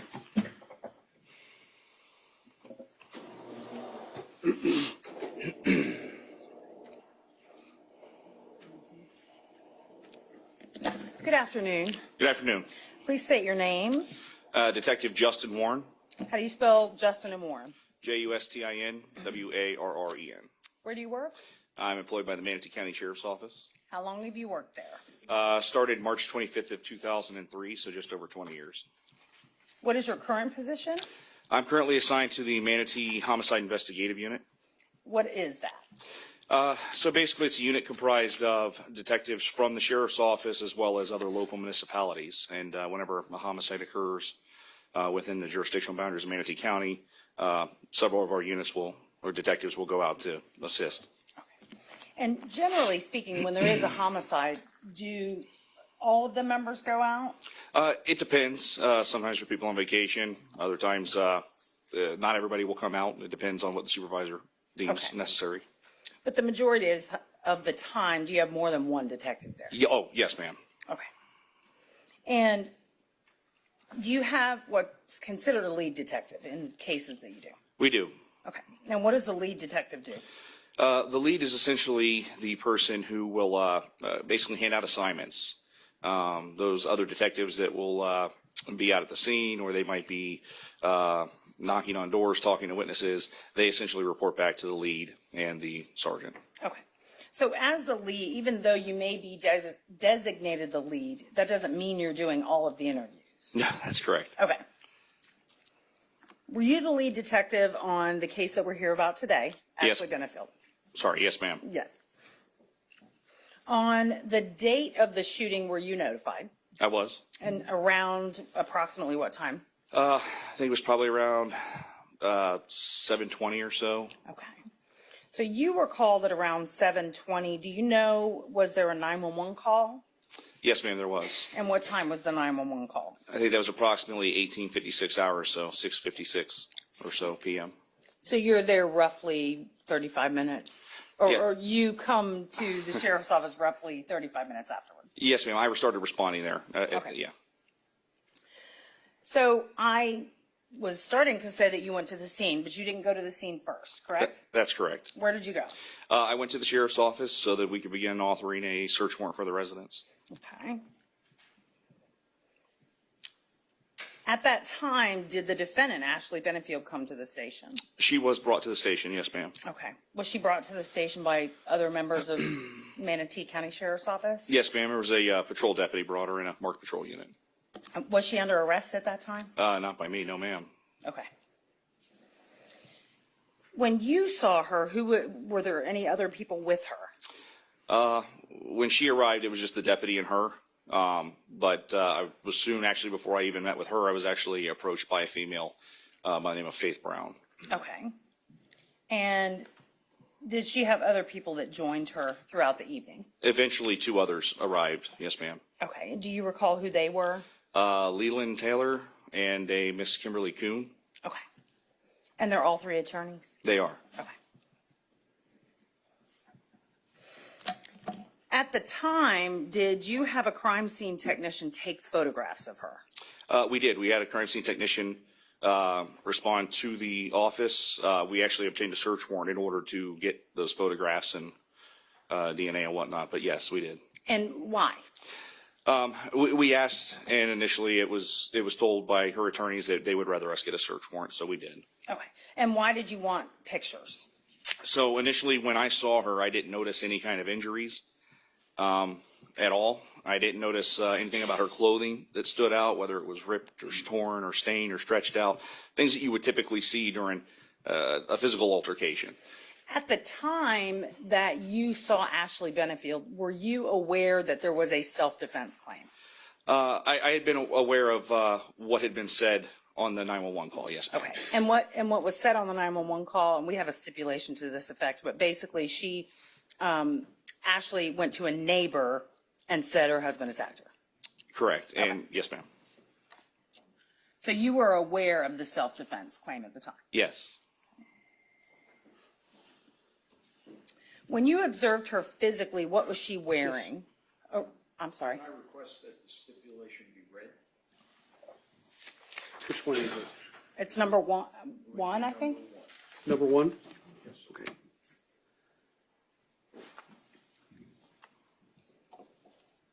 Okay, it doesn't mention 911, but that's ran to neighbor's house, called 911. Well, Your Honor, I believe it says immediately Mm-hmm. ran to neighbor's house Yes. and hysterical. Mm-hmm. Just quite different from what was repeated. Oh, okay. Okay. I've read it. So anyway, I'm sorry this is repeated, but you did understand that there may be a self-defense claim at the time? Yes, Okay. ma'am, that's accurate. So what was the defendant wearing? If I remember correctly, it was like a tube, I don't know what you call it, I guess like a crop top, tube top, something like that, almost a sports bra kind of thing, and a pair of shorts, if I remember correctly. Okay, so tube top sport bra kind of thing, was There was some midriff that was visible. exposed? Okay. And you said you looked at her clothes? I did. And you didn't see anything torn or disheveled? No, ma'am, I didn't. Okay. And when you looked at her, did you see any injuries? I did not. Did you look specifically for injuries? I was paying attention as we were standing there in the lighting, out in front of the office, and then on the way up to the interview room. And as we walked her into the interview room, I was paying attention to that, yes. Did you see her face clearly? Yes. Did you notice any injury to her face? No, ma'am. Okay. Did you speak with her attorneys about the need for documenting these injuries or, Yes. or lack of injuries? Yes, ma'am, we did. Okay. And that's when you got the search warrant, correct? It is. And did you have an opinion about what you should photograph? So my initial opinion was to photograph everything to make sure that we did a thorough and accurate job in documenting any injuries or marks that may be present. And we actually even put it to her attorneys. And I asked them, I said, you know, if you would mind, go talk to your client and try to help us determine if there are any areas of injury or any areas, because we're going to do DNA swabs of the skin as well, to try to pick up any foreign DNA, foreign to her. And Any response, Your Honor, I think we're heading into a dangerous area. Yeah, I don't know if you're going to start talking about attorney-client privilege information or.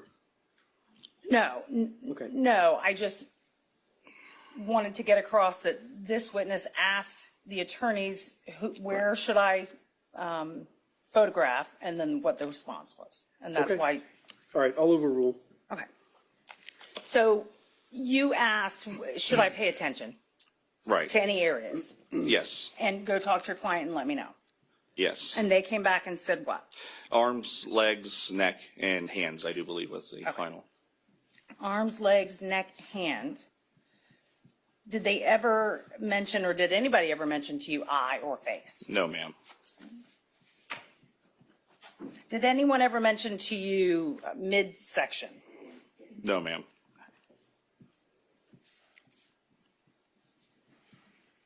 Did you ultimately arrest her that day? No, no, ma'am. Why not? Because she had made that claim of self-defense. We wanted to make sure we conducted an accurate and thorough investigation. There was obviously a lot going on here with her past history, and we wanted to make sure that we did a thorough job. Okay. So you said with her past history, so at least you were somewhat aware of some previous reports. Yes, ma'am. There were some reports that were in the Manatee County Sheriff's Office computer records database that we were able to view. Okay. And did you ultimately get another search warrant to take pictures of the defendant 3 days later? We did. And why did you do that? Well, sometimes with injuries, they don't readily show up right away. Bruising sometimes doesn't come up initially. So we wanted to make sure that we did our due diligence again and check 3 days later, giving those injuries time to appear. Okay. And have you seen those photos? I have. Do you recall how many photos were taken? Of her in total? Yes. Let me be more specific. So the first day and then 3 days later, there was more taken. So together, about how much were there? 100 or so. Okay. Something like that. So a lot of pictures. There were a lot, yes. And did you at any time, either at this first meeting in the sheriff's office or after the fact, see anything on the defendant that appeared to be an injury? There was a small scratch. I believe it was on her side. But that actually came up during an interview that we did later on, and it was very minor. Okay.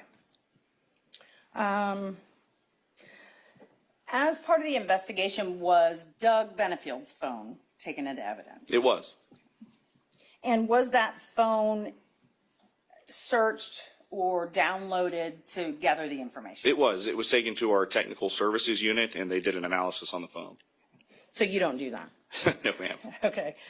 So once the information is downloaded from a phone, is it in some sort of a format that you can read it and search it? They do use certain programs that allow you to search through and help organize what you're downloading. I don't know the exact ins and outs of it, but I mean, I'm capable of using the program and reading through it, but okay. I don't know the technical aspects of it. Did you review certain information, some information from his phone? Yes, ma'am. Okay. And did you find anything about a U-Haul on his phone? Yes, ma'am. There was a confirmation email that a U-Haul was supposed to be picked up locally. Then I believe it was supposed to be dropped off in the Bowie, is it Maryland area? Okay. And were you able to examine his searches on his phone? Yes. And did you find anything interesting about his searches? Yeah, so during one of the searches was actually, it looks like he was looking for a roommate, like he was looking for a place to move into. It was like roommate finder or something along those lines, but in the Bowie, Maryland area.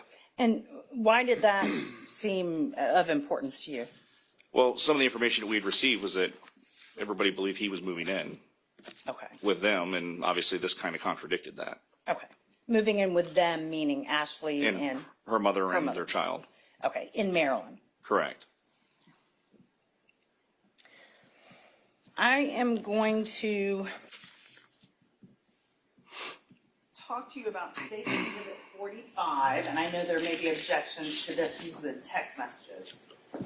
There is a stipulation, which I think is number three, that this does not need any further authentication.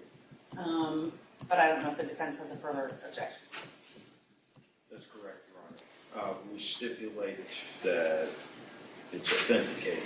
However, we still preserve any appropriate objections, one of which includes hearsay and two, relevancy.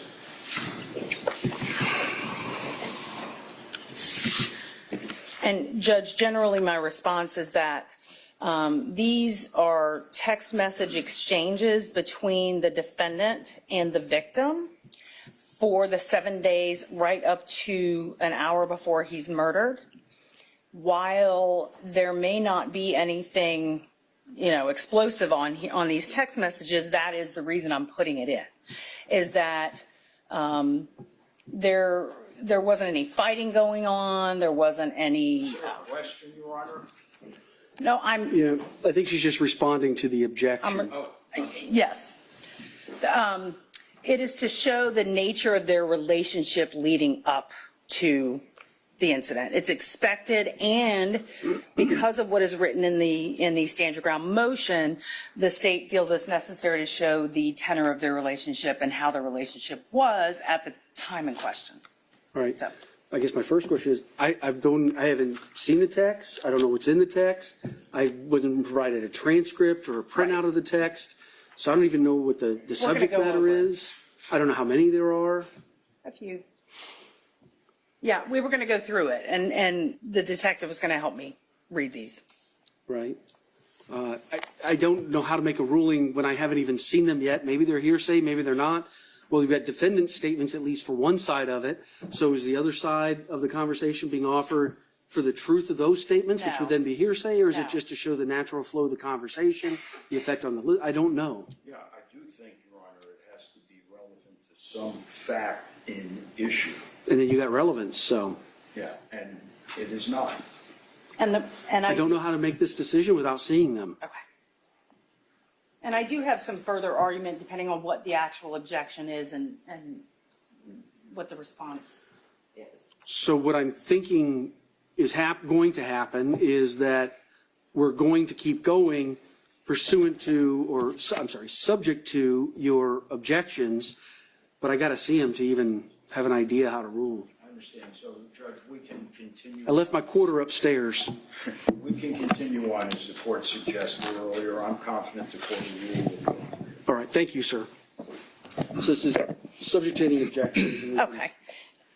And if we could just dim the lights a little bit right in front, just the ones in front of the screen would be okay. And the state would enter into evidence states exhibit 45. I don't know that I actually did it after the objection. Or would you like me to wait? Well, yeah, we're going to make we have to wait on all of it. Okay. Okay. Now, ultimately, even if I don't allow them, I imagine you're going to want to put them in the record for your proffer and appellate purposes. But for right now, I'm delaying ruling on all that. Okay.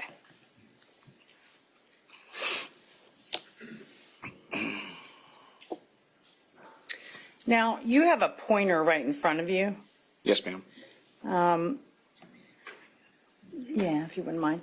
It's really hard to see on this screen, so I'm going to zoom in a little bit. Let me go all the way to the top.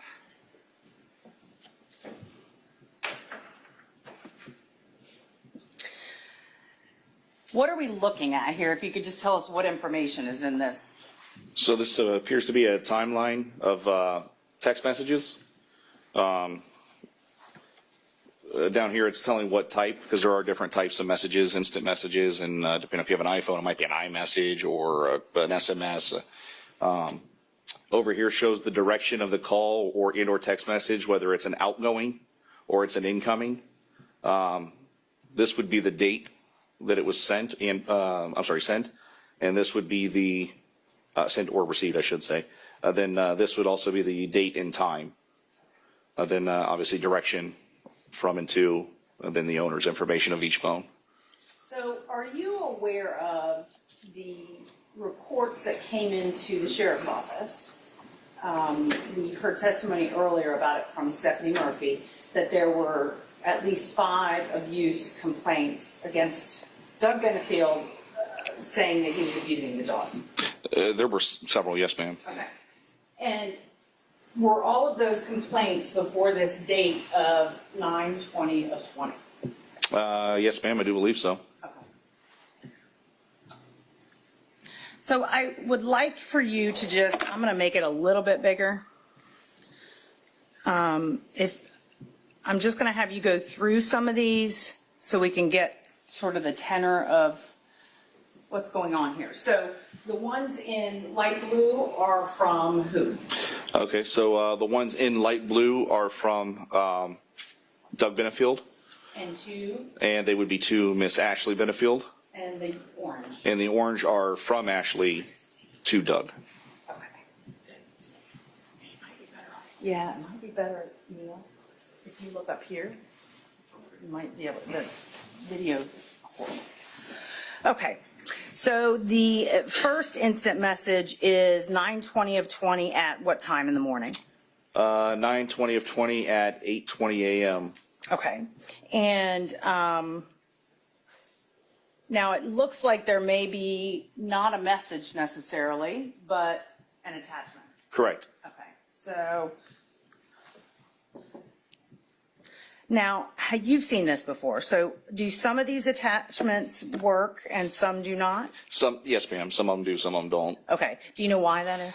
I think because some of them are actually based on the internet, not something that's downloaded. So sometimes if you're not connected, the link won't work, and Okay, various other reasons. so this is the first one. And what is this? Looks like a Bible verse. Okay. And that was from Doug to Ashley, correct? Yes, ma'am. Okay, and then if you could just go through the next few lines. Okay. On 9/20, so the same date, 10:36 a.m. Loved an image. So typically with some images and posts, especially with iPhones now, they really have this thing going where you can actually laugh at an image or love an image, or you can do different reactions essentially. So as far as I'm aware, that's what we're actually when it says loved an image. I think it's her reaction to that. Okay. Most recent text message. 10:36 and 36 seconds. So 5 seconds later, she sends a message, good morning. Okay. And then he says. He replies with good morning. And then within an hour after that, there is what looks to be an attachment. Is that one that you're able to open? I'm not sure if that is or not. I don't think it doesn't have the line under it, so I'm not sure if we're able to open that one or not. Okay. So then the next text message is from? This one's going to be from Doug to Ashley. It says, run, baby, run. And if you could just continue down the line. Sure. Then Ashley sends a message, laughed at a movie. Ashley sends some smiley face emojis. That's what they look like. Doug replies, ready to rock and roll, laugh out loud, question mark. That was at 12:20. At 12:31, she replies, give me a few, LOL, trying to round up the cats. It's like trying to teach ballet to squirrels. Okay, so I'm just going to scroll up. What's the next entry? So within, looks like within seconds, he responds, ha, that's funny. Give me a few, LOL. He's basically saying he liked this comment. So essentially, like I said, it's a reaction to the comment that was given. Okay. And then he says, or the next entry is her. What is it? So at 1:06 p.m. it says OMG or oh my God, I'm exhausted, LOL. You can come over now. Sorry. And at this time, it's your understanding they were living in separate houses, correct? Yes, ma'am. He had an apartment down the road. I believe it was called the Green. Okay. Then she was in a subdivision. So this here is Ashley telling him you can come over. Yes. And he says. Sorry. He replies, ha, need to video the rodeo. Okay, headed that way. Okay. That's at 1:08 p.m. And then she likes a comment, but then at 1:20, what does he say? So at 1:20, I'm walking around to back. And she says, I can let you in the front or whichever. He said, okay, front's good. Then she gave him a little thumbs up. okay, so that entry was at 1:22 p.m. The next entry is several hours later at 5:37 p.m., which appears to be from Doug. What does it say? Me and XS boxes arrived. All right. And Ashley's response? Is LOL. Then it looks like at 6:40, Doug sends some other type of an attachment to her. Okay, and we'll view that attachment.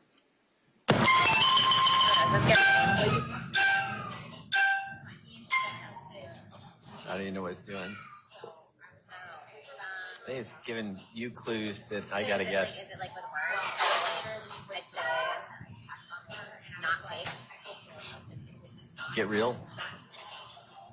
Second part. Real? Working mother, not a working mother. Working mother, not a working mother? Not a working mother.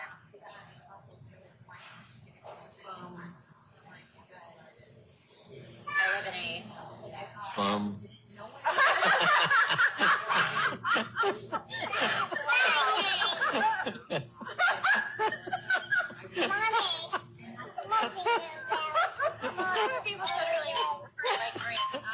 I'm just running out of time. I live in House. a Real house. Wife. So put together. Housewives of. Oh, real house. Oh. So the person on the left, that's Ashley, correct? That's correct. And then on the right, do you know who that person is? That's her mother. Okay. Then at the next entry is about 40 minutes after that one is what? Let's see. We have, was there a response to that? I'm sorry. I'm sorry. It looks to be a call log phone call. Yeah. Yeah. So that looks, okay, so yeah, a call log, sorry, incoming. It looks like there's about a 13-second call. From Ashley. From Ashley. Okay. To Doug. And then the next entry. Next entry is from Doug to Ashley. It's 9/20 of 2020 at 8:58 p.m. And it says, "Good night, sweet Theta waves. I'll be done by 1 tomorrow and plan on joining the party." And she does what? She loved the message at 9:22 p.m. And then said? Then good night. I'm sorry. Good night, huh? You sure want to come hang out at the slum? Or you sure you want to come and hang out at the slum? So basically indicating what they were joking about in the video. On the video. Okay. Yeah. And his response? Yep, be smashing at the slum. Okay. Then skip down. The next one is that she liked that message. And then the next entry is from Doug at what time? That's at 7:36 a.m. on 9/21, so the next morning. The next morning. Okay. And there's an attachment. There is. Okay. And we'll look at the attachment. And for the record, what is this? It's another Bible verse. Okay.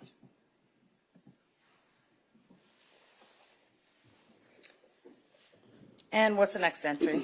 The next thing I see is, at 9:55 a.m., Ashley loved an image. Then she says, "Good morning." Okay. And what does he say? Doug replies at 9:56, "Good morning." And there's some little emojis behind it here. Then later at 12:46 p.m., headed that way in about 30 minutes. Okay. And her response? Her response, that's at 1:09. "Oh, hey, wow, you done for the day? Don't rush because of us. We're out for a walk now, not in a rush to get started today, LOL. We'll have to round up the cats when we get home anyway." And his response? So his response at 1:13, "Oh, nice, a little breezy, which helps. Getting an early start can finish up early to come over and be with y'all and play with Emerson, free y'all up some. Just ping when good to head over." And she likes that. And she likes that at, 1:51. And says? Then at 1:51, a few seconds later, "Will do." And then she also asks him? 2:47, "Want to grab a can opener at Publix on your way over, LOL. I, of course, packed the one that we had." Okay. So I'm going to run a little ahead. So this is the next day. If you could read that, what's at the top, that date. All right, so we have an outgoing from Doug to Ashley on 9/22 of 2020 at 4:11 a.m. And it looks like it was an attachment that was sent. Okay, and we'll look at that. And for the record, if you could say what that is? It's another Bible verse. From Doug. From correct. Doug to Ashley, yes. All right. And then he says? Then he says, "Good morning, hope you slept okay." And her response? Looks like she loved the image and then replied with, "Good morning." Okay.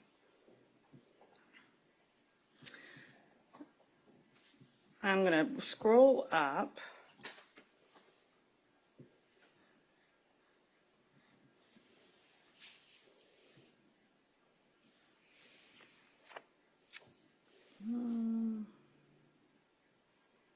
How about later on that day at like 1:36, which is the top entry, and he says to her, Doug sends Ashley a message. Can you think of anything we need at Lowe's or anywhere? and the next, After that, at 1:42 p.m., it looks like Ashley reaches out to Doug via phone because there's a 48-second call. okay, so it's a phone call. Correct. And then the next entry, The next entry is at 3:23 p.m., and it's from Doug to Ashley. Headed that way in a few. I'd nothing need. okay. And I'm going to scroll up. And then I want to go to the next attachments here. At 9:22, at 9:27 p.m., what is that entry? So looks like an image, or I'm sorry, some kind of an attachment sent from Doug to Ashley at 9:27. Okay, and we'll look at that. And for the record, what is that? It's a picture of Ashley and her daughter on the beach. And the next entry is right after that? Yes, ma'am. It's at 9:28 p.m.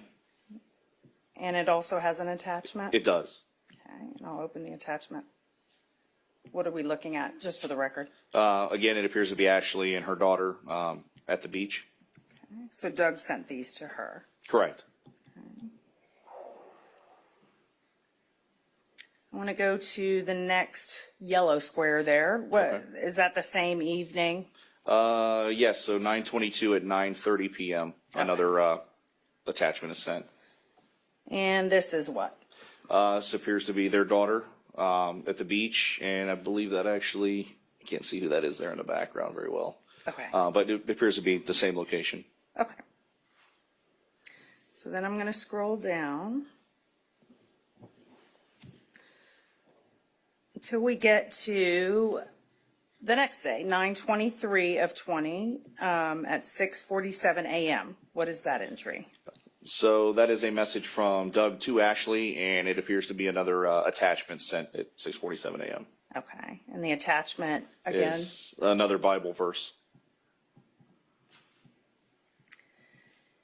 And then after that, he says? So at 9:23, he says, good morning. And at 9:28, he replies again and says, got email from Stephanie after she talked to Faith. Since order to mediate, we meet for 1 hour tomorrow to stop court next week. You dismiss injunction. We sign joint stipulation to dismiss dissolutions and hold until Moreland signs order for a report. As soon as she signs order, we file dismissal and we're done. And what else did he say? At 9:30, and we have joint session with Dr. Q Friday to wrap up our adventure in Florida and leave with understanding of double knots and red-blue inversion. And the next couple of entries. Okay. 9:49 a.m., she loved an image. Then at 9:49, looks like 10 seconds later, good morning. Doug then actually, it says emphasized on good morning, so her response. Then Ashley sends another at 9:50. Okay, I'll reach out to Faith to follow up on all of the above with a thumbs up. Okay. And then he likes that. Yes, ma'am. So at 9:50, he likes that.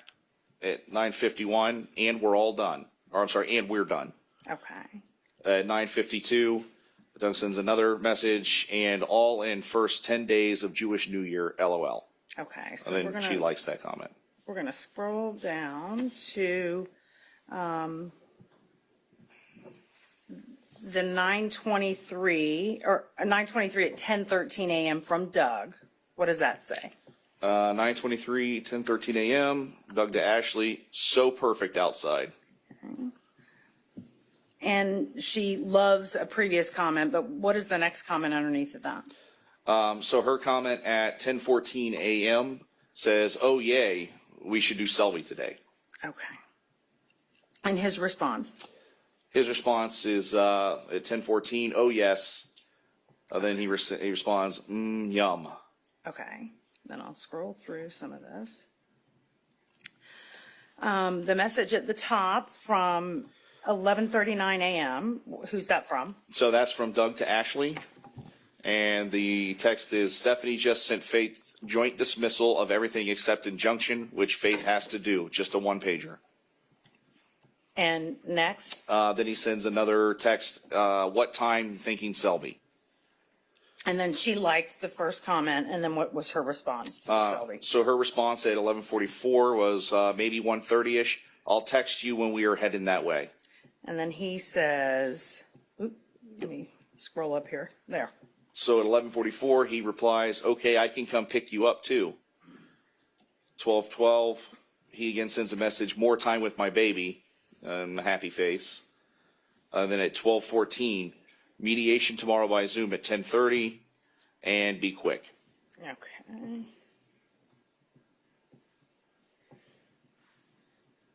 I'm just going to scroll up here.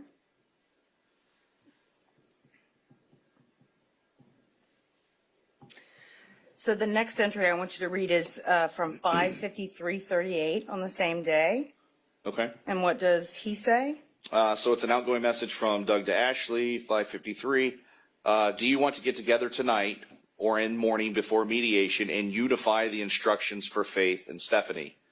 Think we are going to need to keep involved until this is done or will drag out. Her response. Her response at 7:02 is, ha, okay, thumbs up. And his response. And his response at 7:05, thumbs up, prefer tonight, maybe run over Pandera or in morning, or AM, sorry. And she says? At 7:24, she says, sure, can do Panera tonight. And the next entry? Next entry is outgoing from Ashley to Doug at 7:24. It says 8 question mark. Okay. He sends a thumbs up. Yeah, 7:27, he sends a thumbs up. Okay. And then they're telling each other good night. Good night, sweet dreams. Yes. And the next day in the morning, So 7 o'clock, who, is that from Doug? yes, it is. It's from Doug to Ashley on 9/24 of 2020 at 7 a.m. and it's another attachment. Okay. And for the record, what is that? Another Bible verse. Okay. I'm going to scroll through. This entry here is 9/24 at 10:09 a.m. Okay. Can you read what that says? 9:24 at 10:09 a.m. It's from Ashley to Doug. It says, quick and easy, LOL. And his response? His response, he emphasized quick and easy, LOL. Then at 10:26, so nice to experience quick and easy, finally, LOL. Okay, so I'm going to scroll again. On the same day, 12:50 p.m., can you read this? Okay, so yeah, 9:24, 12:50. This is from Doug to Ashley. It says, just to ponder while I finish up, thinking about getting all the cars up there, and I thought was to ship the Cherokee up there by transport, which is $900, and either tow my truck or tow your Jetta. The U-Haul plus the car trailer is about $1,000. That's for the biggest truck, which gives us plenty of room. The option is another pod and tow one of the cars behind my truck. Overall price about the same. U-Haul more flexibility, like taking things straight to storage. And she says? Her reply at 1:27 is, okay, things to think about. Maybe best to have you drive the U-Haul and tow your truck behind. Mom and Cats will go in the Jeep, and I'll drive with Emerson in my car. Okay. I'm scrolling up again for the record. And the next day, 9/25. This is 2 days before the murder. So 9:25 at 5:45 a.m. There's a message from Doug to Ashley, and it's another attachment. And what is this? It's another Bible verse. What is the next entry? So the next entry is 9/25/2020 at 6:03 a.m. It's from Doug to Ashley, and it appears to be another attachment. And if you could read what this says? It's Sure. an attachment, but what does it say? Live a life filled with love. Okay. And he says, good morning. Yes, so at 9:26 a.m., he sends her a message saying good morning. Right. And then what is the next thing he says? The next thing he says is at 9:27 a.m. and it says Dr. Q is at 10:30. Do you want a chai? Okay. And they go on talking about the tea. I'm scrolling. This is one day before. This is 9/26 of 20 at 6:43 a.m. What is this? So this is a message again from Doug to Ashley, and it appears to be an attachment. And what is that? Another Bible verse.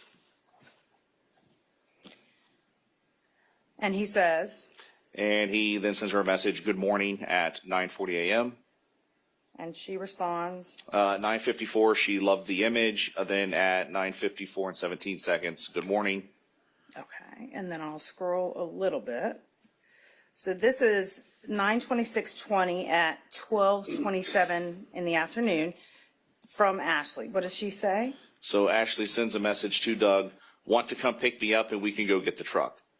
And he says? He replies, sure, heading that way. Then later, let's see if at 12:41, I be here. And then at 9:04, good night, sweet dreams.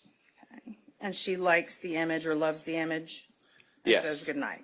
Love the image, and then replies good night at 9:23. Okay.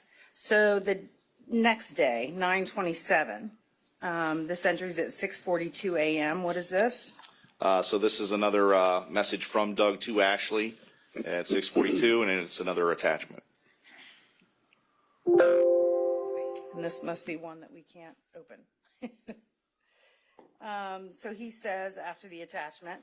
So at 10:02, he sends a good morning with some little emojis. And she loves the image, and then? Love the image at 10:06, so then 10:06 and 10 seconds replies with good morning. Okay. So there are several short messages, and then at 1:03 p.m., this message appears to be from Doug. What's he say? So Doug sends a message to Ashley, what y'all working on? And she responds. She replies, last cram, LOL, using the big boxes and getting the last loose stuff packed up and ready. That was at 1:15. And then she also says? How's it going over there, making progress? And his response? His response at 1:18, loose stuff, should be a chapter in our book, LOL. Got everything out and in garage, ready to throw on truck, except couch, aka bed, pretty much emptied. Taking Sully to get his shots, then to doggy spa to get groomed and stay until ready to go. And he says after that? At 1:19, I'll come there and drop him off at 3. And then she laughed at the message. Correct. From him.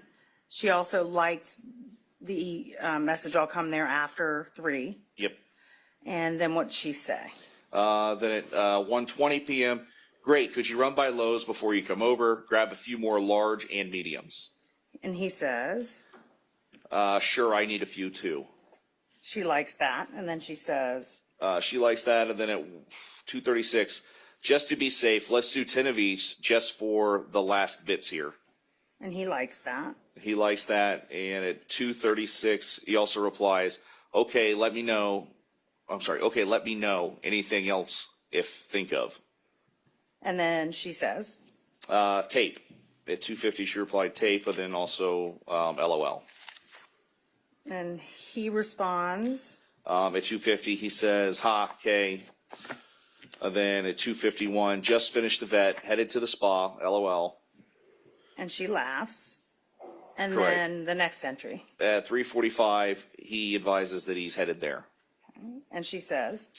She replies at 3:51, okay. Then he says? At 3:54, I'm here out front. And her response? Her response is at 3:55, okay, 1 minute. Okay. So he must have left at some point. This jumps 2 hours or an hour and a half. And the next entry is from Doug to Ashley and says what? At 5:10 p.m., it says I'm about to head back. Okay. Then at 5:11, there's some kind of an attachment that's sent from Doug to Ashley. And then at 5:11 p.m. At 5:11, Doug sends another message to Ashley. Everything and except couch and 10 medium boxes and 22 cab, LOL. And she laughs at that. And she laughs at that at 5:14. At 5:14, she then sends a message to Doug, ha, OMG. And he says. And at 5:32, he sends a message back, trucker on the way. And what time was the 911 call again?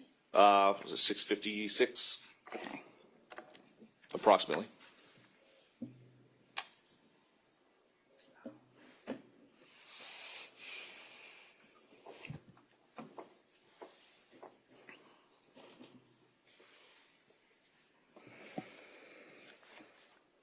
When was Ashley arrested?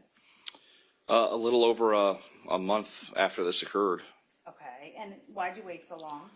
We were trying to do an in-depth and thorough investigation, to look at every aspect of what was going on. She had made a claim of self-defense, and we wanted to make sure that we did everything possible to either prove or disprove that. Okay. Was a booking photo taken of her at the time? Yes, ma'am. Okay. And what was the date? Do you recall? Not off the top of my head, like I said, it was a little over a month. Okay. Beginning of November? Yes. Yes.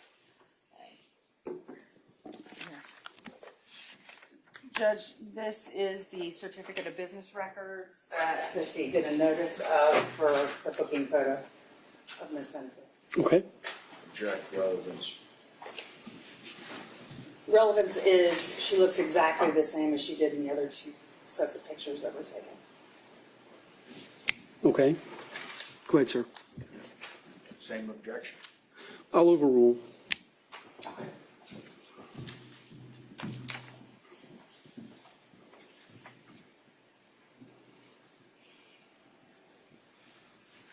I'm just going to put this up. I don't know. What number is it? Oh, I'm sorry. State would enter into evidence states 46. Subject to the objections that I've overruled, received. Okay. Thank you. I have no further questions. Thank you.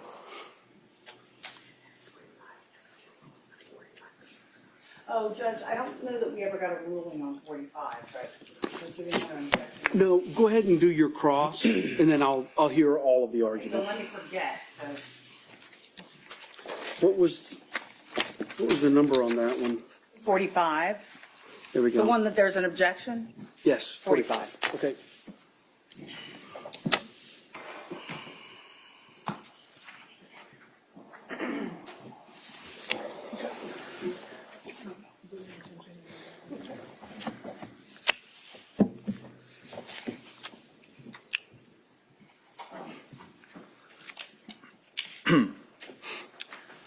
May I? Yes, sir, absolutely. Detective Warren, afternoon. Good afternoon, sir. So you testified that you were the lead on this case, and a couple of questions I think would be appropriate. The lead is kind of like the quarterback, no? You could say that, I guess. All right. And the lead is also the one with the most comprehensive knowledge of the investigation and how it's shaping up and where it's going. The lead is typically the person that has the overview in mind. So that's a yes? I'd say we work as a team, but sure, yes. All right. And correct me if I'm wrong, but as the lead detective, you developed the theory of the case. We all actually sit down and look at the evidence. I don't, like I said, I don't go out to every scene. I go out to a lot of them, sure, but we have other individuals that do certain things, so it's really a group effort. Well, let me ask you this. Do you remember sitting down for a deposition with me? Yes. And do you remember that was testimony under oath? Yes. You took the same oath for the deposition as you took this afternoon when you came in before Judge White, no? Yes. All right. Do you remember being asked the following question on page 9, paragraph 3? Okay, so as part of your responsibility as the lead detective, you would develop a theory of the case, would you not? Answer, sure. My answer is still sure. Okay. Now, you've told us on a couple of occasions that you wanted to make sure you did a thorough and comprehensive investigation. Is that a question? Yes, sir. Yes. All right. And that is because you certainly wouldn't want to jump to a conclusion on any case, much less a homicide accusation. That's correct. All right. And as a result of that, you spent quite some time after this incident running down leads and doing the investigation so you could make a fair and objective determination of what, if anything, was to be charged. Correct. And that included you investigating self-defense and things of that nature. Absolutely. All right. So I'd like to ask Jack if he would assist me on this. I'd like to put up on the screen, if I can now, the warrant that you authored. And Judge, no, I'm going to object. Is there impeachment here? Yeah, I mean, is this impeachment? Yes, it's coming. We need to ask him the question. Hold on, as to which questions so far, the thorough investigation, which? The thoroughness of the investigation, its objectivity and fairness. Okay. I think there should be some specific questions to impeach with the document. I mean, is there going to be an inconsistent statement? Or? Yes, sir. Yes, sir. If you'd give me a little leeway, Your Honor, I think I will satisfy the court that the questions that I'm about to direct are appropriate, and I will tie it up. All right. I'm not quite sure because he hasn't answered any questions about the search warrant. What is, No, this is the arrest warrant. The arrest warrant. Yes, sir. Okay. I think the question needs to be a little more pointed. What exactly is this different than? What are you saying this is different Hold on. from? No crosstalk. Just go ahead. Put your arguments on the record. I would like to know what exact statement is being impeached and what he's using to do. All right. Thank you. Yeah, that's my question too. I'm not exactly sure what specifically you're impeaching from the testimony he's stated so far. Okay. If the court will allow me to approach the witness, okay, I think I can set the predicate. All right. Detectives, let me show you this document and ask you if you recognize it.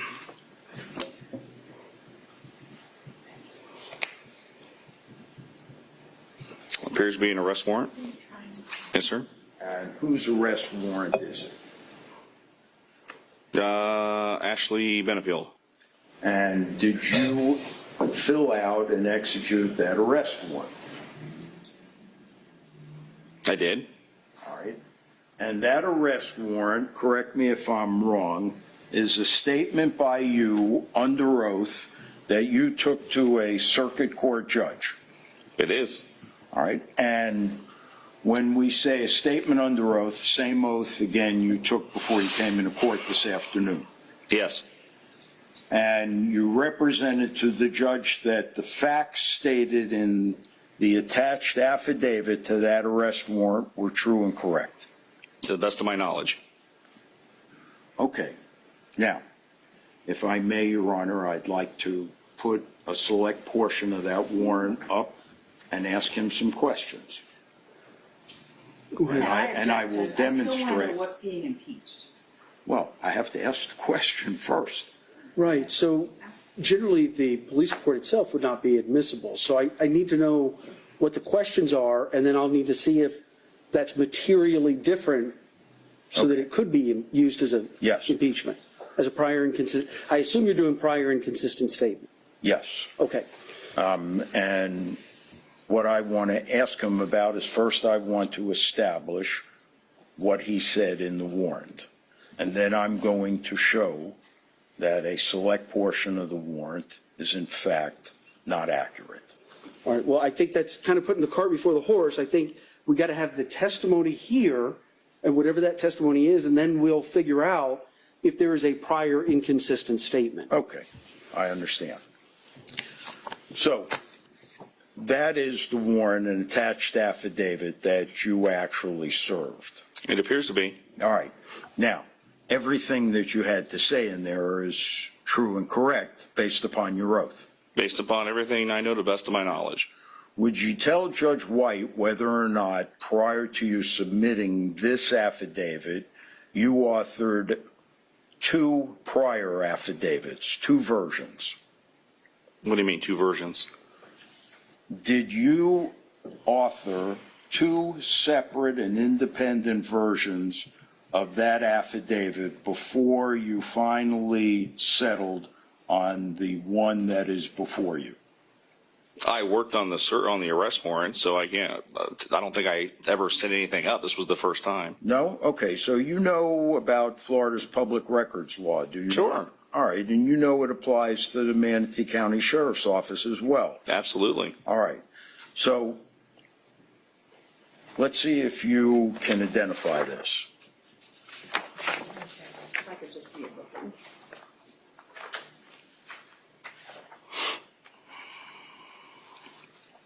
These are some of, Judge, First off, I would object. This is a conversation between me and the witness about drafting the warrant. It has nothing to do with what he submitted to the court. This is conversation between he and I about how it should be phrased. So I don't really understand what's being done right now. Your Honor, these are 2 proposed prior warrants of the same version that was actually filed that are statements of this witness. And I'm going to show the court the difference between them and what was intentionally misrepresented and intentionally omitted. To the court? To the court that signed the actual warrant. In other words, I'm going to show that this witness has materially made prior statements inconsistent with that warrant, and that there were things intentionally omitted from that warrant that were previously included in the other warrants. All right, so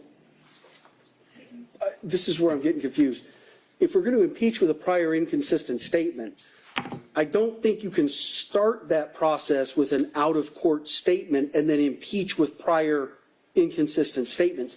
It's my understanding we've got the testimony here today, whatever that might be, and then there might be prior inconsistent statements, inconsistent omissions, commissions, who knows. But it's just, I'm not familiar with this. Do you have some cases about impeaching a witness who hasn't yet made any statements using 3 potentially disparate out-of-court statements? Well, I think, Judge, if I can break it down for the court, I think we've had a statement by this witness on direct to the effect that this case took time because this detective wanted to be objective and fair and make certain that a proper investigation was done.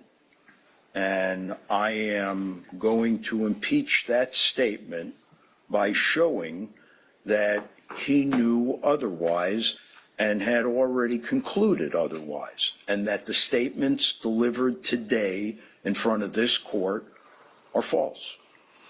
And I can do that through his prior inconsistent statements. Can I have them? Absolutely, Your Honor.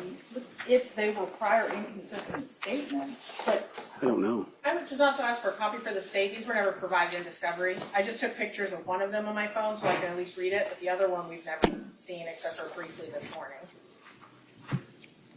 Are you asking for a Richardson hearing? I'm just asking if it's possible for defense counsel to provide us copies or something so we know exactly what's going on. We may have just gotten. Can I suggest maybe, Your Honor, Yes. the court excuse the witness? Sure. And we take Detective Warren? Yes, sir. The rule's been invoked, so Yes, I'm going to sir. have you step outside. Sure. Please don't discuss your testimony with anybody, your answers, the question to ask, anything like that. All Yes, right? sir. Thank you.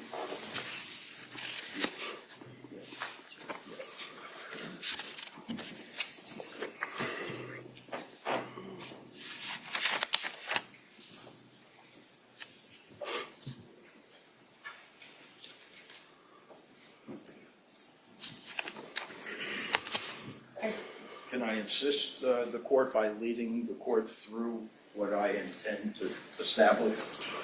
Well, let me read these first. Sure. It's the highlighted portions, Your Honor, in particular, that I plan to go to. Highlighted portions of what? The proposed affidavit. They're not, first of all, Judge, we need to make clear that these are not sworn affidavits. These are emails. So these are not sworn to documents. It's just the proposal. This is the proposed body of the PC. I understand. Okay.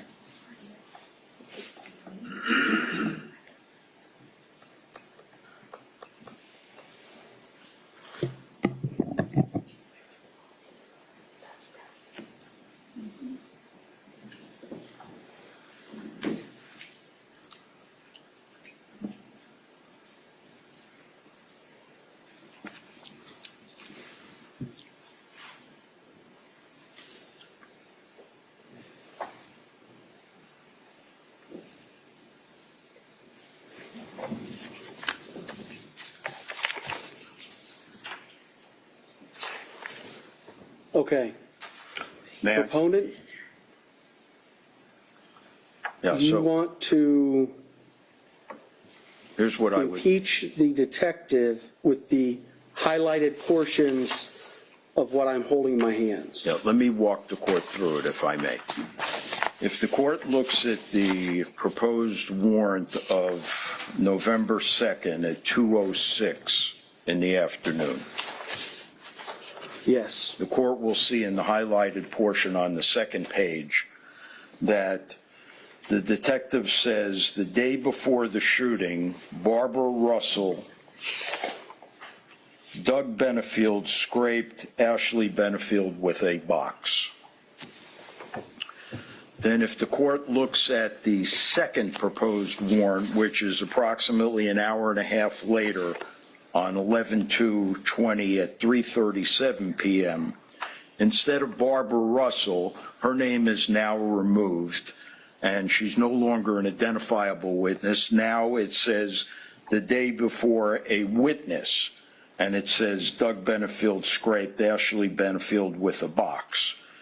Then if the court looks at the actual warrant that is submitted on 11/4/20, it says, Judge White, the day before the shooting, a witness, no longer Barbara Russell, explained that Ashley Benefield was inadvertently scratched when someone, no longer Douglas Benefield, but someone walked by her carrying a box.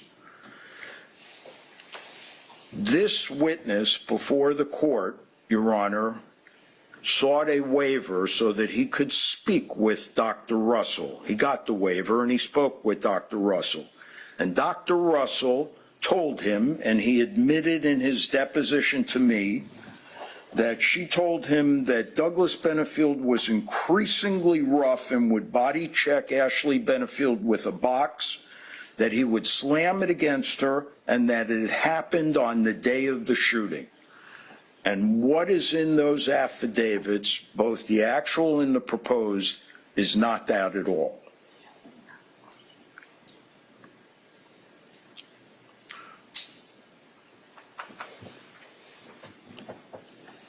When a detective comes to the court with a proposed warrant, it's not unusual that the court might ask some questions. And in this instance, if the court saw in the affidavit that it was Douglas Benefield who slammed Ashley Benefield with a cardboard box, the court might ask, being astute and street smart, a question such as, what was the relationship between these two? Are they siblings or are they husband and wife? And when told they are husband and wife, Your Honor might say, well, is there a history of domestic violence here? And if the answer to that was yes, then the court might say, could this be a self-defense situation? The point being that the detective might have left without that warrant being signed. I think this is clearly in contradiction to what he's testified to about a fair and objective investigation that went on for several weeks before he submits this actual warrant.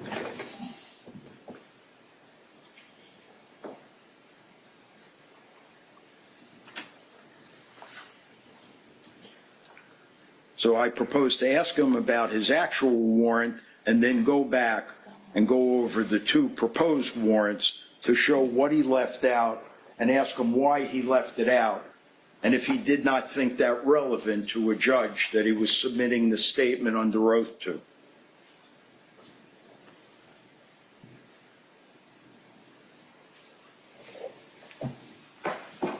To prove or disprove what material fact? How is this material? That this was anything but a fair investigation and a diligent investigation in direct contradiction to what he has told us here today.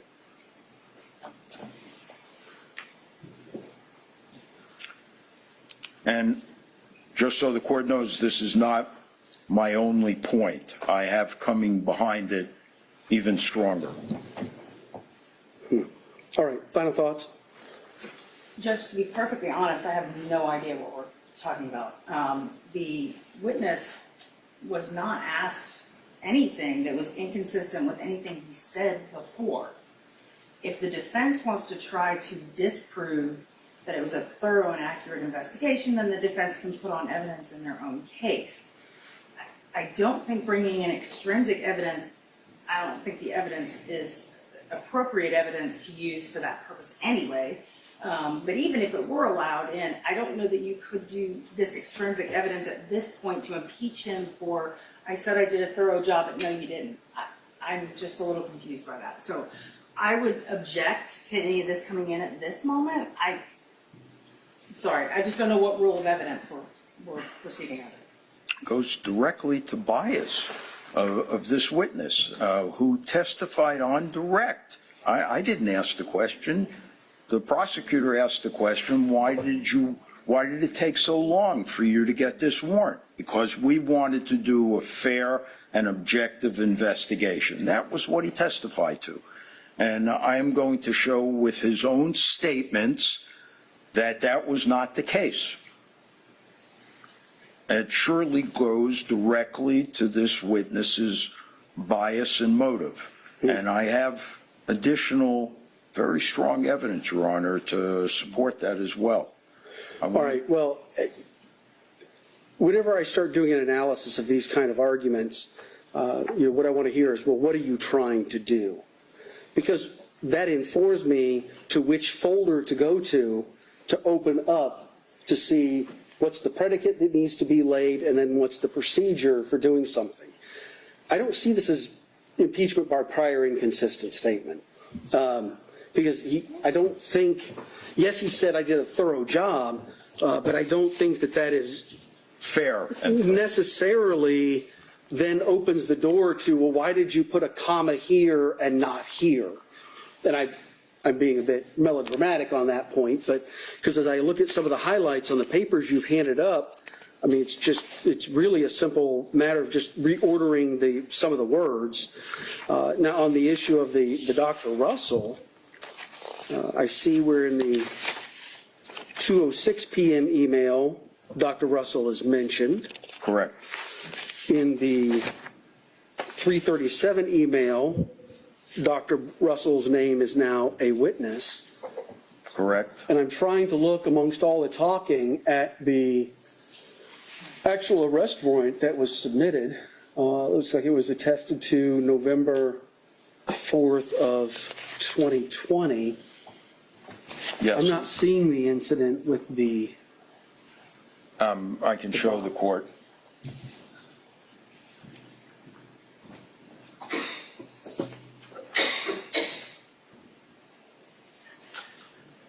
I have it marked. Yeah.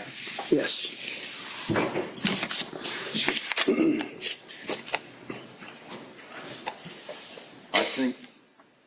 I think, Judge, what distinguishes it from something that's inadvertent clearly is not only is Douglas Benefield now removed from the actual warrant as being the one who scraped Ashley Benefield with the box, but now there is the statement that that whoever this person was inadvertently scratched her with the box.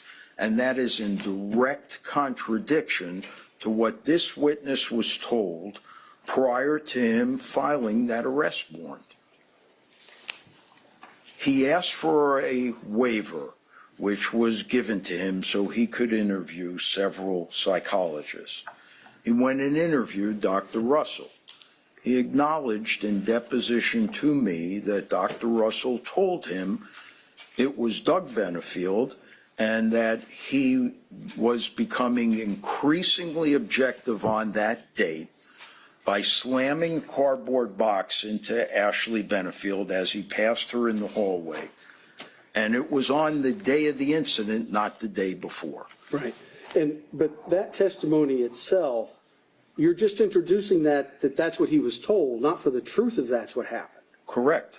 Okay, because that would be how many layers of hearsay? 3 or 4? No. Look, I'm trying to show what he knew. Because he's the one who filed the affidavit, Your Honor. Yeah, so I'll allow it for the very limited purposes of the fact that if you think that this shows that, and you're going to link this up, that he didn't do a thorough investigation, okay, we'll see. I will link it up. But, I mean, I'll link it up. yeah, I mean, I don't know about you guys, but when I write an order, there might be 4 versions of it as I go through. Well, Judge, at the risk of embarrassing the court, as far as Your Honor's authorship of orders, I have never seen an order like the order that the court wrote for the motion to compel. Well, that could be taken 2 ways, couldn't it? I've never seen a better order, Your Honor, or more thorough. Enough of the platitudes. All right. I would just like to object to him using emails between he and I discussing probable cause as some form of I don't understand. Ms. O'Donnell, I'm not quite sure yet either. Okay. But we spent a lot of time on this. Yes. I want to keep plowing through. I think I'll be able to figure it out when we get to the end of this. I'm pretty sure I'll be able to figure it out and where this fits in. Okay. And I will put it in its proper place and give it its proper weight. All right. Thank you, Judge. And just for the record, I have no intention of involving Ms. O'Donnell in this. It's Yeah, because if you call her as a witness, we got a problem. It's going to be limited strictly to the. All right. You can, but that's a monkey wrench. We're not going down now. All right. She's been very professional. Yes, I'm sorry. I apologize. Yes, sir. He was standing at the door waiting on me. Oops. Jack? Yeah, we'll allow it. I tell you what, though, let's not plow this earth too many times. Let's plow it, make your points, And move on. get in and get out. And I think you'll find I will do Thank exactly you. that.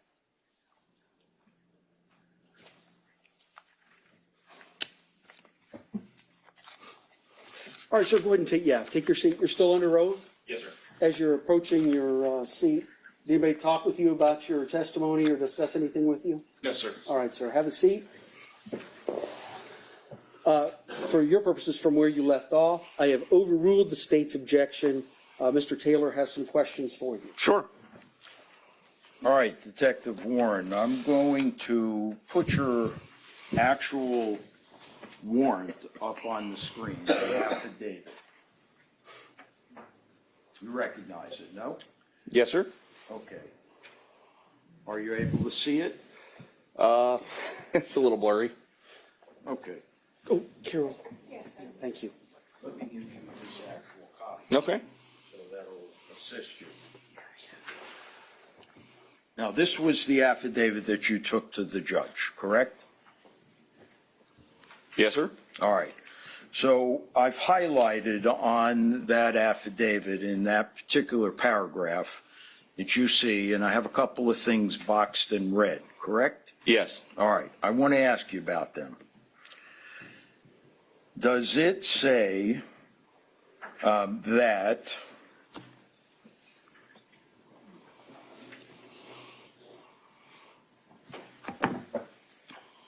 upon further investigation, hold on a second.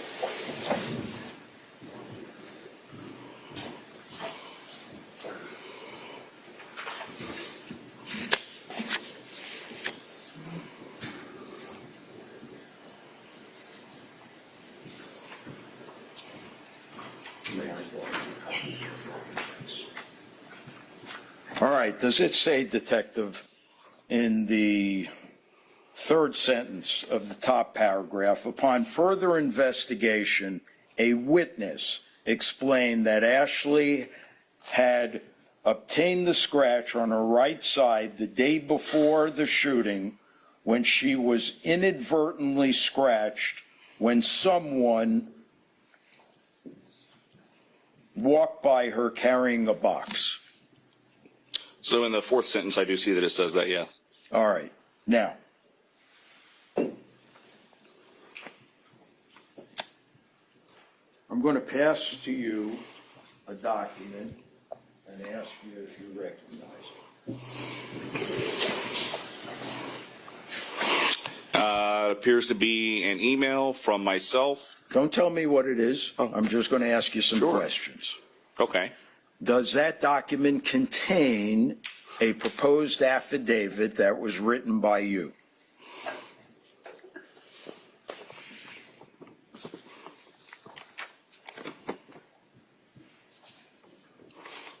There is an attachment to it. I mean, I can't say indefinitely that's the same one that was sent with it, but there is an attachment to it. All right. Now, that document was sent on November 2nd, 2020 at 2:06 p.m. in the afternoon, correct? According to the email you've provided me with, yes, sir. All right. And if you would turn to the proposed affidavit that's attached to that document that I just handed you. Okay. Not the actual warrant. Yeah, correct. The email of the alleged attachment, yes, sir. Yeah. All right. So if you would tell me, instead of it saying now, a witness explained, is in that proposed affidavit, does it say Barbara Russell?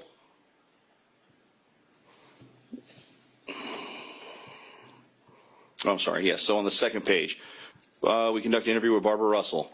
Okay.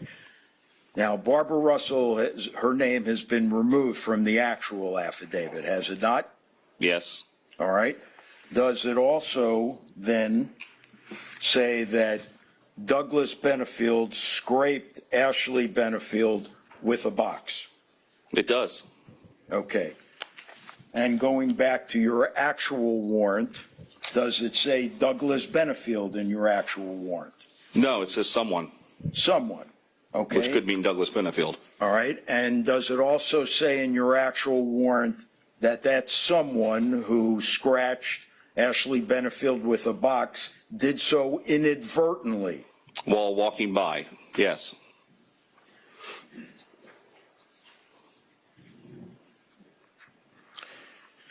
Now, do you remember, as part of your investigation, you obtained a waiver for you to be able to go speak with Dr. Russell? That's correct. And that included also a waiver for Dr. Quintal? Yes. All right. Is it not a fact that you admitted to me that in your conversation with Dr. Russell, before you filed this actual affidavit to your warrant, that she told you that Douglas Benefield had become increasingly rough and would body check Ashley Benefield with a box? I think those were your words. And did you not agree to them? I'd have to go back and listen to the interview. I apologize, sir. Did you prepare to come here today to testify? I did, sir. You chose not to listen to it? Objection. Sustained.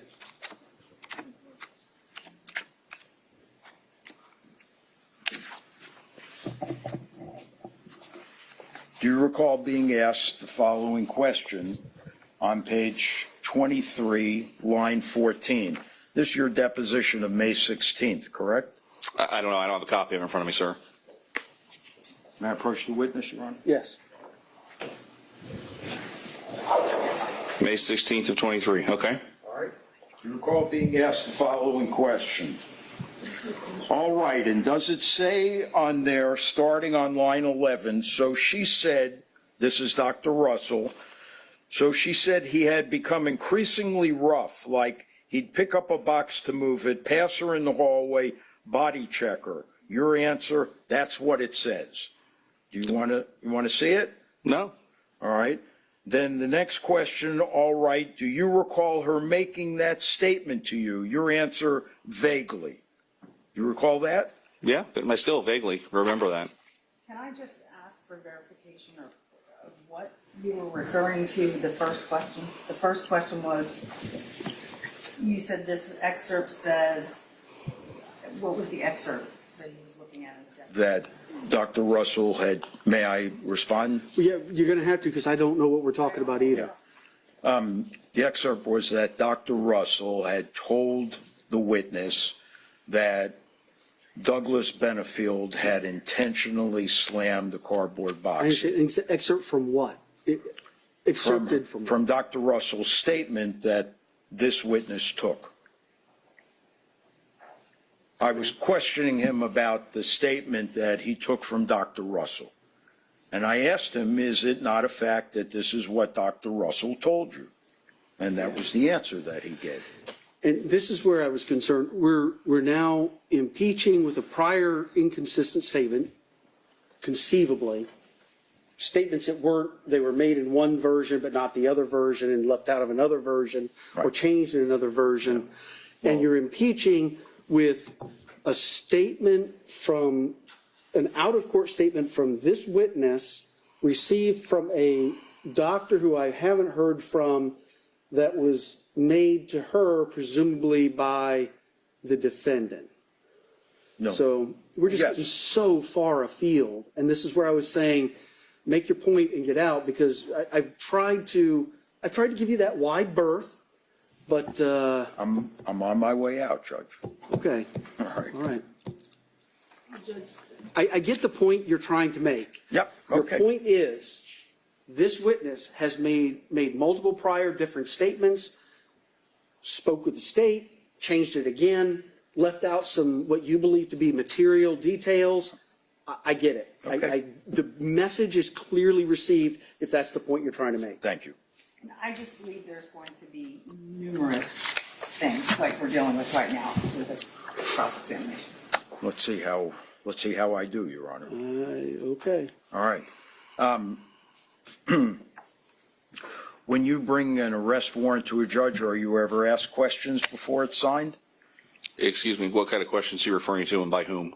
Have you ever been asked questions by a judge about a warrant that you have brought for signature? Sir, I've submitted numerous warrants. Most of the time, we don't talk to the judge. You've never been questioned by a judge? Most of the time, we don't. Most of the time, it's submitted via e-warrants, which is an electronic system. And it's never happened to you, is your testimony? Oh, I'm not going to say I've never talked to a judge. I just don't recall an incident off the top of my head. All right. Let's talk about the wounds to Douglas Benefield and your perception of how they occurred.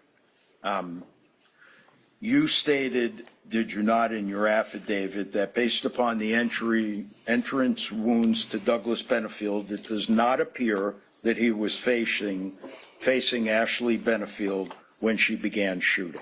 Objection is this impeachment. Sustained.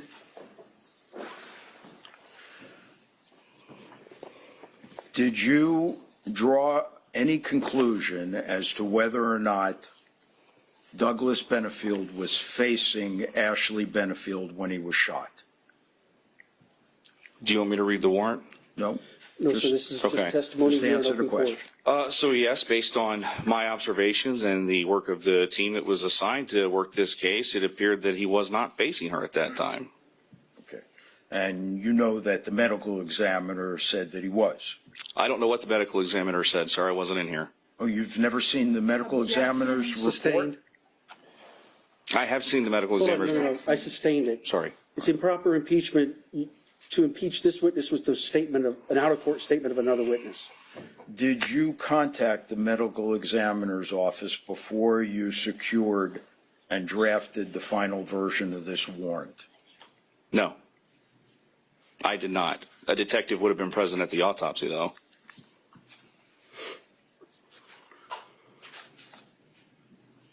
Do you dispute now, as you sit here today, that Mr. Benefield was facing Ashley Benefield when he was shot? Oh. Relevance of his opinion. Well, I think he's made the one conclusion. I think he could be asked, do you have the same conclusion today? So overruled. Thank you. I don't dispute anything the doctor said. He's the ultimate person that would give you that answer. All right. Now, you also concluded that the wound to the right leg was from the outside of the leg to the inside. Is that correct? Objection, relevance of his opinion.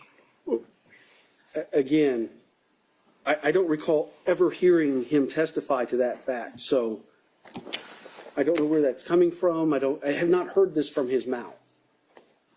Did you reach a conclusion as to the direction of the gunshot to the deceased's right leg? Objection, relevance of his interpretation of the direction of that wound.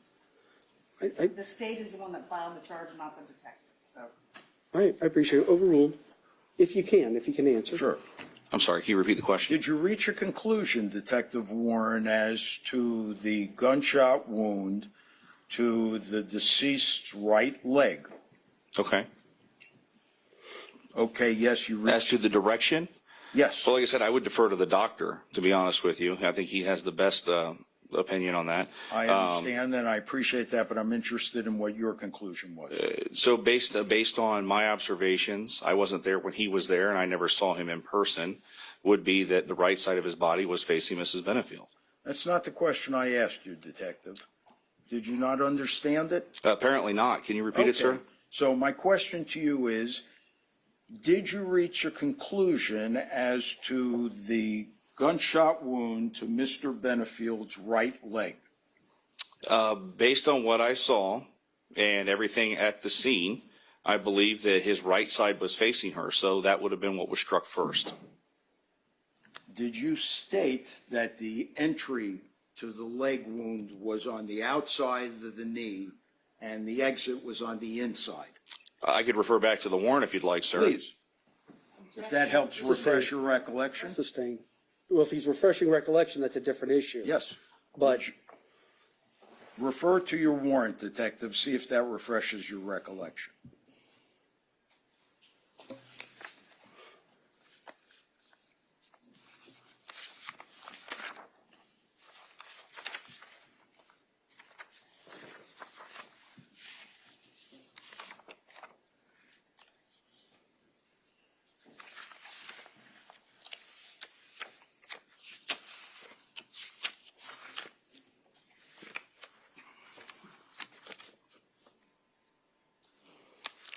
So in my affidavit for the warrant, if one of the rounds entered the outside of the right leg and exited the inside of the right leg. That was based on what I was observing. And as you sit here today, is that still your position that the entry wound was on the outside of the right knee and the exit wound was on the inside as opposed to it being reversed?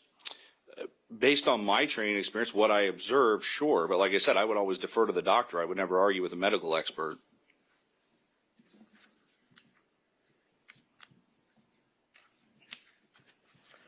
So I would assume then you would defer to the doctor as well as it relates to the proposed wound to the arm. Absolutely.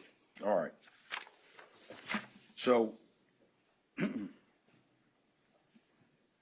you got wrong, one, whether or not Mr. Benefield was facing Ashley Benefield when he was shot, correct? Sustained and. All right. Your conclusion was inaccurate. Sustained. All right, moving on.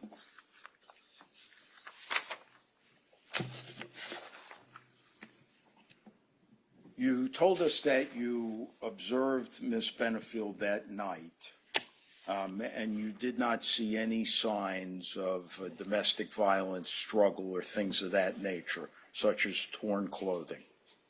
That's accurate. Okay.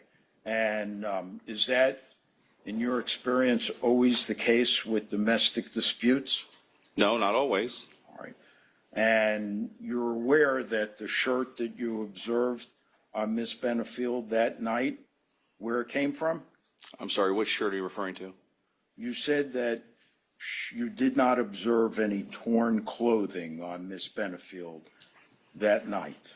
I did not. Like her shirt was not torn, her shirt wasn't torn? I didn't see anything, no. Okay. Where did the shirt that you remarked that you didn't see torn come from? Do you know? I have no idea where she purchased the shirt or where she got it, sir. Okay. Isn't it a fact, Detective? Now, you're the lead detective, correct? Sure. That shirt was brought to her by another deputy while she was sitting in a squad car, was it not? That would be Deputy I wasn't at the Paul. scene, sir. But wouldn't that be something you'd be expected? I don't know if it is or not. Let him finish the question. Wouldn't that be something, as the lead detective, you would be expected to know before you make the statement that you didn't observe any torn clothing, which is inconsistent with domestic violence? No, and I think if you actually play it back, I already testified to the fact that she was wearing a sports bra. All right. I want to ask you a couple of questions about the home. You drafted a search warrant for the house, correct? That's accurate. All right. And you drafted that search warrant pretty much immediately based on your experience of knowing that you wanted to get into the house to conduct the investigation. I drafted that search warrant based on the other detectives on scene advising there was probable cause to assume that a potential homicide occurred inside. Yes, sir. Okay. Now, I'm glad you referred it that way, because isn't it a fact that that warrant that you were drafting less than 75 minutes after the shooting, isn't it a fact that you didn't describe it as a homicide, you described it as a murder? Did you not? I'd have to look at the warrant again, but that's I'll possible, be happy sure. to show it to you.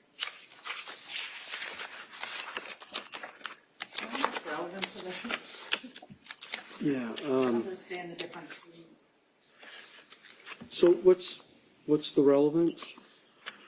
I think the relevance is to show that this detective had already reached a conclusion that this was a crime rather than a homicide, despite his testimony that he wanted to do a fair and objective investigation over the course of an extended period of time, and that he was referring to it and calling it a murder within approximately 75 minutes following the incident.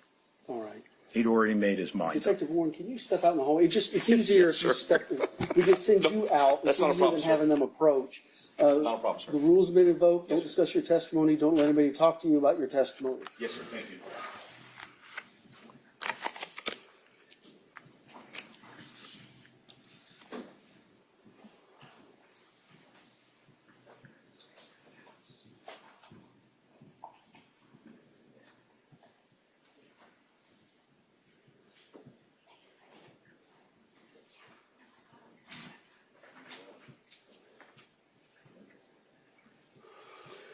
All right. So I don't think I have the search warrant, unless it was one of the attachments. I don't recall seeing it. I'll give the court a copy. Well, let me ask you this. So the point you're making is that instead of using the word homicide as the crime that's being investigated, the detective used murder. Yes, and So what statute would you have proposed that he should have used? Because as we know, a search warrant, what's the point of a search warrant? That a crime's occurred, or is occurring, or has occurred, and that there's probable cause or a reasonable probability that the fruits of that crime or the evidence of that crime is going to be found within the place to be searched. yes, So a search warrant will list a crime or crimes that have alleged to have been committed. So what I'm saying is, what is your argument that he should have put as opposed to murder with 78204? Yes, sir. yeah. As opposed to 78204? My argument is that every single member of the Manatee County Sheriff's Office but him described this as a homicide, including the medical examiner, rather than a murder. But that's not enough. This detective, in his deposition to me, believe it or not, under oath, said and represented that every homicide is a murder, and anybody who shoots and kills somebody is a murderer. That is his perception of murder. As opposed to an objective evaluation, what I am tying in is that within 75 minutes after this incident occurred, this detective had already decided that my client had committed murder. That's what I want to bring out. All right. I appreciate all that. I'm happy to receive that. I'm going to respectfully, as you said today several times, suggest that there is a much more direct route to get where you want to go. There's no jury here, so, impeach, but. Okay. Okay, so I think you can get there. I think we can be a little bit more direct about it. Yes, I understand. Yeah. I'll go right to it. I think, you want to say, hey, you said murder in your search warrant. Yes, I did. Yep. That was within 75 minutes of being called out. Yes, it was. And then you can make all those arguments you want to make about how that was biased and his mind was made up and it was predisposed, how this was going to go. And I'll receive all of that. Understood. Okay. There was one other issue you were asking about.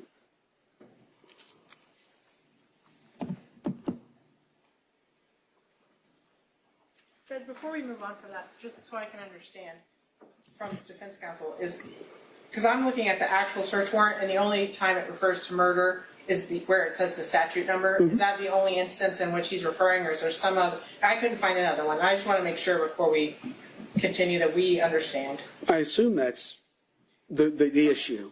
Okay, Right. thank you. I just want to make sure. All right.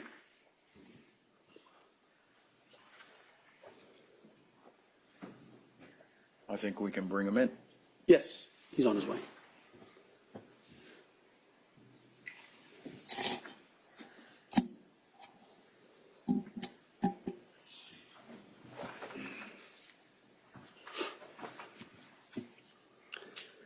All right, Detective Warren, take your seat back. Yes, sir. Did anybody discuss your testimony with you, approach you, try and talk with you? No, sir. All right. So I have sustained the state's last objection. Mr. Taylor. So, Detective, you described the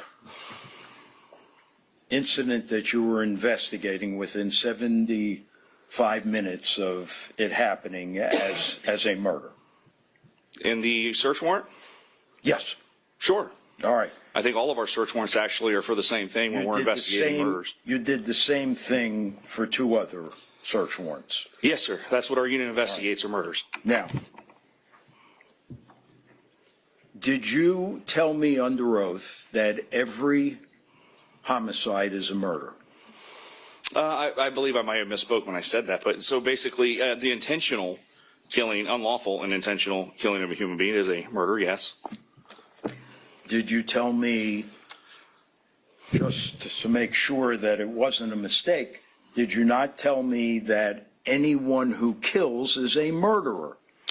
Well, there's differences in whether it being justified or not. Is the answer to my question yes? Objection, is this impeachment? And is I'm going to sustain. Thank you. Again, I think when we're impeaching with a prior inconsistent statement, we don't lead with the out-of-court statement that might be inconsistent. I would need to hear the testimony here today, what the answer is, and then I can determine if the prior statement is inconsistent. So I'll sustain. Do you remember me asking you at the deposition the following question? On page 11, line 20, you could have a homicide that's... Objection and proper impeachment. I'm going to sustain. I need the answer. I need an answer here in open court, and then we Okay. can discuss whether that's a prior inconsistent statement. Are all homicides murders? The unlawful killing of a human being is a murder, yes, sir. There are some cases where it may be justified. It may also be excusable. Sure. Is everybody then who kills a murderer?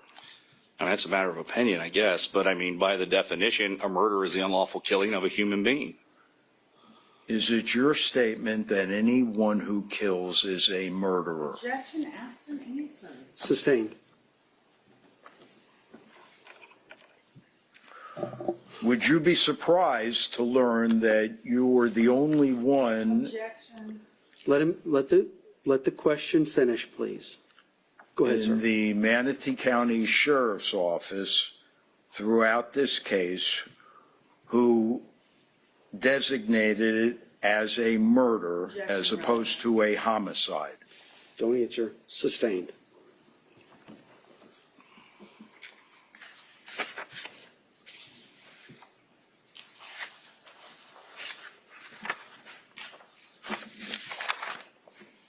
Another interview that you did was of Dr. Quintal, was it not?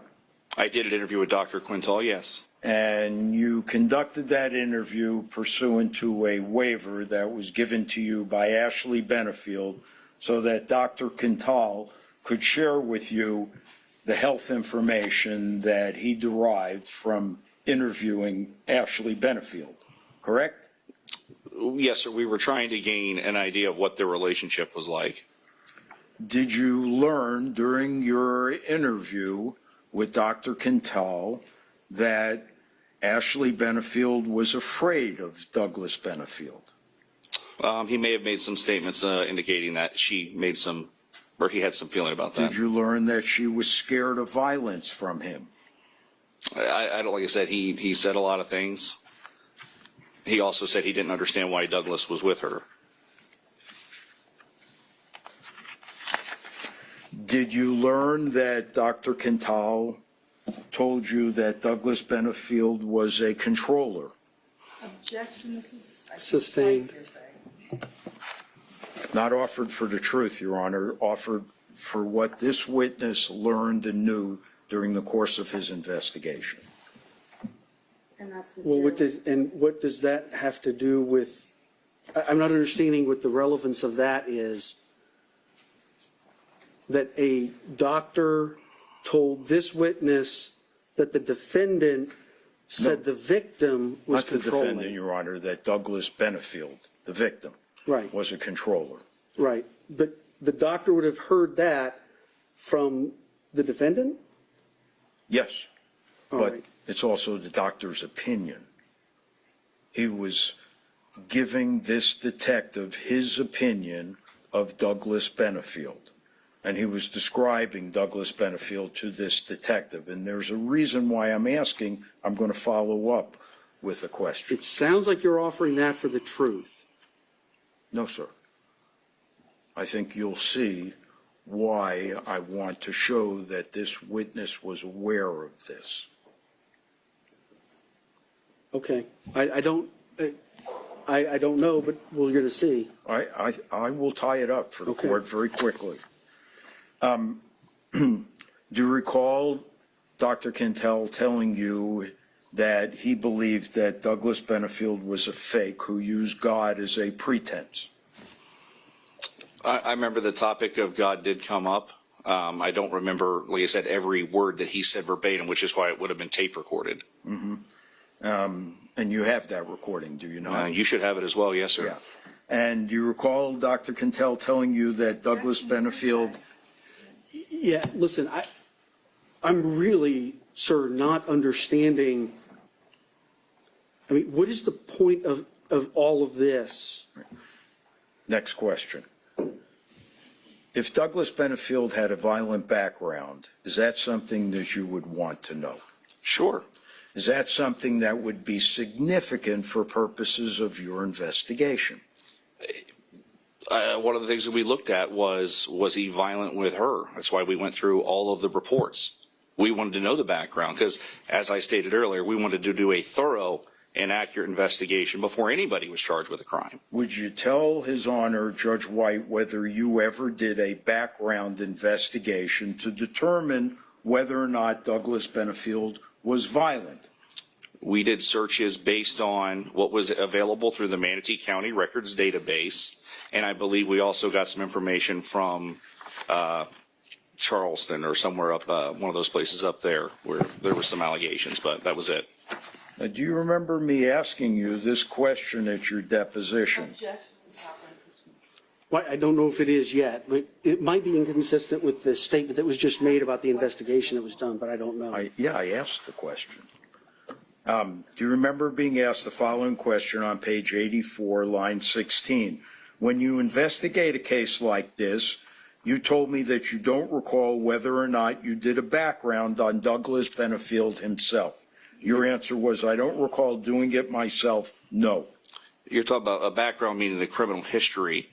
I don't recall doing a criminal history on Douglas Benefield to see if he was a convicted felon, but a background check, it's actually listed, I believe, in some of these other reports where we looked up Manatee County computer records databases and pulled those reports. So is it your position, Detective Warren, that only convicted felons can have violent backgrounds? I've overruled. Thank you. Can you repeat the question? Is that what you're telling us? Can you repeat the question? Yes. Thank you. The question was, are you telling us that only convicted felons can have violent backgrounds? No, but there is a difference between doing a computer record check through our personal database and doing a criminal history check through NCIC, FCIC. So let me ask you the question again. Perhaps you didn't understand it. Perhaps. Did you ever do... Sustained. Did you ever do a background investigation to determine what you've told us you would want to know, whether or not Douglas Benefield was prone to violence? Like I told you, sir, we did searches to find out what information was available. You can change the definition of background check all you want to. Yes, we did our due diligence.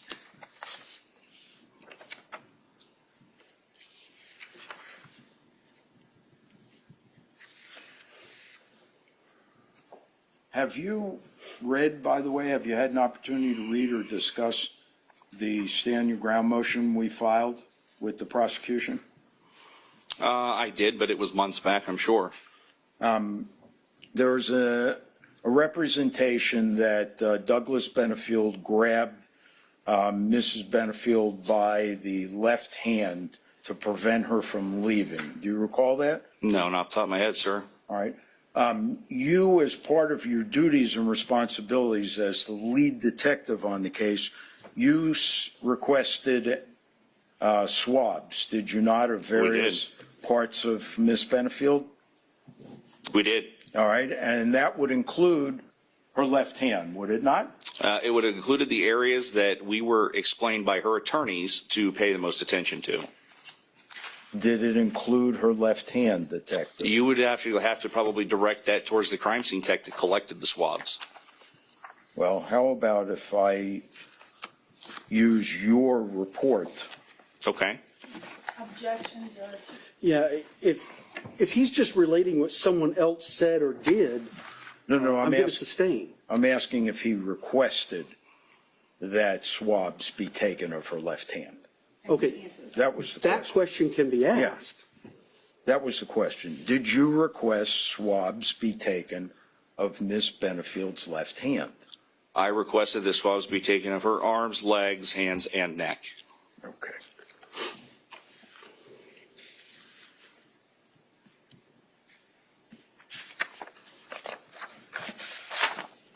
As part of your duties and responsibilities as a lead detective, did you ever get the laboratory results of those swabs from FDLE, Florida Department of Law Enforcement? Was it FDLE or DNA Labs International? Actually, I believe it was DNA Labs International. I stand corrected. Okay. Did you get the results back? Yes. Did you learn that out of all the people in the world... Objection to asking this witness about the results of the DNA. Again, you can ask your question, and then we'll have the objection. Again, I make this ruling because there's no jury here. I know. So if I sustain it, I sustain it. But he's testifying by asking the question. Well, did you learn that of all the people in the world, only 2 people could not be ruled out for having left DNA on Miss Benefield's left hand? John Sant, the neighbor, and Douglas Benefield. I'm sorry. No, do you have an objection? Yes, that calls for hearsay and Sustained. misrepresentation of the report. I haven't seen the report, but it's hearsay, absolutely. All right, Detective, I have a few questions now I'd like to ask you about some areas that we discussed previously under oath. I had asked you at the deposition various things about Douglas Benefield. For example, Objection, is this impeachment? I don't know. I gotta say the question. Yeah, so a deposition is an out-of-court statement, which is the first phase of hearsay. I don't know why it's going to be offered, but I don't know if you're refreshing a recollection, which is done a different way. I don't know if you're impeaching. If you're impeaching with a prior inconsistent statement, all I can say is, again, I need a statement here in open court, and then we can figure out if that prior statement was inconsistent. Here comes the statement. Detective, do you have an opinion? How would you describe Mr. Benefield admitting that he shot a gun in the house, in the kitchen, to intimidate Miss Benefield to stop speaking? Objection. Sustained.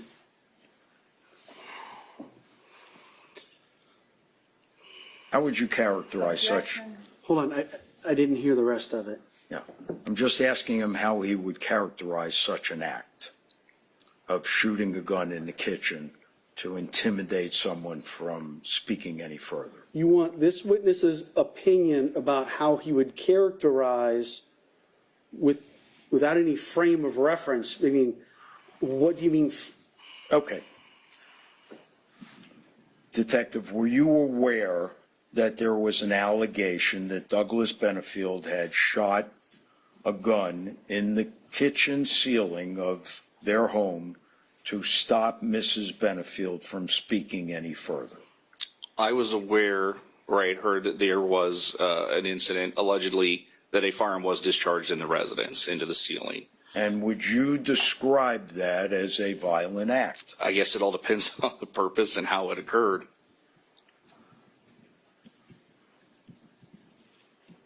Such as? Objection as to his opinion. Yeah, I'm going to sustain on and we're getting into a collateral matter, how this witness would characterize an act that he didn't investigate, he wasn't there for, he's heard about through some unknown source. So, no, what his opinion of that, I'm going to find is irrelevant. All right. Were you aware during the course of your investigation, Detective, that there was an allegation that Mr. Benefield would punch holes in the drywall of their home? I believe that I had heard something like that, but I don't recall where that was from. Were you aware that there was an allegation that Mr. Benefield had beaten his first wife up on their honeymoon? Objection, Judge, what is it? It is irrelevant what this detective may or may not have known about his past.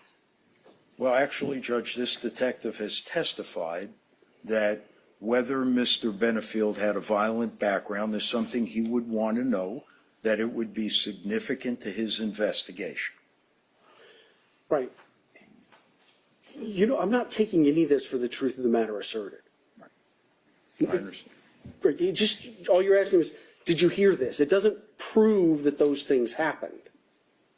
I understand that. So I'm not sure why we're asking them is the problem. And that would be the second question is, so what's the relevance of whether he heard that the decedent may have been violent towards, would you say a first wife? I don't even know who that is. I don't know when they were married, how long they were married. I don't know the First nature of their wife, relationship. So I'm going to sustain as to relevance. Okay. You are aware, are you not, of an incident where Mr. Benefield was seen by a neighbor at night standing in her yard? Sorry. Yeah, actually, we discussed that during the deposition. I remember because I had some questions about it myself. Yeah. There's a police report that accompanied it. Have you reviewed it? I did at one time, and I believe that the witness said that there was a person standing there, and I asked you how we got him identified, because I guess they identified him by his voice is what you told me, which I found odd, because why would you sneak around and then talk? Kind of, you know. Did you review that witness's deposition? I did not. It's Exhibit 5 to our stand your ground. I don't have access to those, so. Have you ever placed a tracker on anybody's car? I'll overrule. Have you ever placed a tracker on anybody's car without the appropriate legal authority?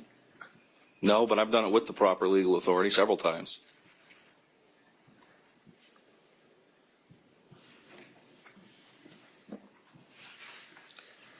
I want to lastly ask you about some photographs of Miss Benefield. There were 2 sets of photographs taken you testified to, correct? Yes, sir.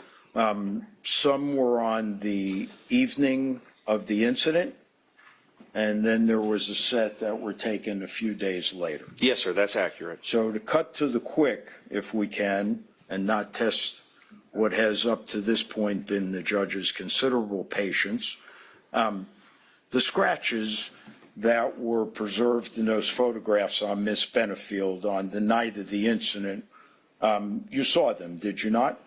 In the photographs later, yes. Yeah, and they show as red and fresh, do they not? They appear to be red, yes. I can't tell you how fresh they are. I'm not a wound expert. Okay, well, they weren't scabbed. Like I said, I didn't. I saw a photograph later on. Let me show you the photos. Sure. Let me just show them to you, because I don't think that picks it up.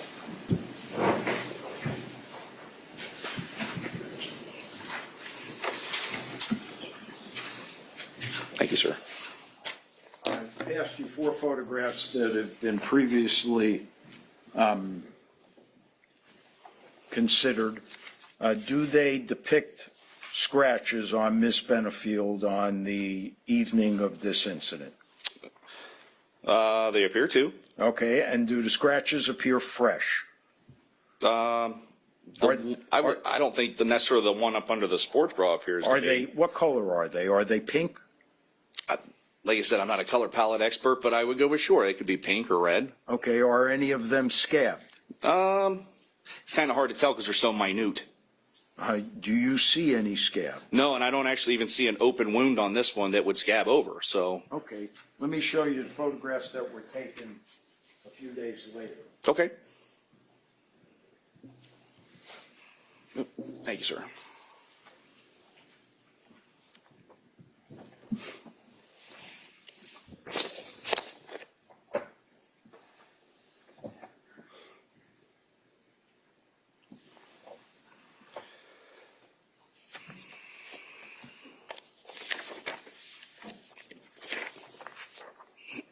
Why are these not marked?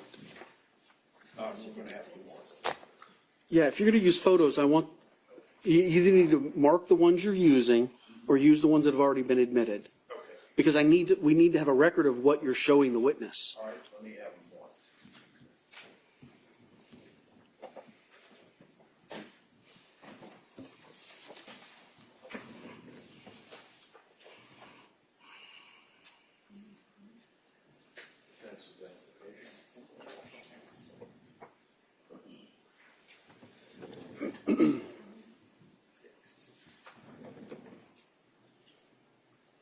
And Madam Clerk, I'm fine if it's just defense 1, 2, 3, 4, 5, 6. You don't have to use letters or anything. Okay. All right, we're going to call these defense 1 through 6. Very good, Your Honor.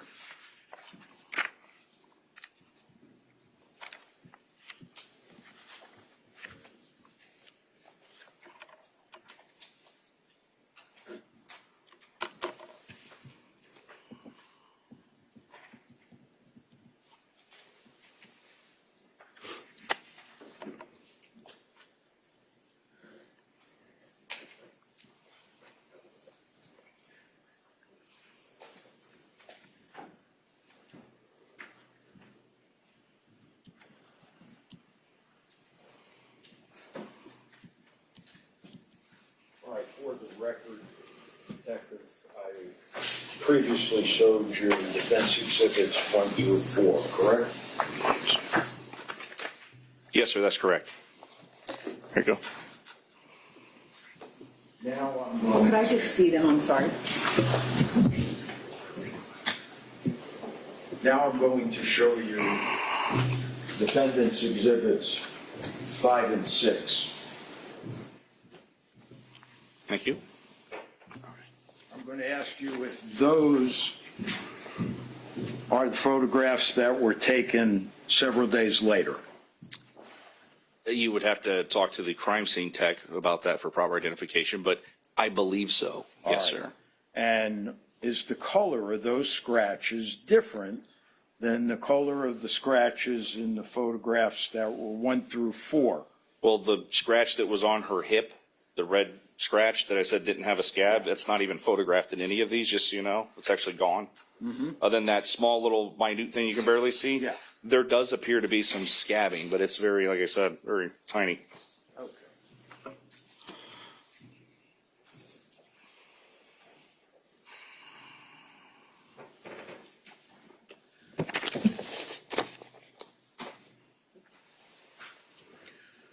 Are you familiar with the concept of blading? I am. And tell us, educate us a little bit about what blading is in the sense of it being a defensive posture. Are we talking about it in regards to law enforcement? No. Okay, well, I'm just so you know, I'm not a jiu-jitsu expert or anything, so. I understand. I'm talking about with respect to minimizing the area of your body that is exposed to potential gunfire. Okay, I guess if you were trying to minimize the area exposed, you would possibly turn your smallest side to it. Which would be your side? Sure. Okay, otherwise known as blading. If that's what you want to call it. Blading typically isn't a complete turn. It's more of a 45-degree angle or so. Okay, again, to minimize the exposure. Well, blading or interview stands, those types of things, blading is typically done like for our purposes. If I'm out interviewing a suspect, I'm going to blade my body and turn my gun sight away from them because honestly, that's more of a threat if they're looking at my gun while they're thinking about fighting me. I want to keep that away from them. It also provides for balance. Right. You want to make sure that they can't get the drop on you. It's more of a safety thing than a offensive thing, at least in my opinion. Yeah, to protect Like I said, you. I'm not an expert, so. To protect you. As part of your investigation, you determined that the firearm that was used to shoot Mr. Benefield was owned by Ashley Benefield. One of our detectives, I'm sure, did would have done that part of it. I don't recall doing that part myself. All right, but you do recall it was lawfully owned by her. As far as I'm aware, yes. Yeah, and that she had a concealed weapons permit. She may have. I don't remember if she did at that point, but it's possible. I don't believe I have anything further, Your Honor. Thank you for your patience. State, redirect? No. All right, can this witness be excused? Defense, can the witness be excused? Mr. Taylor, can the witness be excused? Yes. All right. Okay. Detective Warren, you're excused. Thank you, sir. Oh, can you reach me those papers? Yes, sir. There's a couple paper clips here. Do you want those too? Oh, I got it. Yes, sir. Yes, sir. Mr. Taylor, I think these are yours papers. And your paper clips. Yes, sir. All right. State? The next witness is going to be a little lengthy. Do you think we could take a 5-minute break before we start? Sure, absolutely. Thank you. Oh, I can't see that. It is 4:06. How about, 4:15, maybe a few minutes after 4:15? Okay, thank you, sir. Thank All you. right, we'll see you then.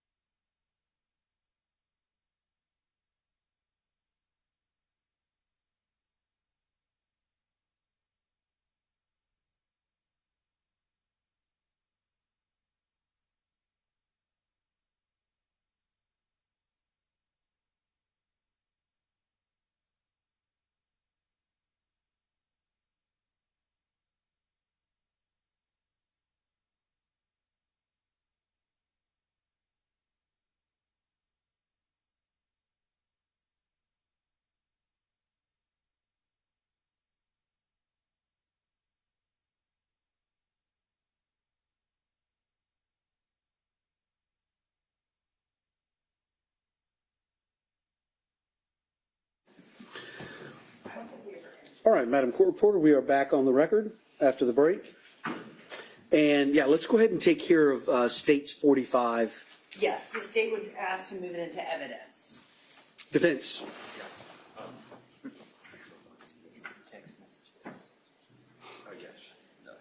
Yeah, these are the text messages which. Correct, yes, sir. We objected to because of relevance. We still believe them to be relevant, but as Your Honor has noted, no jury, so however the court wants to treat it. Relevance. Judge, the relevance is the tenor of their relationship. This is all after she's made all of these allegations against the defendant, or I'm sorry, against the victim, and all of them have been shot down, and then she's having, she's telling people that she's afraid of the defendant, or of the victim, I'm sorry, and she's afraid for her child, but yet she's having these text conversations with him that clearly there doesn't appear to be any fear, and it helps set the tone for their relationship. All right.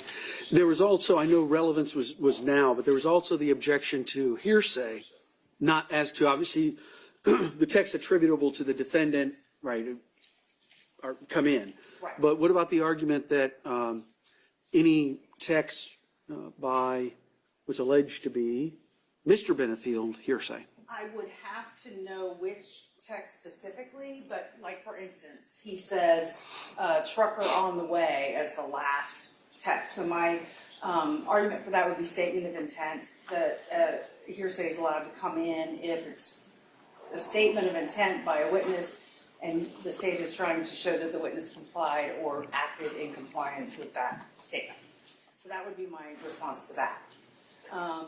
The other ones of good morning, good night, those aren't offered for the truth of the matter asserted. All right. Yes, sir, Mr. Taylor. So there's your answers to your two objections. So anything else you want to put on the record, sir? I don't believe so, Your Honor. I'm a lot more concerned with the next witness that I'd like to take up with the court. All right. Well, there's some foreshadowing for you. Okay, I'm going to allow it. I'm going to overrule the objections defense. States 45 is admitted, that being the text messages. I find them relevant solely for the purpose of the state's argument, and that's the only way that I'm going to take them, because that's why the state has said they're offering them, is just to show the nature and tenor of the communications and the relationship between the parties in the days leading up to the event.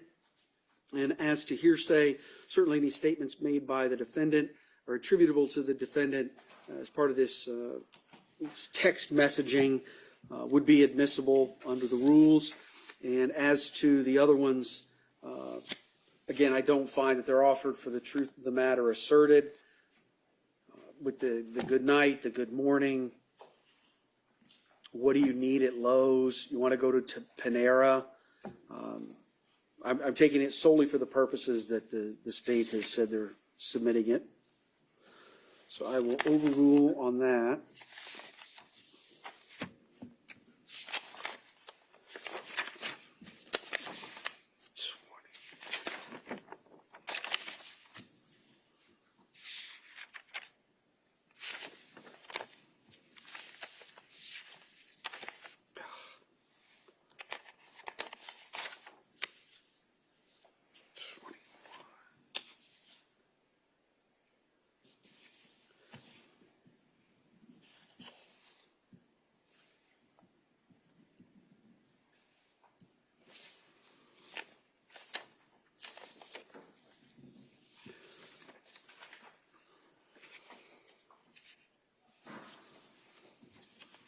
All right, sorry about that. I got my papers out of order and started numbering incorrectly. So now I'm good to go. All right, who is the next witness? The next witness is Detective Brian Moreland. Is that? So if there's concerns, let's hear them now, I guess. If they're general concerns as opposed to discrete portions of his testimony. I think this witness marks the beginning of the down the rabbit hole that we were hoping to avoid, only because this is the detective, Judge White, that was assigned to the DCF cases and the allegations of abuse by Mrs. Benefield against Mr. Douglas Benefield. And I don't think it has any relevance whatsoever to the proceedings. I think that we're going to end up in a dispute as to what the conclusions were, that is to say, unfounded, unsubstantiated, as opposed to ridiculous or nonsense, that kind of thing. It's one thing when something is not proven by insufficient evidence. It's quite another thing when it is determined to be unfounded. I don't know that any of the DCF people who actually made the decisions are going to be present to be able to be cross-examined. And I think even if they were, I don't think that that's a road that we want to go down because, again, I don't think it has any relevance to the proceedings at all. Even if we give the state the benefit of their theory in creating motive and showing what they want to show, such as the text messages between the parties that they were getting along, I don't know what the substance of the abuse allegations lends to that. All right, let me just say this. That's where my mind is going, but I don't know anything about these allegations. I don't think it's in any of the paperwork. I can tell you, Judge, my intention, and it's for the same reason that I entered Judge Moreland's oral order for the previous things. I do not intend to get into anything other than there was a complaint, who investigated, was it sexual abuse or physical abuse, and against who, and then was it investigated, and did this detective close the case? Or, file the case, or how did it work? Okay. Let me get a little bit more. Oh, hold on. As you may have noticed, I'm pretty big on procedure. And so I go with proponent, and then I come back to the non-movement or non-proponent, and then I come back for rebuttal. So when I come to you, tell me everything you want to know, because I don't ping pong back and forth. But I have questions. Yes. Because I don't know anything about this. Who are the complaints against? The complaints are the defendant making complaints of sexual and physical abuse against the victim. Regarding what child? The same child, Emerson. Emerson. Yes. Because I've heard about an older child. Yes. And we'll Emerson. establish that. All right, so these are complaints made by the defendant Yes. against the decedent Yes. regarding their natural child. Natural child who was a toddler at the time.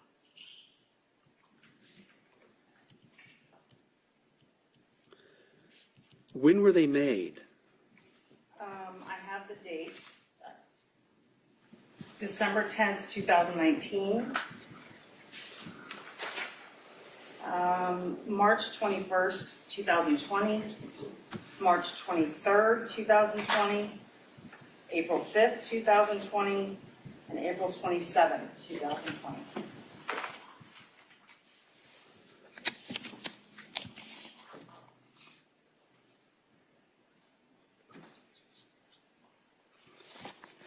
Oops, sorry.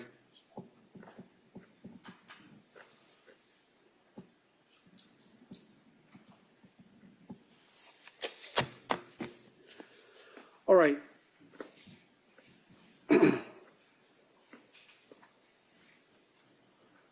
So tell me, what is your theory as to why these tend to prove or disprove any material facts that I need to consider? Well, to me, there are two issues. There's credibility, ultimately the credibility of the defendant, because we have to take the facts as known by her, or as at least as she's saying. So the credibility of the defendant is an issue. So some of these things that I'm getting into go towards the credibility or lack of credibility. These things also go to the motive for this, because the defendant attempted in court over and over and over to stop this communication with the child, and Judge Moreland stopped that. So she changed tack and then went to abuse against the child as opposed to supposed abuse against her. And she attempted for the abuse against the child.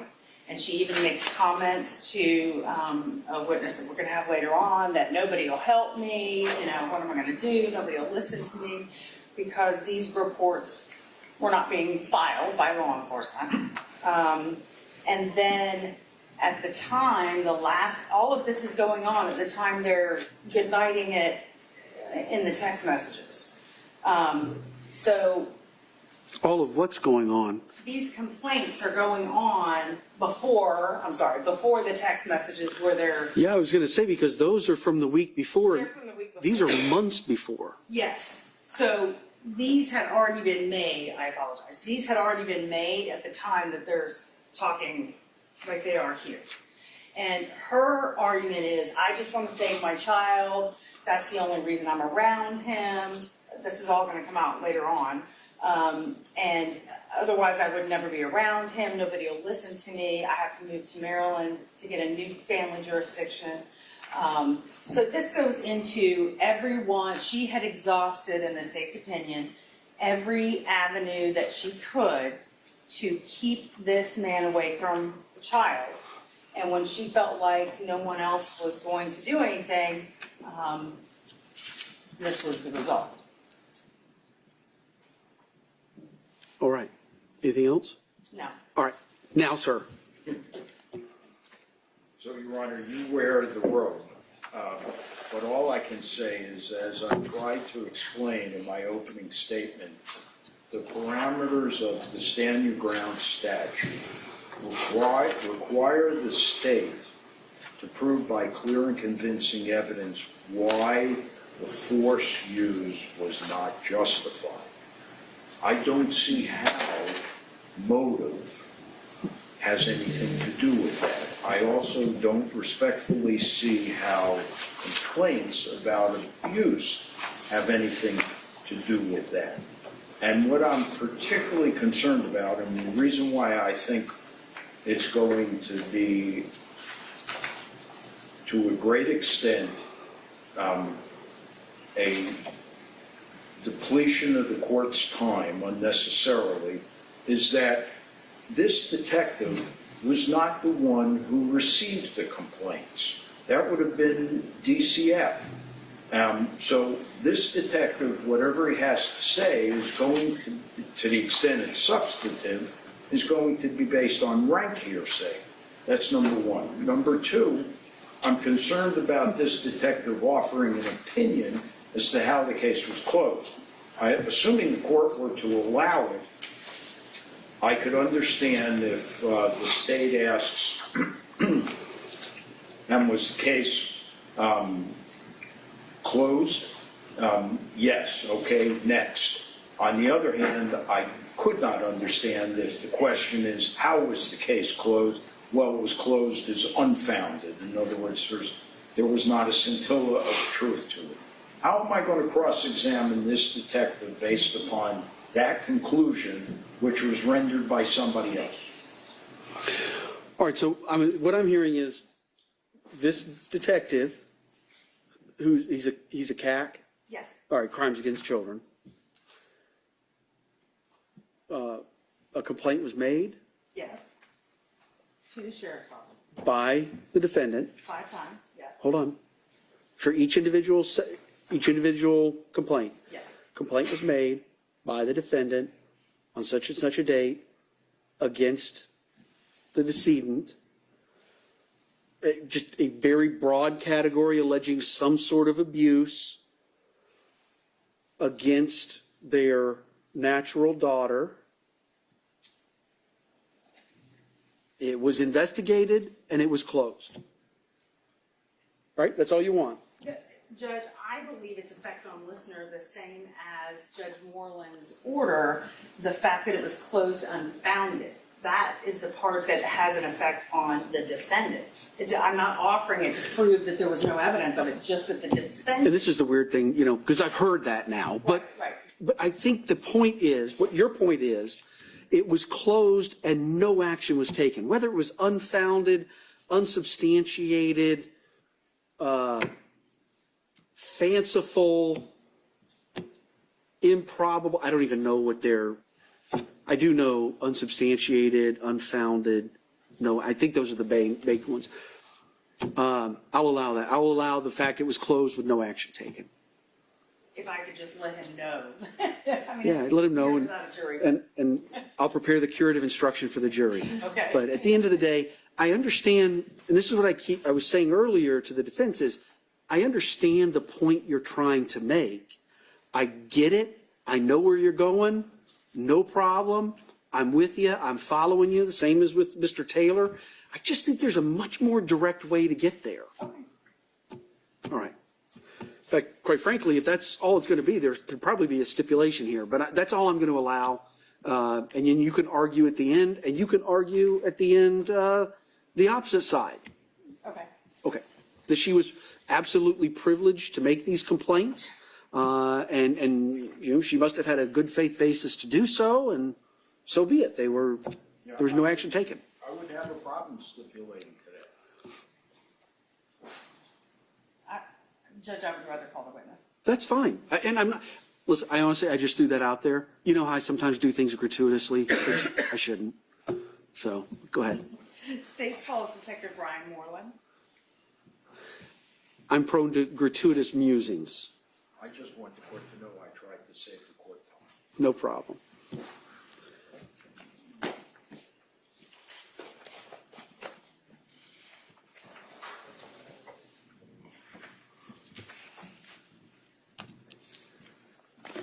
Facing court, raise your right hand this morning.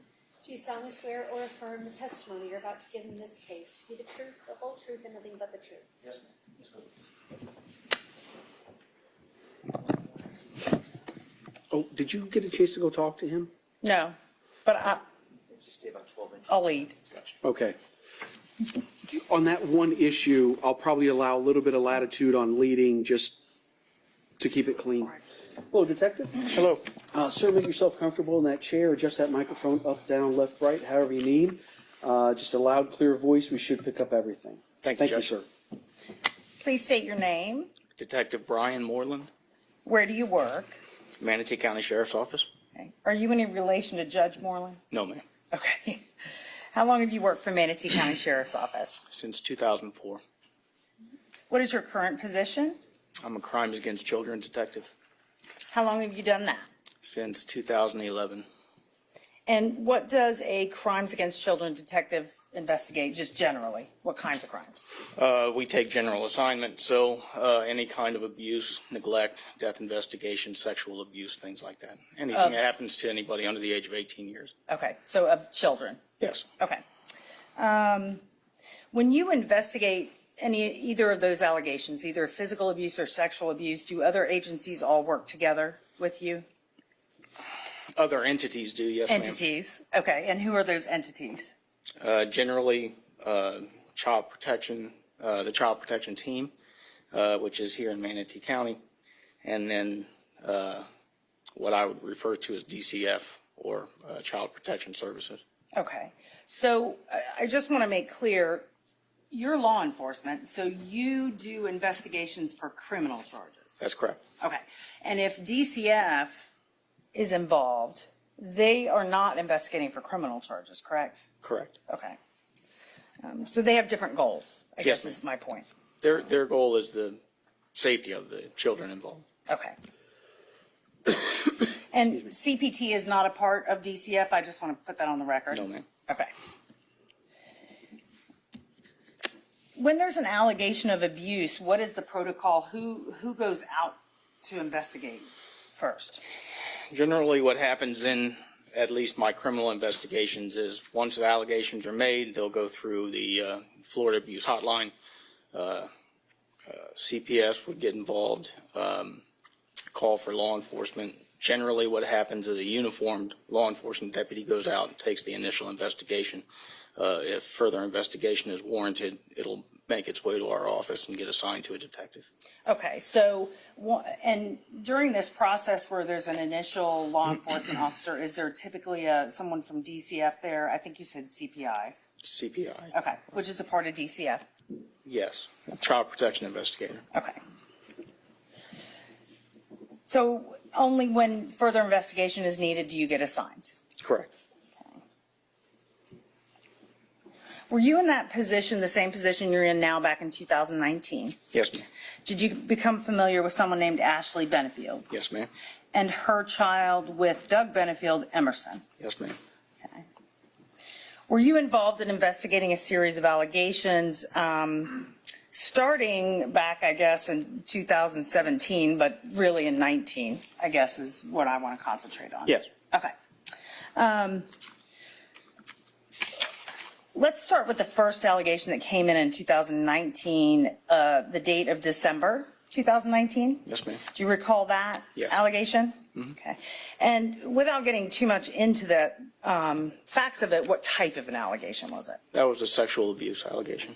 Sexual abuse allegation, and the allegation was made by? The reporting party was Ashley Benefield. Ashley Benefield, and saying who was doing the abusing? Doug Benefield. Okay. And clearly you opened up a MSO case number on that? It was opened by the uniformed deputy. Already open, okay. So at this time, the uniformed deputy had already gone out as well as the child protection investigator? Yes, ma'am. Okay. Do you know if she went to CPT that time? In 2019, she was seen by Dr. Riley at CPT. Yes. Okay. And CPT, that is a medical exam? They perform two functions for us. In my criminal investigations, they do forensic interviews for us and also medical evaluations. Yes. With respect to what we're talking about with Emerson, she was how old? She was too young for a forensic interview, yes, ma'am. How old was she, like 2 or toddler? Yes. Okay.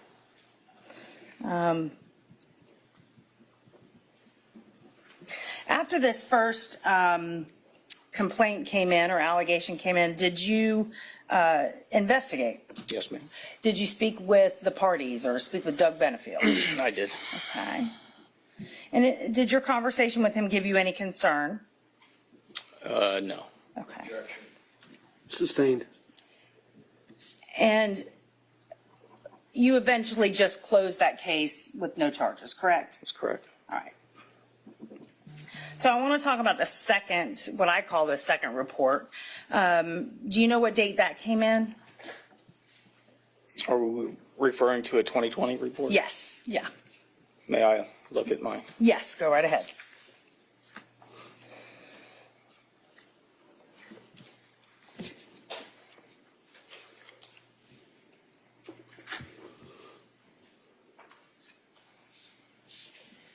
The report date on that was March 21st, 2020.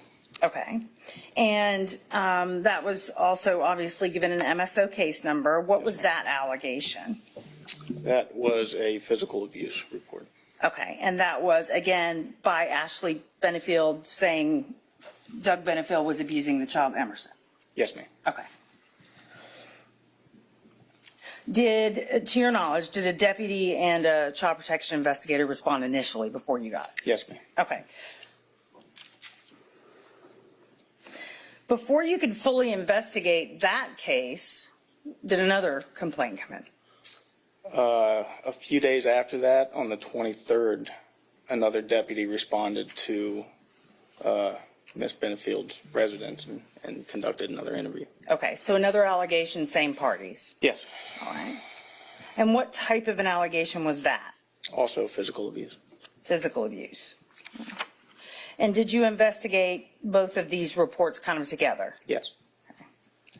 Did you ultimately close that case? Yes, ma'am. With no charges? No charges. Okay. And then the fourth report, can you tell me what date that was?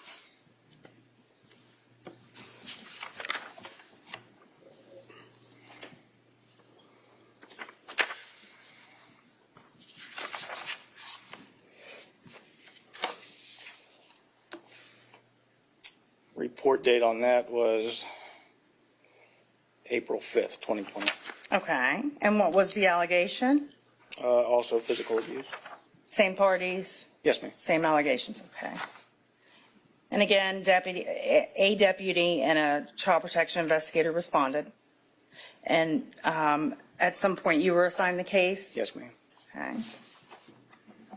And again, before you could fully investigate this, did another complaint come in?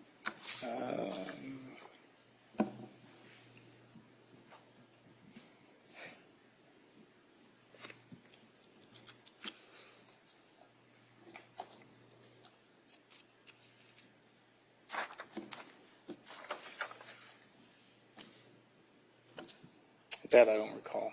Okay. I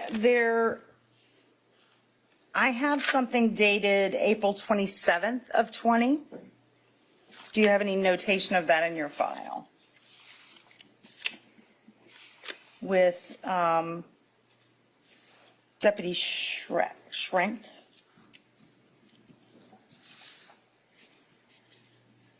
This is when he responded to Ashley's residence, yes? Okay. And so that was on April 27th. Yes. And that was another allegation, correct? New bruises and sexual abuse? Allegation of bruising and marks, yes. Okay. Same parties? Yes, ma'am. Did you investigate this case or these two cases? I did. And ultimately, you closed those with no charges? That's correct. Okay. Thank you. I have no further questions.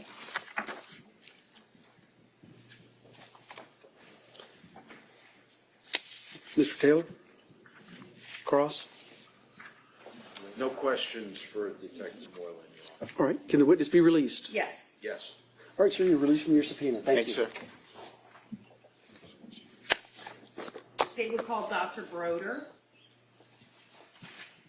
Your Honor, this one we need to have a little powwow. Okay, don't bring in Dr. Broder yet. Thank you, Deputy. Thank you, sir. All right, go ahead and put your objections on the record, and then I'll hear from the state. Sure. Your Honor, for this, I rely exclusively on the Florida Evidence Code, which is really, really clear about character evidence. And I've read these reports. What Dr. Broder is going to testify to about Ms. Benefield and his conclusions clearly go to her character. And the evidence code says in no uncertain terms it's inadmissible until such time as the defense puts her character, if at all, in issue. What is admissible is Douglas Benefield's character. According to that same statute, I gave the court a memorandum on it. I know while I haven't spent that much time before the court, I have spent enough time to know that the court reads everything. So I know Your Honor has reviewed it. I don't think, honestly, Judge, there is an exception to it. And what I'm particularly concerned about is the state is about to call a professional who's going to opine as to characteristics of Ms. Benefield that really have no place in this hearing. And while I firmly believe at the end of the day that Your Honor will parse this appropriately, I have some real concerns about this kind of testimony and whether or not the court would be capable of that. So I think it's improper. All right. State, what do you expect Dr. Broder is going to testify about? Okay, there are several things. Most of what I try to keep Dr. Broder's testimony to is his observations of the defendant and the victim and the child. Also things that the defendant told him. So I tried to section this out to sections that I did not believe would be objectionable. But then there is a section where he does talk about some testing that he did, and some of his opinions and diagnoses of her would suggest that she has, it would probably be improper for me to get too far into it, but suggests that she does exaggerate facts, that she does exhibit paranoia about things, and I think that is highly relevant to the self-defense argument. First of all, I believe the defendant has put her character into question by asserting self-defense in the motion, even though we're not technically in trial. But I do agree that character evidence only has certain ways that it can be proven, and that's not what the state's trying to do. What the state is trying to do is the court has to determine if this use of self-defense was valid based on the facts as they were known to the defendant at the time. And as I've argued before, the only person that knows the facts as were known to the defendant at the time is the defendant. And if a professional has investigated her and evaluated her extensively and says she has a tendency to exploit the facts and exaggerate the facts and be a victim when she's not necessarily a victim, I think it goes to the facts as seen by the defendant at the time and the reasonableness of her belief that she needed to use deadly force. All right, so let's talk about that one first. And you can sit, you don't have to. Okay, it's just hard. I understand. To remember to do that. And if you want to, that's fine. If you want to stand up and move around, that's fine too. Okay.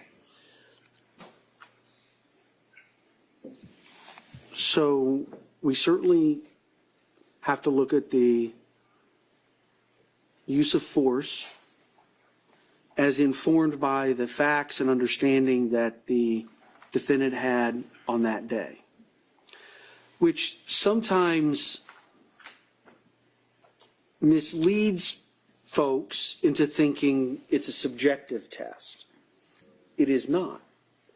It is knowing the facts that would have been within the defendant's ambit of knowledge at that time. What would a reasonable person have done? So I don't look at what would a reasonable person who tends to exaggerate situations. I'm not concerned with a reasonable person who's paranoid or mentally ill or schizophrenic or any of those. I'm just, what are the facts that were available to and known to the defendant?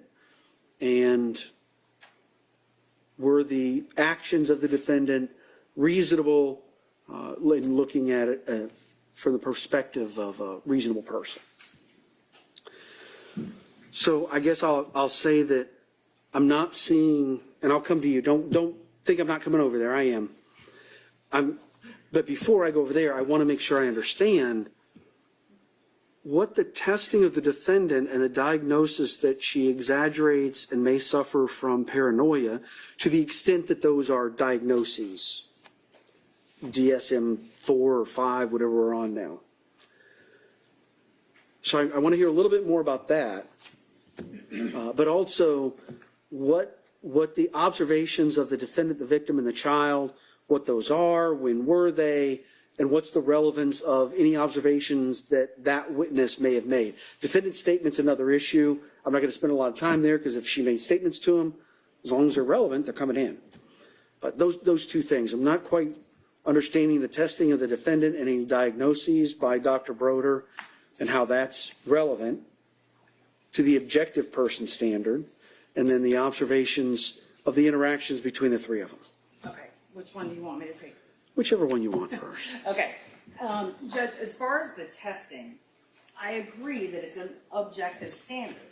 But if your only recitation of the facts is told by someone who suffers from histrionic personality disorder and makes herself a victim all the time, then her view of the facts, it goes to her credibility. Her view of the facts as is being put forth in the motion and possibly in this courtroom,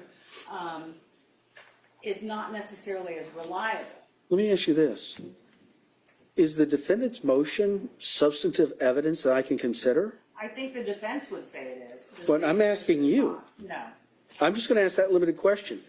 Is the defendant's motion substantive evidence that I can consider? Absolutely. And you have a case that says that. I don't think it's not sworn to, is it? No. Now, hold on. Let me say this. I completely understand that in order to make a prima facie case, and I believe this as well, not just I know this is the case law, that a motion to dismiss under the stand your ground statutes does not need to be sworn to. All it has to do is set forth a prima facie case.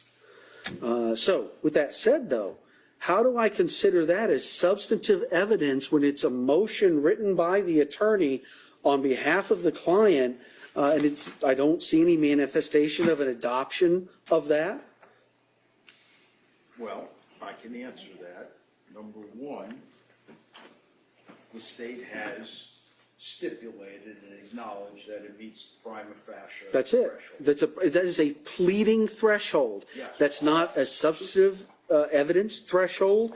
All it is a pleading threshold. All right, and the appellate court has said that Your Honor is obligated to take the averments as true. In determining prima facie, and I agree, there's a prima facie case. My question is, under what authority, so I'm looking for a statute, a rule, or a case, says that an unsworn motion to dismiss under stand your ground can be considered as substantive evidence? Well, I think at this juncture, the only inquiry for the court is whether or not the state produces evidence clearly and convincingly that the force used was not justified. 100%, I agree with that. And that therein exposes, I think, her argument in this sense. Whether or not Ms. Benefield exaggerated things has nothing to do with what the state, at least up until now, has yet to produce. I was going to use scintilla of evidence, but I'm kind of burned on that one. Has yet to produce any evidence whatsoever, which is the violent nature of Douglas Benefield. And was my client, the objective standard, on that day, knowing what she knew about him, the firing the gun in the kitchen, placing a tracker on her car, was she justified in resorting to deadly force? I've yet to hear anything about that refutes that. I only have heard a case that is intending to show motive. I appreciate that for your closing argument. My question is much, much more narrowly tailored. Can the court consider the defendant's motion to dismiss for stand your ground reasons that was written by the attorney, is not verified, has not been adopted as a defendant's statement, as substantive evidence? And so we'll leave that right now on the table because I'm not aware of any case law that says it's substantive evidence. But let me come back to you. And I think I kind of got off on that tangent. Based upon the observations, is that where we left off? Or is this still on the testing? I believe it was on the testing. Okay. Broder's testing. Okay, so yes, I think that's where we were. We were talking about how the court does have to determine the facts as known to the defendant. And when you're evaluating what's known to the defendant, I think the credibility of how she views things is highly relevant to the recitation of the facts. And so I don't know how the substantive evidence or non-substantive evidence in the motion to dismiss plays into that. The burden has shifted to me. She has said self-defense, so I do feel like we have to prove otherwise. So the fact that she has these traits and has been seen to do it, I think plays into the facts as known to her. I think if there's going to be substantive evidence in front of me, all I know right now is that a prima facie case has been pled.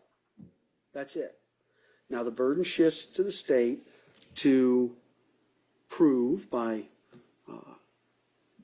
competent and substantial evidence that proves clearly and convincingly that the defendant is not entitled to.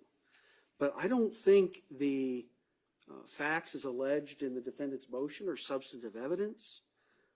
I'll look back through my notes, but I know there's been a lot of cross-examination on allegations of prior violence and so forth. And my take on that all has been, well, yeah, I heard about that, but not, yes, that happened, or yes, it's true.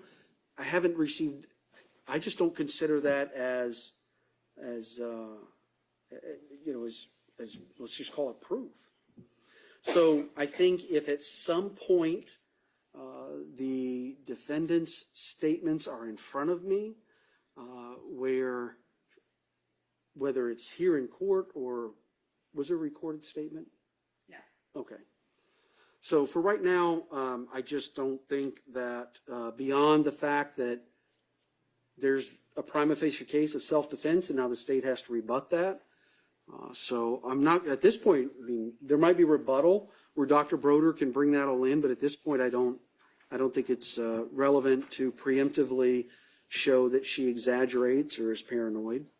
All right, now on the observations. On the observations, it again goes to the state's allegation of motive that she is trying everything to get rid of this victim, and she's tried violence against her and it hasn't worked. She's tried violence against the child and it hasn't worked.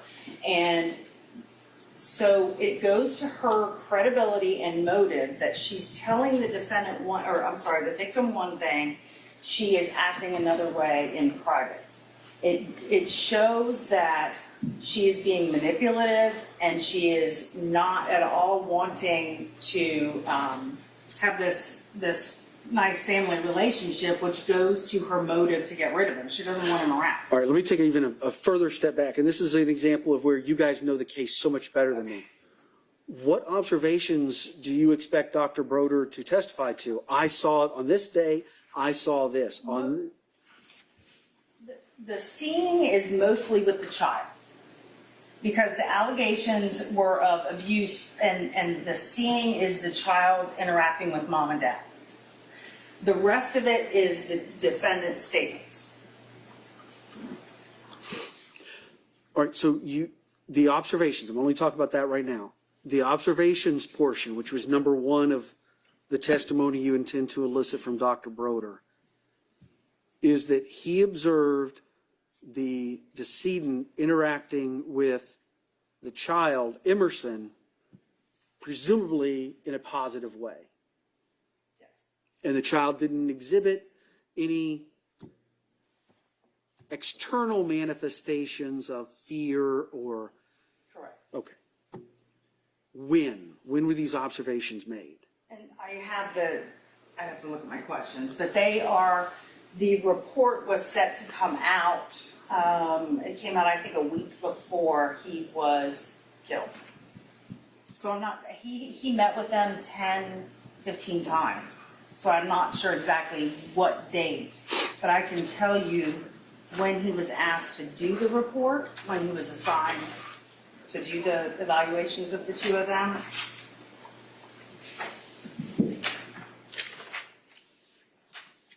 It was...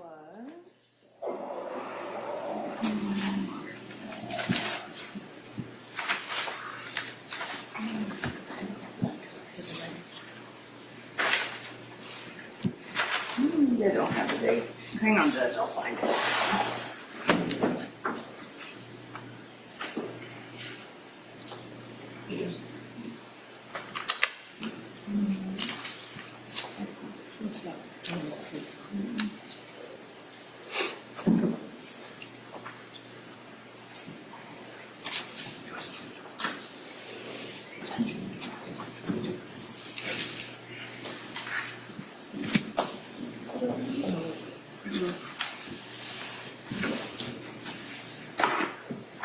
Trying to find his report, Judge. Here.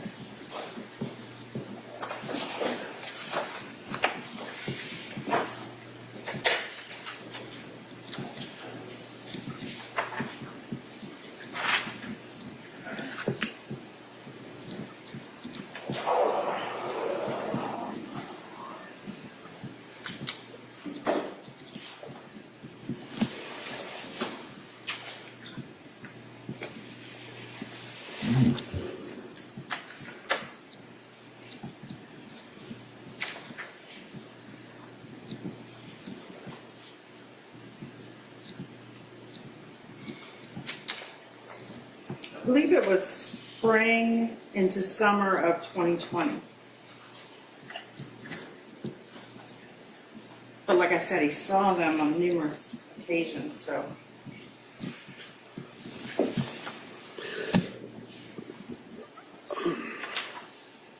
And your intention of offering the evidence of the observations by Dr. Broder of the interactions between the decedent and his daughter is just simply to show that she didn't seem afraid or scared of him. Correct.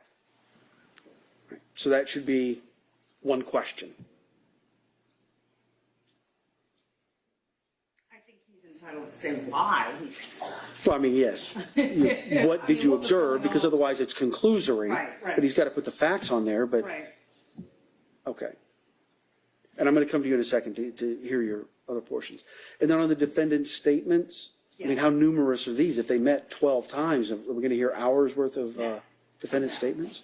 No, I don't know how long it's going to be, but there's several statements. Okay. I don't know what they are. All right, sir, Mr. Taylor, so I've already said I'm not going to allow the testing and the diagnosis until I think there is substantive evidence in the record of defendant's statements or character that would allow that to be used. Maybe in rebuttal, we'll see. But now to observations. Did you want to be heard on the observations of Dr. Broder? Well, let's assume, I think the court got to it right quick. Let's assume that he's going to come in and he's going to testify. I observed Douglas Benefield with Emerson, and Emerson appeared to be quite happy. Okay, so that's, I guess, another way of establishing that the complaints were closed with no finding. So it's, I guess, reinforcing the state's establishment of motive. So the question becomes, for something that's not an essential ingredient of this hearing, that does not go to one of the facts and issue, just how much reinforcement to a non-essential element is the court going to allow? I don't think that there's a thing that Dr. Broder is going to say about observing the interaction between the father and his daughter that's adverse. I think the court figured that out pretty quickly. So then the question is, so what's the relevance of it? What's the benefit of it? What's material to it? Because it does not run to supporting any fact and issue. What I do think, Your Honor, is that if she is allowed to call Dr. Broder and Dr. Broder is allowed to testify, I believe I can question Dr. Broder about his conclusions as they related to Douglas Benefield. I think that the evidence code clearly provides for that.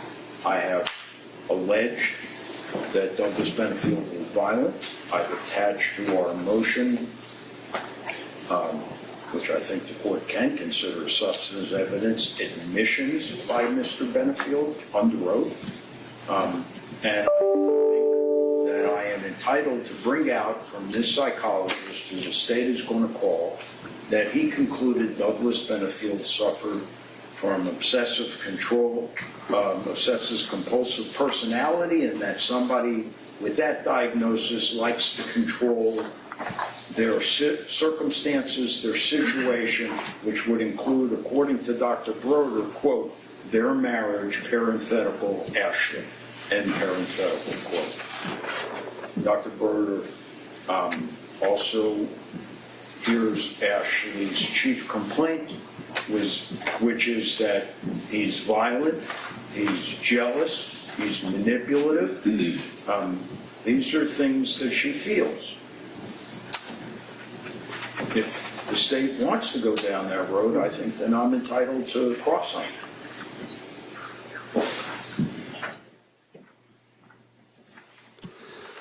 All right, I don't know. because I haven't heard his testimony yet. It may be within the scope of direct, and it may be outside the scope of direct. I don't know how far they would get into that. I think that's more of a game time decision. All right, State, any final thoughts? No, I just want to put on the record that I disagree that if I do get into certain things about the defendant, that it opens the door naturally to talk about his impressions or diagnosis of Doug. I think I would like to see that rule of evidence. And that's why I said I don't know. Because I don't know what his testimony is going to be. Certainly, it's something that could happen. I don't know. Maybe it's relevant to some issue you raise. I don't know.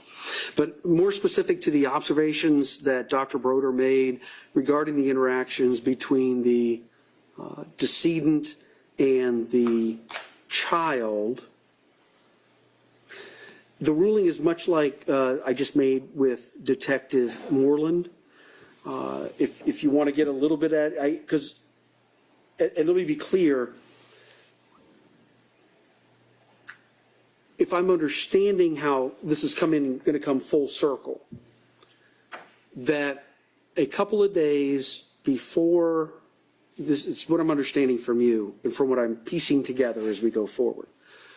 A couple of days before the incident alleged in the information, Dr. Broder issued a report, and that the defendant would have seen that report, seen that Dr. Broder made positive observations regarding the interactions between the victim and the child, and that supports the state's theory of why she did what she did. Your Honor, I'm sorry to interrupt, but Ms. Benefield never saw the And that's what I'm trying to understand. Right, that they did a joint motion to disclose but they had not seen it. I would agree with that. All right. So what again would so then here's where I'm left. Dr. Broder comes in and he says, around the same time that in the spring of 2020, that... And I'm sorry, Judge, I did find the date. It's June 1st, 2020. June 1st of 2020 is the order appointing him. No, that's when he started his evaluation.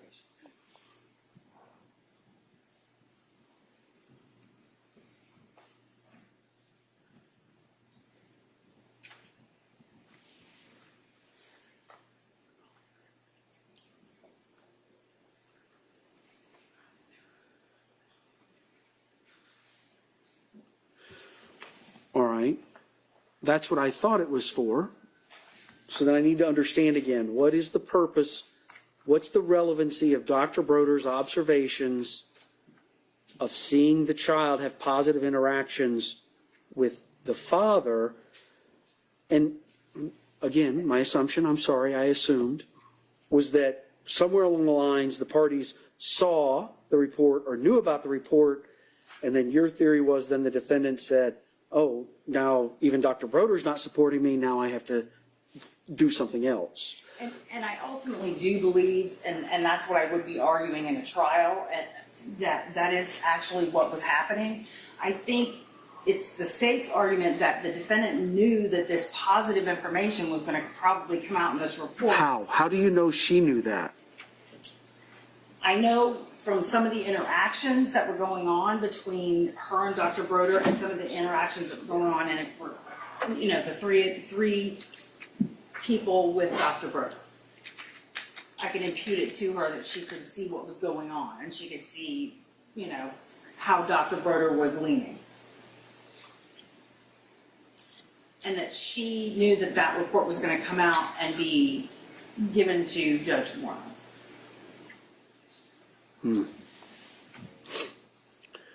So now if I'm understanding, it's going to be Dr. Broder's observations of the interactions of the decedent with the child in the presence of the defendant and how those were positive.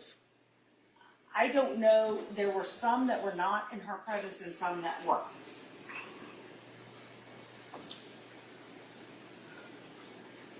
All right. Then to the extent, I don't see any way to make it relevant to any issue that I need to determine. but for what effect it might have on the defendant.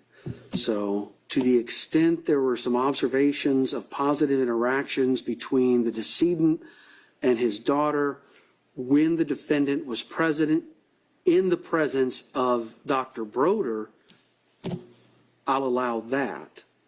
But then that's about it. Sorry, if you could repeat that. Just. Positive interactions between the decedent and his daughter in the presence of the defendant and in the presence of Dr. Broder, and then I can see how that fits in, and that is relevant to your position.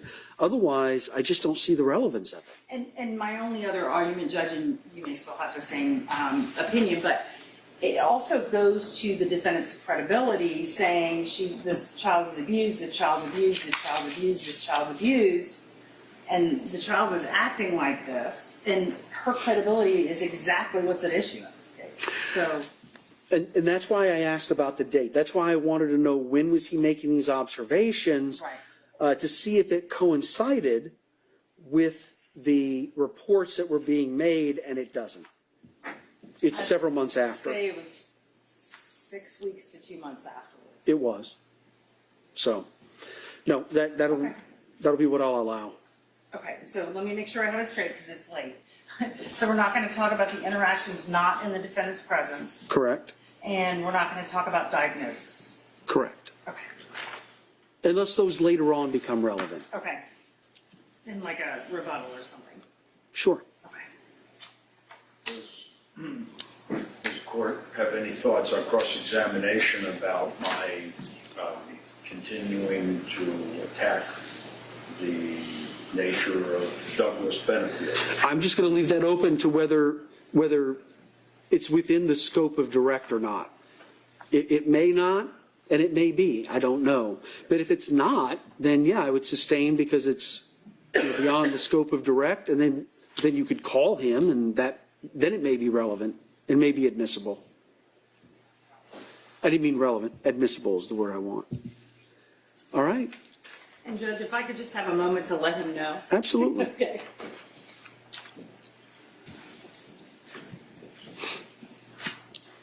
Madam Court Reporter? Yes, sir. You need a break? I'm okay, thank you.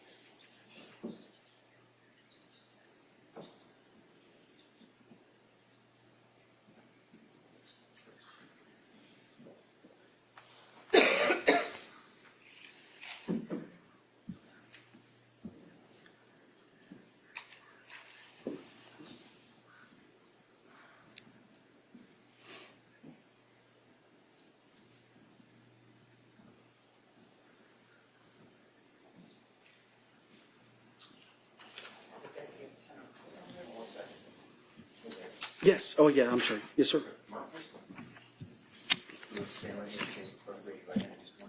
Do you solemnly swear or affirm the testimony you shall give in this case to be the truth, the whole truth, and nothing but the truth? Yes, I do.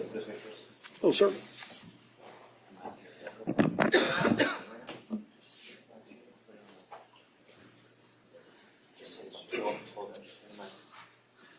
Thank you.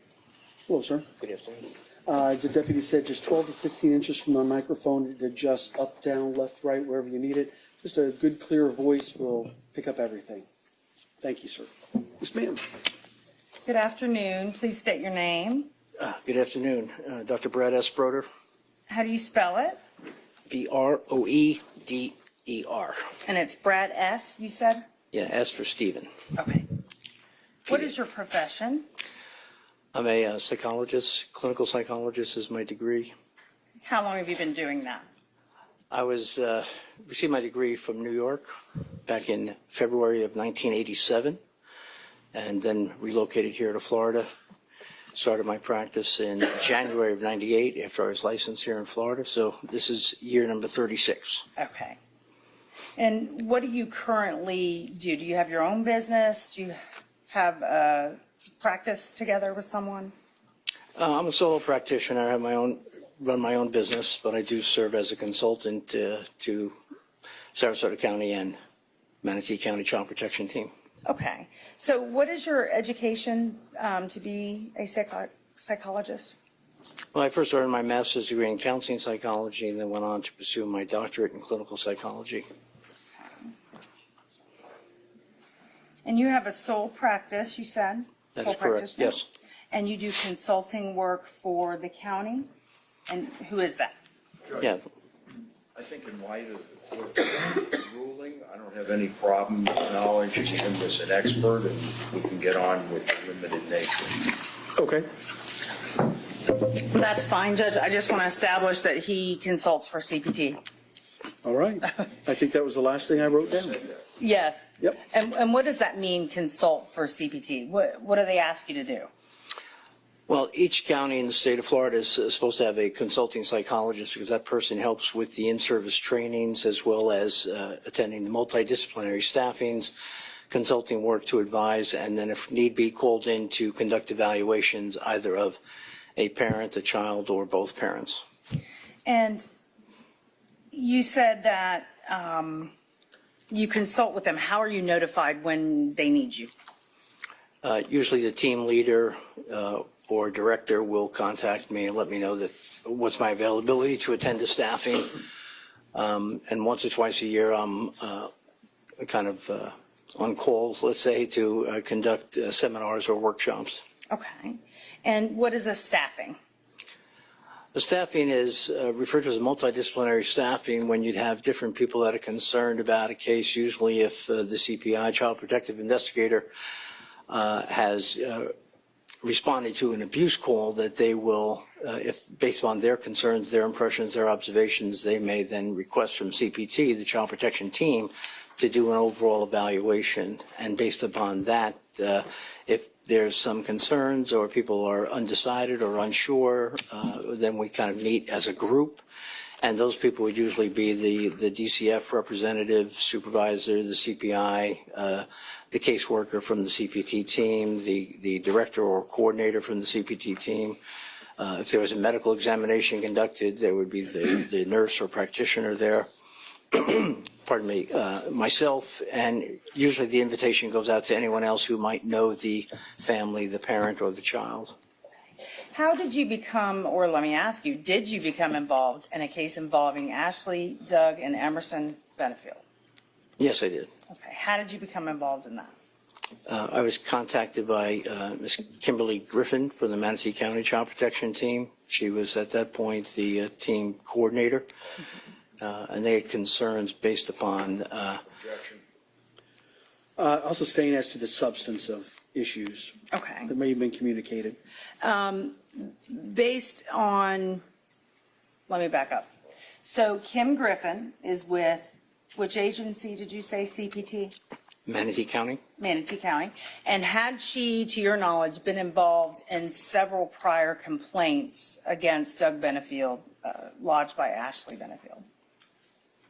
There had been 3 complaints in total starting in December of 2019. Okay.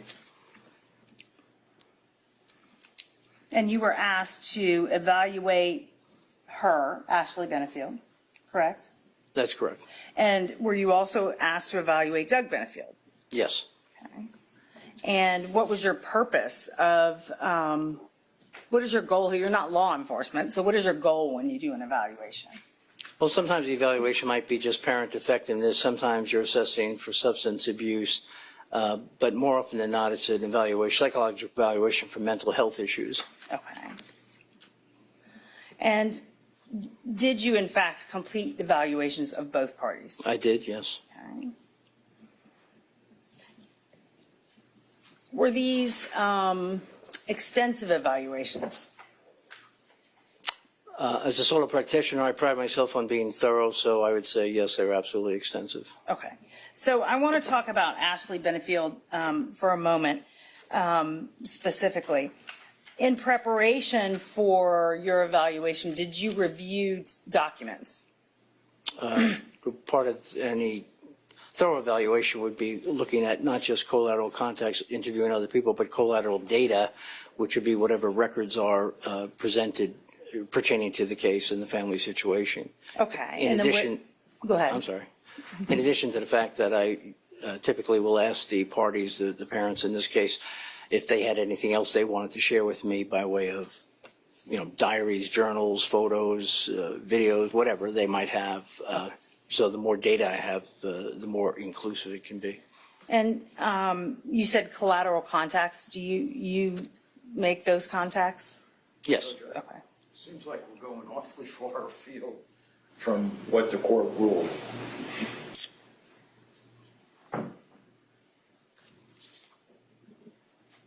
I'm going to overrule.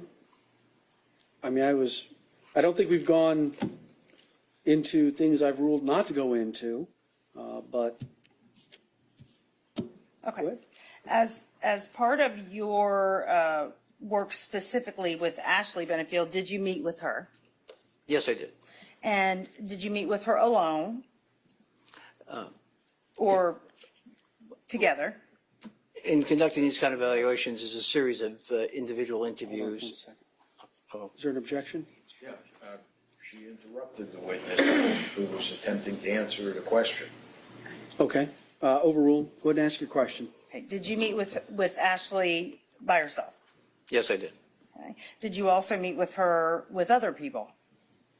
I did a home site visit, so yes, I saw her and her daughter and her mother, as well as I'd seen her and her mother in my office, and I've seen her with just Emerson.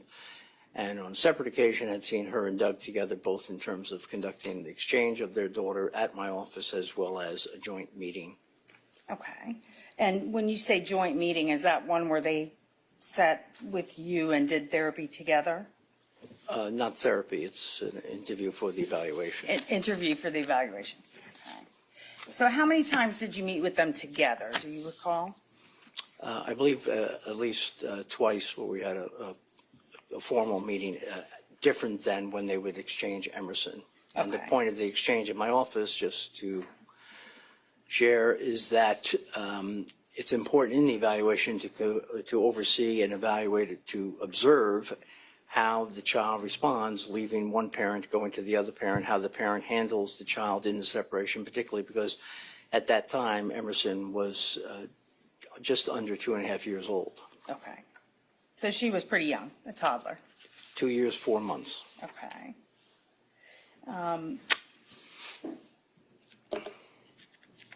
During your contacts with Ashley, how did she present when you first met her? Objection. Beyond the scope of the court's ruling. The court's ruling was that Dr. Berger would be entitled to testify to his observations upon all parties being present, Ashley Benefield, Douglas Benefield, and Emerson. And I'm sorry, go ahead. You look like you go want to ahead. speak. Judge, I don't know that this has anything to do with the court's ruling. This is his evaluations of Ashley, specifically her mannerisms, her speech, what she says is all relevant. How? Because it goes to the allegations that were made about the child abuse then the fact that now someone is evaluating her, now the fact that she is attempting to manipulate the evaluator goes towards the motive of the entire case. Sustained.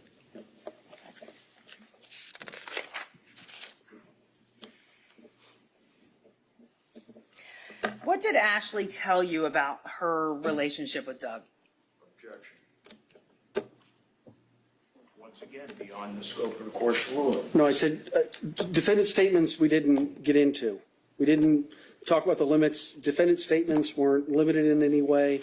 But with that said, so it's not a violation of the ruling I just made a few minutes ago, but maybe there's other objections that may be relevant or appropriate as we go through. But no, I mean, defendant statements they're allowed to come in under the rules. It's just a matter of whether they're relevant to any particular issues. Did you speak with Ashley about her plans for the future with or without Doug Benefield? Yes, that certainly came up in the scope of the overall evaluation. And what did she say about that? She made it very clear on more than one occasion that she had no intention of reconciling with Doug and that she had every intention of relocating to Maryland with her mother in Emerson, particularly because her grandmother had passed away and her mother had inherited that home so she could return to her native home state of Maryland. And did she indicate to you that she was going to go without Doug? Go to Maryland without Doug?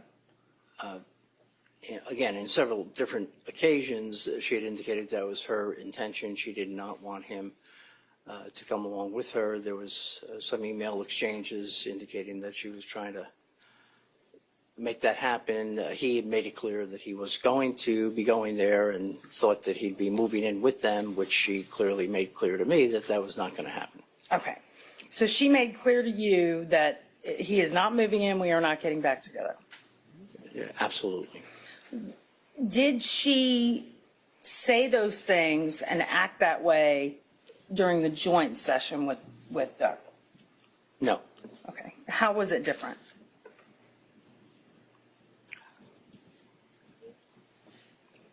It was different in that her presentation of herself was more deferential to Doug because her goal, as she had shared with me, was to, in essence, kind of appease him, go along with him, because she was concerned he might get angry and blow up. So she wanted to just kind of go with the flow, as the expression is, and therefore she was willing to go out to lunch or go to a movie or hang out with him in Emerson. So she was not going to present that ultimate goal, certainly not with me. In those sessions, it didn't come up. Okay.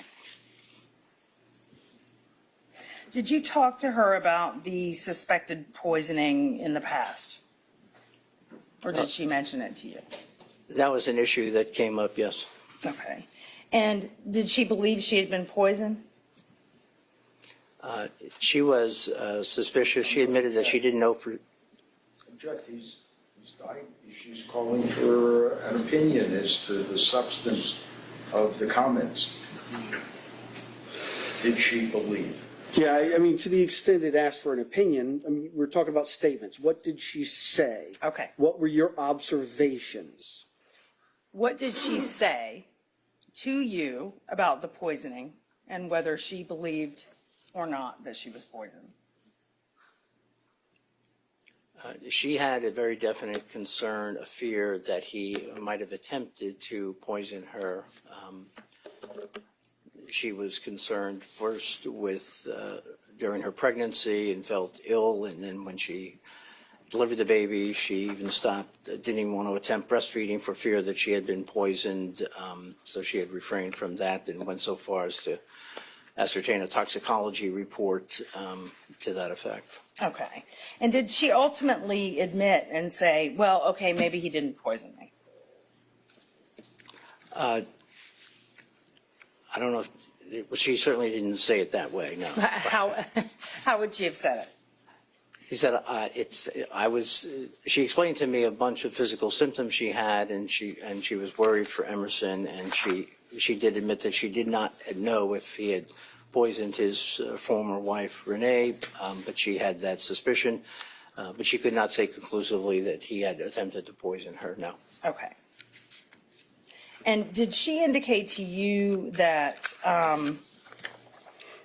something about, I know you're the professional here, but do you know what I'm talking about? Yeah, I believe you're referencing towards the end of the evaluative period. She wanted a resolution, and she was very frustrated with the system, CPT, the courts, Judge Moreland, et cetera, because she felt no one was helping Emerson, no one was doing anything. I put it in my report that she declared, you know, I'm the expert and I'm not doing anything, and what's going to happen, she'll have to take matters into her own hands. Okay. So she indicated to you that she specifically had a problem with the authorities, MSO, CPT, CPI? That is correct. Okay.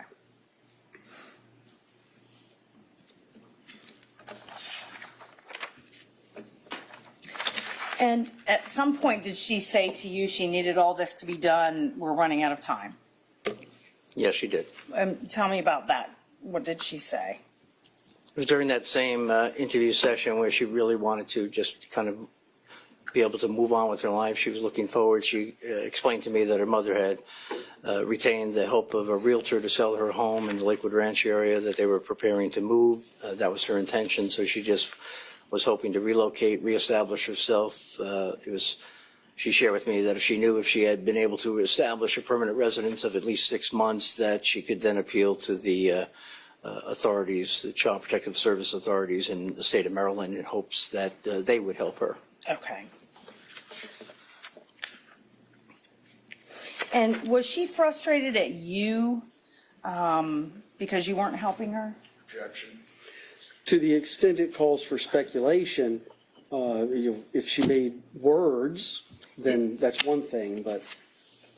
Did she ever express frustration or anything that would have led you to believe she was frustrated with you?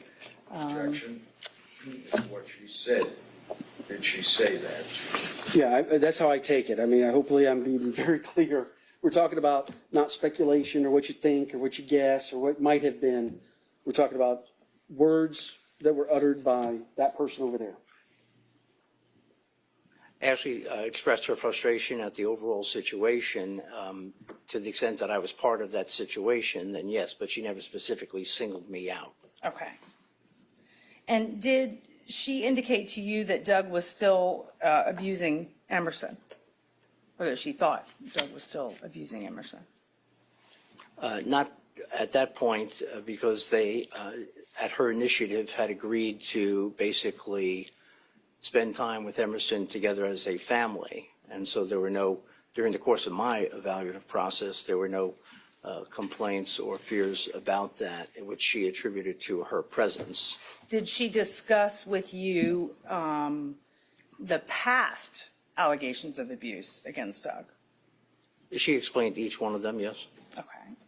And, but she said after that they were living as a family? Not living, they did not live or stay together. They didn't even have any intimate relations. They would do things like take Emerson to the beach or go to his condominium unit to the pool, or they would go out as a couple for dinner and grandma would watch the baby and things like that. But Ashley told you she had no intention of being with him? Unequivocally. Okay.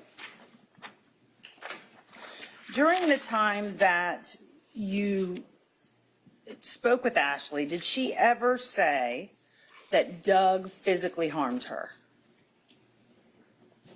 Not physically, no. Okay.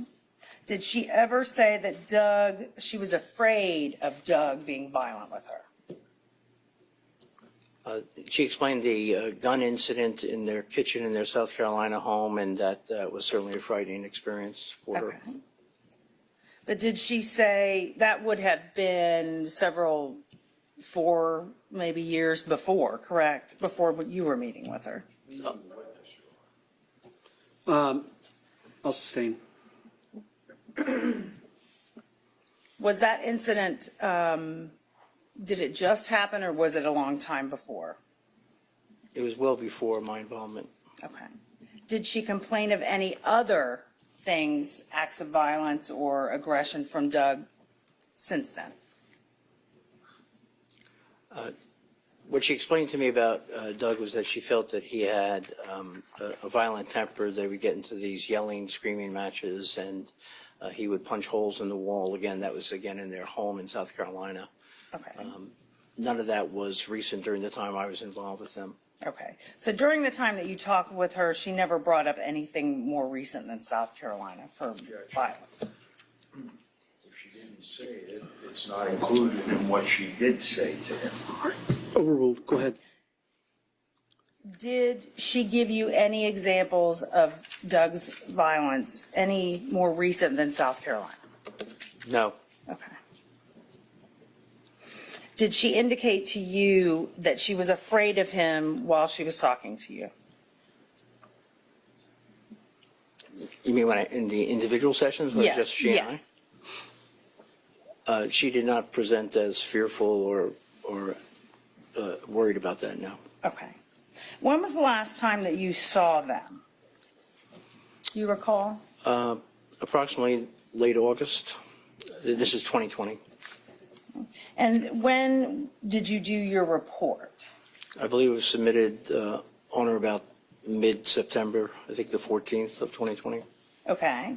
So when a report is submitted, it gets submitted to CPT?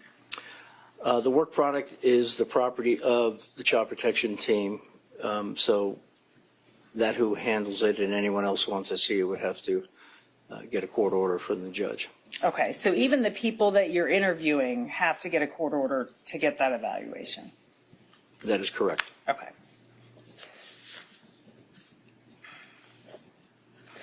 Did your sessions with Ashley and Doug together, did you have any concerns for the safety of Ashley or the baby after your sessions?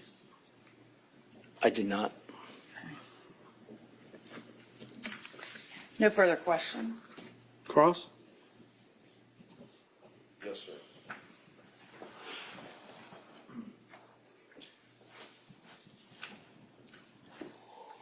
Good evening, Dr. Broder. I'm Neil Taylor. I have a few questions I'd like to ask you. Certainly. Good evening to you, too. Only because it's the most recent, so we'll all remember it. And I recognize we're asking you questions that you're trying to answer from memory, which is not the easiest thing given the time that has transpired. But do you recall testifying at a dependency hearing for? Sustained. Okay. Are you certain about your statement that Ms. Benefield did not express fear of Douglas Benefield to you in the past and continuing in the summer of 2020? My notes in my report reflect that she had certainly expressed fear that Doug could not parent Emerson, and she was not comfortable with him having Emerson, like for an overnight, for example, so she wanted to do whatever she could to block that. All right, may I approach the witness, Your Honor? Okay. Let me pass this to you and see if this helps refresh your recollection.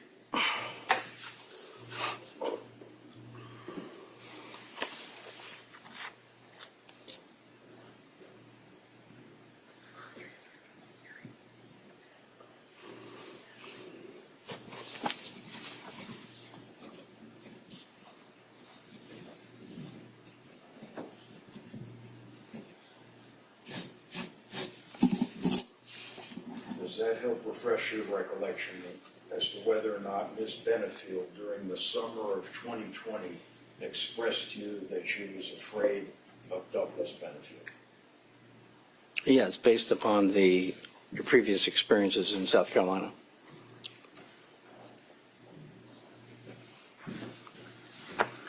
All right, now, the judge has restricted us, as Ms. O'Donnell told you, to things that Ms. Benefield told you. And you've been very candid and helpful, but I want to just ask you a few additional questions. She told you, among other things, did she not, that Doug had he was very angry with a real temper? She expressed that he would get very angry, yes. She expressed to you, told you, that he was very controlling.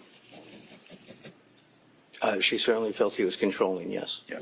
In fact, I believe she said to you that he was highly manipulative. I don't know if she used those exact words, but she felt that he was controlling, yes. Let me see if I can refresh your recollection.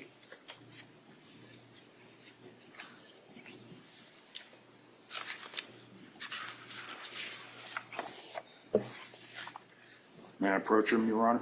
Yes. I'd rather see if that refreshes your recollection as to whether or not Ms. Benefield told you that Doug Benefield was highly manipulative in those exact words.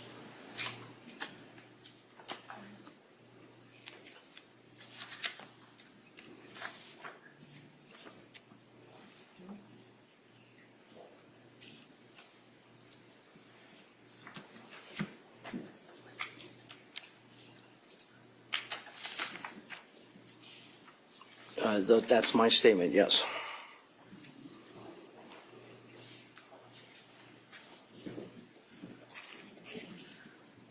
She told you that he was very intense, Yes, that he punched holes in the wall, that's true. fired a gun in the ceiling of the kitchen, and she discussed with you her fear that he'd poisoned his first wife and perhaps her as well.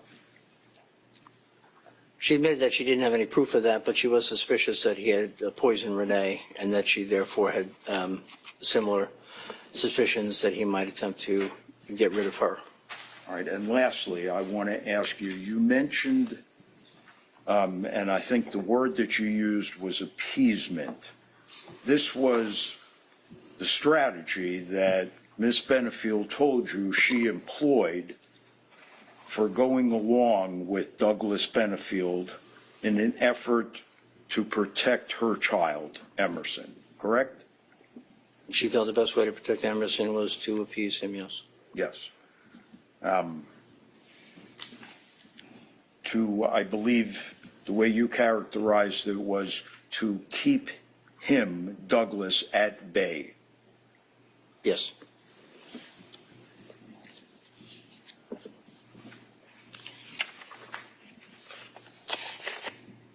Nothing further. All right. Thank you, Doctor. Redirect. So defense just asked you about Ashley saying she would go along with Doug to protect Emerson, to keep Doug at bay, correct? Did you have any concerns about Doug being with Emerson? Objection. The door has been opened, Judge. You know what? I'm going to allow it. I think the question was asked. Go ahead. Did you have any concerns about Doug being with Emerson alone? Well, let's put that in context. When you're doing these kind of evaluations, you have all sorts of hypotheses to start out with. But as part of the evaluation, I have to see parent and child together, both in terms of the separation from one parent to the other, as well as their interaction. After observing him with Emerson, and the first time just happened to be due to scheduling issues at his own apartment, I did not have any concerns at all. Okay. And did you observe the two of them together? Yes. The child and the father? Yes. Okay. And was there anything about their interaction that stood out to you? Emerson had been with her dad in the pool that afternoon prior to my arrival, and when I got there, she had just woken up from a nap.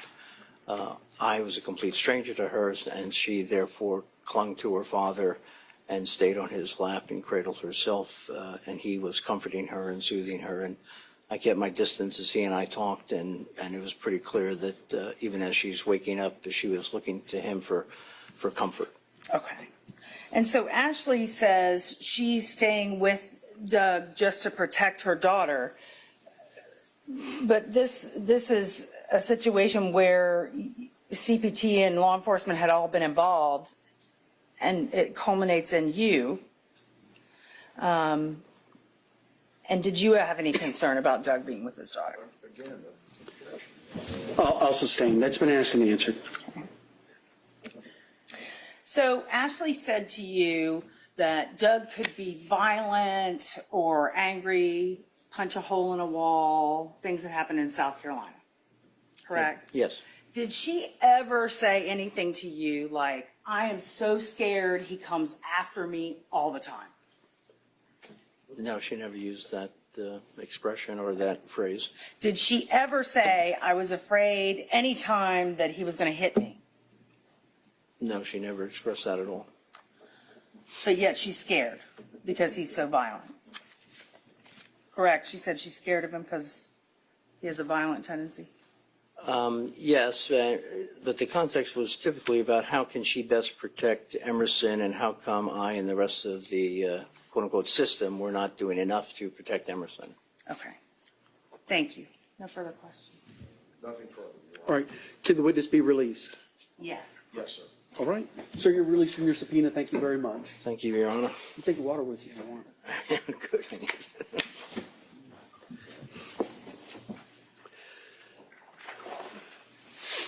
Good. Dare I ask? Oh. Well, then you solve that issue. Yes. I was going to be the bad guy and say, call the next one.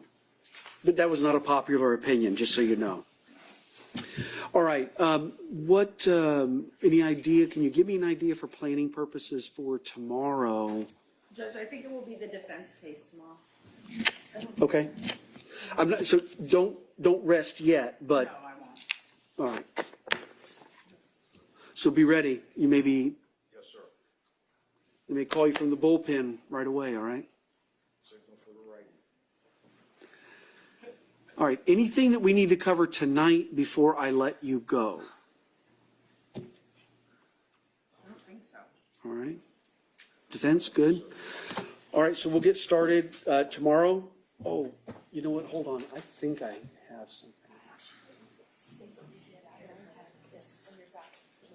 Let me just check, because I got a demand for speedy trial. Let me just make sure I didn't schedule that for tomorrow morning.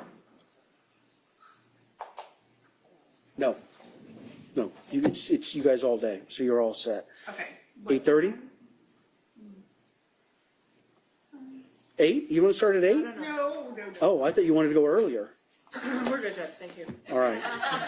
Thank you very All right. We'll see you at 8:30 tomorrow morning. And listen, hey, I know traffic has been horrible. So if you run into some traffic issues, please don't anybody stress about that. All right. If we're a few minutes late because of that, we're just fine. Don't worry. Thank you, Judge. Okay. See you tomorrow morning. You want me to hold on to this and I'll put it back up there for tomorrow? Can I ask you on the